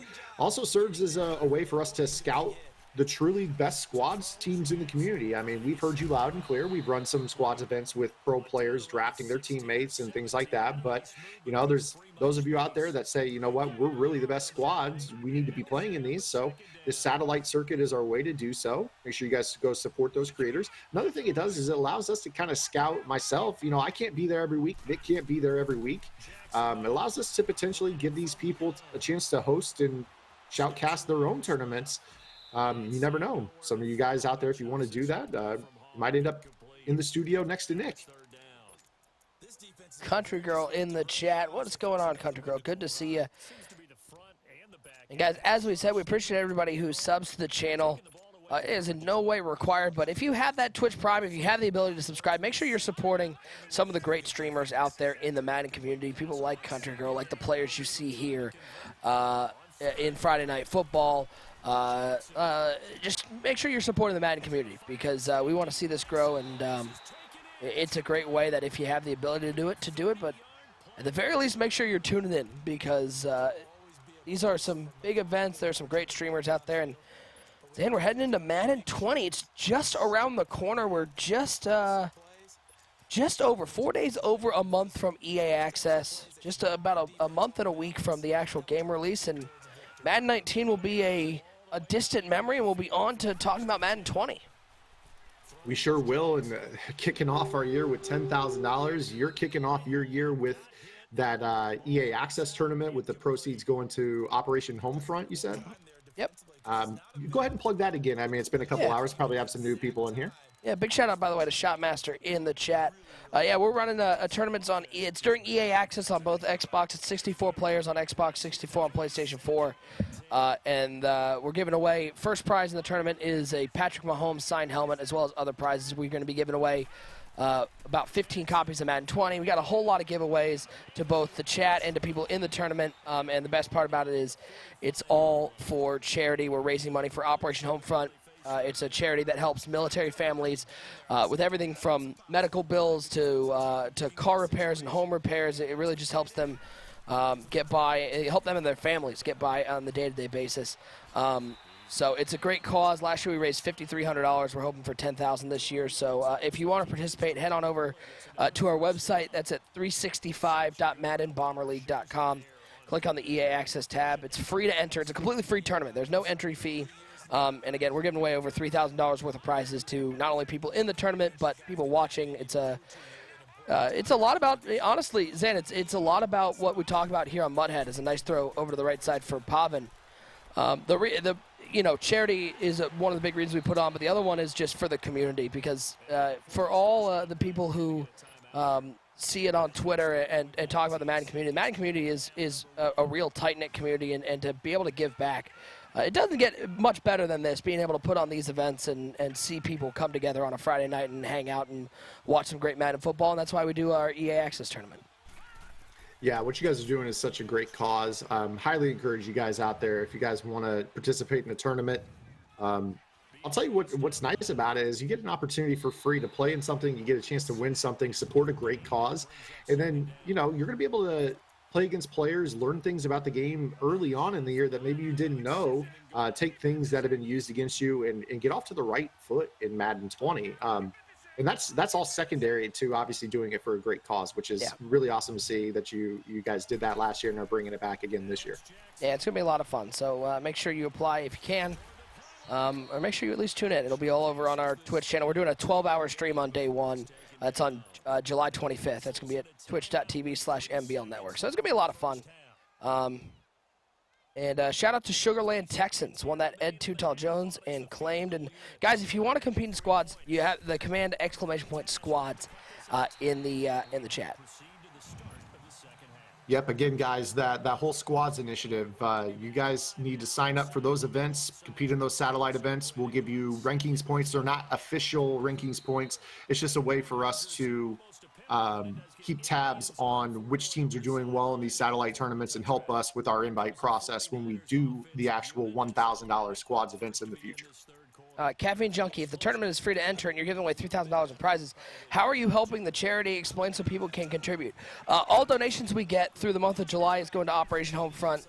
We're going to be doing some stretch goals for donations, as well as every subscriber we get during that month. We're giving all of our subscriber money. So all donations, all subscribers going to Operation Homefront. We'll have some stretch goals. And we actually have the other prize we're giving away. It's a subscriber-only thing, so because since all the money from subscribers is going to Operation Homefront, the subscriber-only giveaway is airfare and hotel and 2 tickets to a Browns game. We'll fly you out to Cleveland. You'll get a hotel for the night, and you'll get to go to a choice of one of 6 Browns games. So that's all. And plus, we're going to do that 12-hour stream on day one.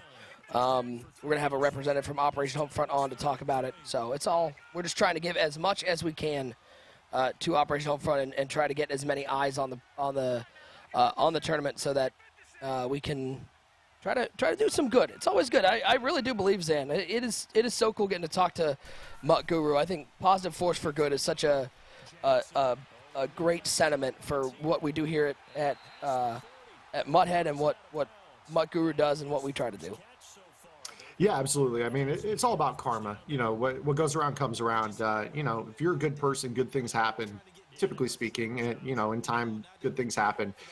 So just always, that's the number one rule is just, you know, be a good person. You know, we enjoy having all of you guys out here every single week. Wouldn't have it any other way. Just continue to be that example for the rest of the Madden community, and this thing's going to grow like a weed that you actually want to keep around, rather. Not a weed, a flower. We'll call it a flower. Yes, a flower. Or weed. I don't really know. It's unclear. Finals here of Friday Night Football number 20, Clef and Pavin. This has been sort of a grinded out game so far. 10-7 Pavin with the lead here in the second half, but Clef with the ball. Dropping back to pass on second down, getting out of the pocket. Pavin's defense getting some pressure on the quarterback. Another big hit taken. Lamar Jackson is getting pounded right now by this defense of Pavin. And Zan, we saw Pavin do that in the club championships. He really took advantage of some of those looping techniques on the defensive line and was able to, that defense led him to that $100,000 prize. Yeah, certainly. And it became the catalyst for the rest of the community running this defense for the rest of the year. You've seen this defense every single time you've gone and played Madden and booted up this year. This will not be a defense that will be in the game next year in terms of the loop. Now, you can still blitz aggressively and do things like that. But in terms of that loop thing, it's pretty much the same bug as Big Nickel over G. It's just Pavin's done a great job of figuring out a way to use it with a looping corner as opposed to a looping D tackle. It's been very, very tough this year. But we'll see how much Pavin can ride this blitz to success here in the tail end of Madden 19. Similar defense Clef is running when he's on defense as well. Pretty much everyone out there runs this, but we'll see what people shift to next year. That's for darn sure. Oh, this is 4th and 11 for Clef. Pressure, stepping up, getting outside the pocket. Good coverage down the field. He's going to look all the way across the field, drop it in the bucket. What a throw from Lamar Jackson all the way to the 22-yard line. I don't think I've ever seen Lamar Jackson actually make that throw. No, rolls all the way to the right, makes the throw all the way to the left. You want to talk about Madden 20, that's going to be a throw that's going to be very, very tough. Reserved for the Patrick Mahomes of the world next year with that type of archetype and the escape specialist and the throws on the run. That's going to be reserved for only a few players next year. All right, Zan, LSU JJ in the chat says, for those that had a chance to play the beta, what was the thing you liked the most, and do you have a major reservation? Yeah, I'll give you my favorite thing that I saw in the beta. There's a few things that I really like. I thought the player movement was phenomenal compared to this year's game. Yep. But I also really like the element of the RPO. I feel like that gives us a counterbalance to these 6- and 7-man blitz metas that we've seen over the last year. It's a healthy counterbalance to that. If you want to blitz 6 or 7, and I can RPO pop past you, I can bubble you, I can seam you, I can slant you with the alert type RPOs. That's a really great thing to have to counter that we haven't had in the past. Things like play action and the screen game are typically what you use to counter the blitz. Those haven't been very good over the last couple of years. But I'll tell you what, the RPO game is pretty solid. Things I didn't like. A lot less of those this year than there were in Massive. Probably just nice legacy throw things. by Clef into the end zone. What a playmaker to Julio Jones. Absolutely. That's a huge dot right there by Clef to grab the lead here at the tail end of the third quarter. We're getting down to crunch time, but I'll finish that thought for LSU. One of the things I probably didn't like, just legacy things. Corner routes can still be a little bit problematic, but the good news is it's a beta. There's supposed to be things that need fixed. Hopefully it's something that EA crowdsources the feedback and takes action on it. That's a mistake. Kickoff out of bounds at the 40-yard line. Here's what I'll say. I love the RPOs. The biggest thing is just an overarching superstar players playing like superstars, making ratings matter again. I was able to do some testing, especially inside like franchise playing on sim mode, and you saw, if you had a 72 overall player on a 99, the 99 was winning that battle a lot more than a 73 on a 72. And that was nice to see that it was making ratings matter again. I'm excited to see the star players play like stars. My only reservation, and it's a double-edged sword, I love the pass rush. I love it being stiff. I think it takes away some of the waiting 6 seconds for a 40-yard crossing route across the field. Mm-hmm. My only fear is, with the D-line being so good, will that basically render blitzes useless? Like, if I can get home with 4, why would I ever send a 6-man blitz? And so at that point, it's playing in stock coverage with only sending D linemen. I worry about that a little bit, but I like that the pass rush is a real pass rush. Yeah. Oh no, we got a huge fumble, and Clef's gonna recover it. 1 minute to go in the third. Okay. Wow. What so a he turn caught of it. events right there. Spin move. No, broke a tackle. Spin move. Ran backwards. Ran forwards. Took a hit. Strip fumble. And now Clef has the ball. What a break there for Clef. It looked like he ran backwards on accident. Somehow stayed in bounds. His foot was really close to the sideline.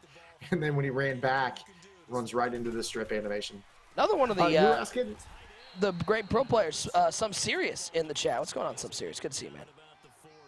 Welcome, Sirius. Appreciate having you here for our final matchup. $1,000 going. Will it be Pavin to repeat, or will it be Clef joining the three championship club? We'll find out. Joining that very empty club. So that's Yes. my only. That's like if I had a worry, that was it. Is rendering the blitz useless. Like I didn't like that. There were times this year that I felt like I could send 6 guys and not get any pressure, and now I worried that we're going to go to a game where no one's ever going to send 6 guys to try to get pressure because you get it with 3 or 4.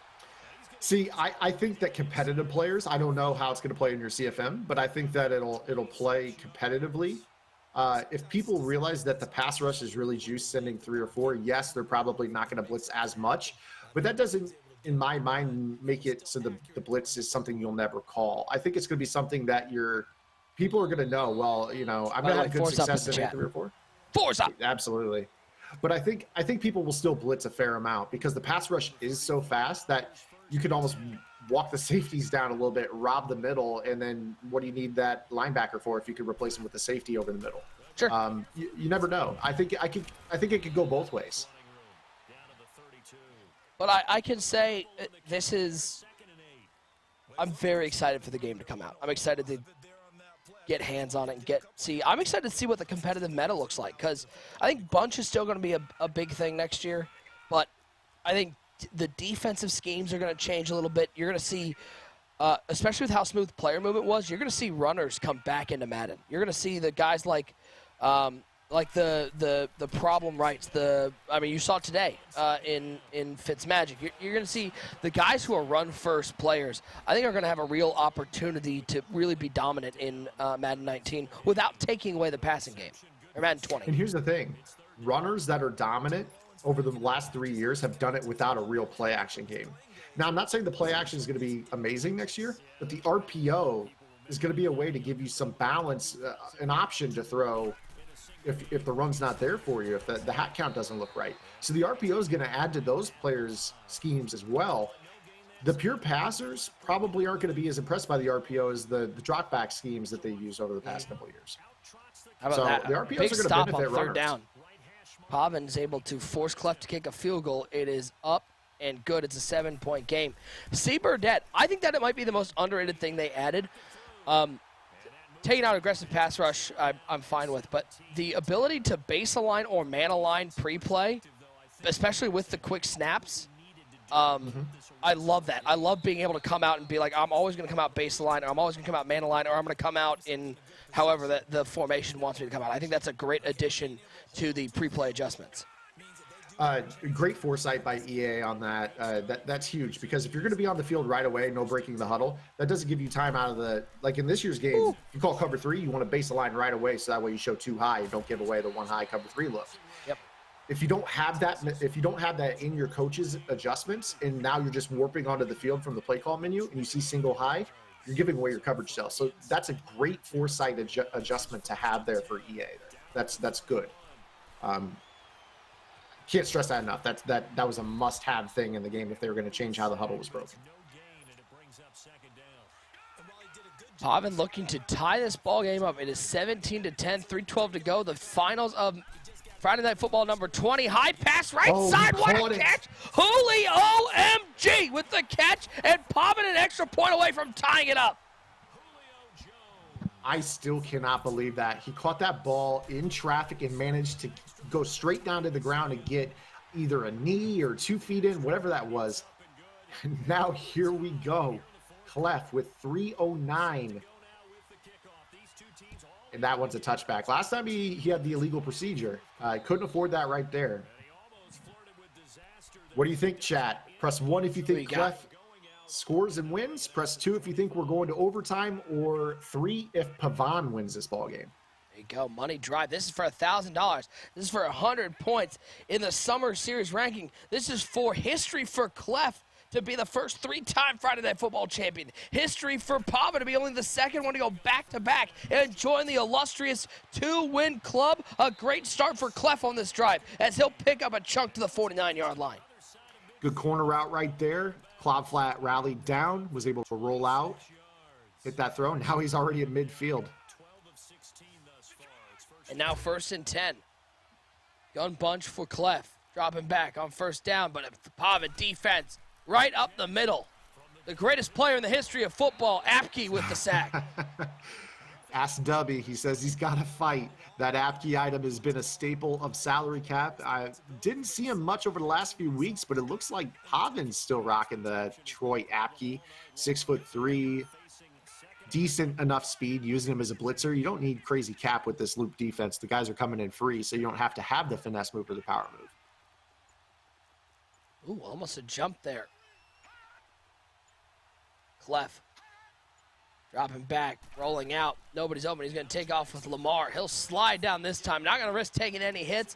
A key 3rd down, and Clef's going to hurry back to the line. I think he's just doing it to go to the 2-minute warning. He wants to see if Pavin does anything crazy here on 3rd down and 9. I would not be surprised at all if he takes this to the 2-minute warning. And Clef so conscious of the clock management. And on 3rd and 9, he's going to get to the 2-minute warning. Ooh, that was fortunate there for Clef. Was that a false start? Did I see that? No, his left guard jumped a split second after the 2-minute mark. That was a fortunate break right there for Clef. 2 minutes to go. 2 minutes, possibly 2 minutes away from awarding $1,000. 3rd and 9, dropping back. Lamar, right side, has a man on the wheel route. Wide open, nobody over there, and he'll pick up a 1st down to the 25-yard line. A key conversion for Clef the God, going for his 3rd Friday Night Football title. And he stayed in bounds. That's the big thing right there. You saw in that first corner route of the drive, he went out of bounds. And that might have hurt him a little bit. Had he stayed in bounds, we'd be talking about a minute to go in this ball game at this point. But stays in bounds right there, and now we're into the point where Pavin needs to burn those timeouts. 1st and 10. And quick drop. Nobody open. Rolls out. Lamar. Room on the left side. He'll be near a 1st down. First timeout taken by Pavin. 2nd and inches for Clef. Love the slide right there. 2nd down and inches. That means now he has 2 opportunities to basically win this game with a QB sneak. At this point, very, very tough. And you see that he's going to run the 3-3-5 against the goal line. We'll see if he can stop this. Very Big hit unlikely. on Lamar. He ate a huge hit from Ronnie Lott. All right, he'll pick up the 1st down, so it looks like it's all going to come down to a field goal for Clef with 1:15 to go. Pavin, gotta think he's going to save that timeout to ice the kicker. Absolutely, and we're going to see the single back wing tight formation here from Clef. That'll be that last timeout. He's going to use it there. I'm surprised you don't save that one to try to ice it, make it a little tougher. And now we're going to get a timeout here called by the defense. As he'll talk Another great night, guys. Remember, stick with us. We'll have that Kahuna giveaway. We'll give you all the information as soon as this game finishes up. 2nd and 9, handoff. If you're Pavin, was there a thought of just letting him in the end zone? Yeah, I think Pavin's trying to right now. Let's see.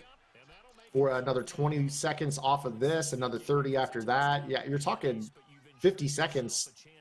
He's going to have less than 10 seconds. Yeah, I think he'll give him the touchdown if Clef will take it. The issue is I don't think Clef is going to take it.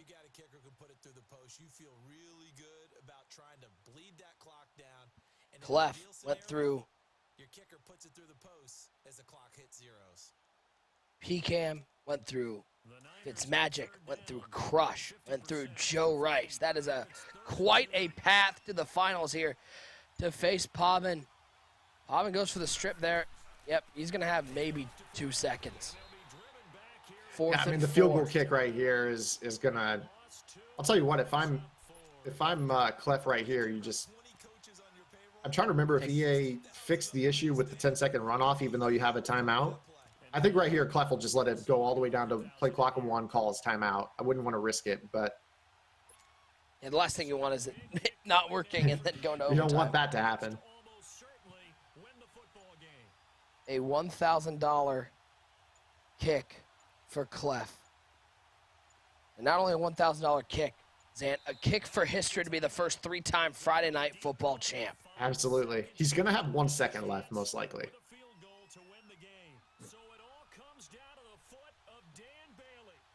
Wham. It's Dan Bailey. It's not Cody He's Parkey going to make back us there. sit on it for the next 12 seconds. Breathe in, breathe out. That's all. Kick is up. Wham, bam, thank you, Dan. Clef the God with a field goal with 1 second left. An onside kick. Picked up. Zeros on the clock. Touchdown. Clef the God, your first 3-time Friday Night Football champion as he takes down Pavin here in Friday Night Football number 20. 20-17. Zan, Clef was already on the Mount Rushmore of Friday Night Football. Now he's got his own statue as the only one to ever win 3 Friday Night Footballs. Yeah, he leaps in front of several of the 2-time winners like D. Croft and others that are on our Mount Rushmore, guys like Strafing. Yeah. So many guys. But Clef right now, the question is there anybody that could beat Clef right now? Pavin was probably the person that was most likely to be able to beat Clef. And that was a close ball game. I'd like to see them play a series of best of 5 and find out. But right now, Clef is looking like he's inched his way a little bit closer to our $10,000 tournament to Open Madden 20.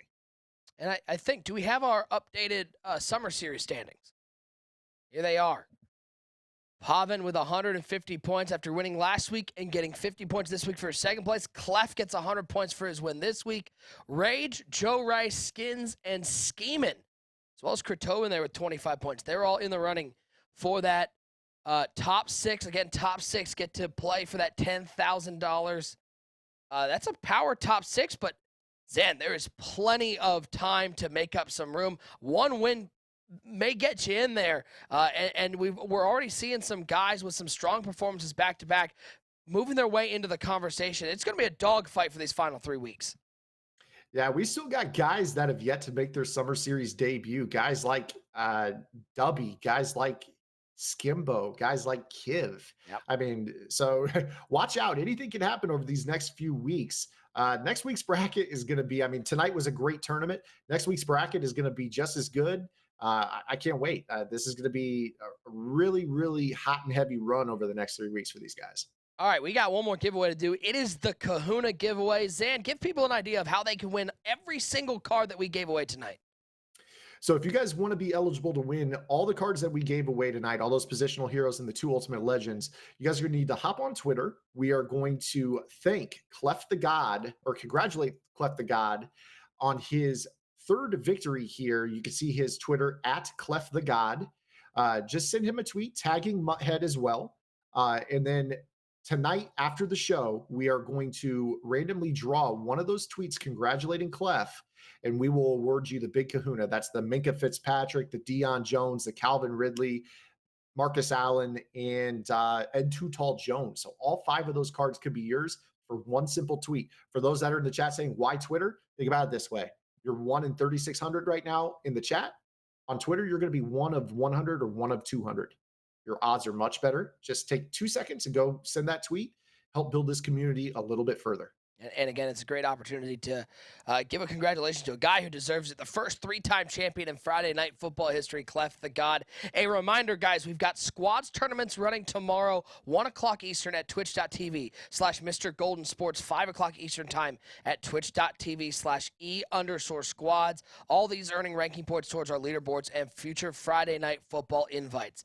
It was a powerhouse final. It was a great night of Friday Night Football number 20. Make sure you hit that follow button. Make sure you come back here next Friday night for Friday Night Football number 21. It is going to be that guy. Let me point that way. It's him. He's actually going to be in this seat. It's going to be Ant Cap. It's going to be another great night here on Mutthead. Appreciate everybody who hung out with us all the night.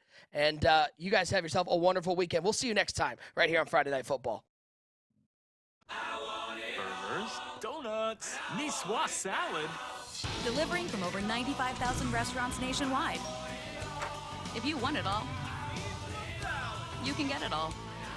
Grubhub, restaurants you love delivered.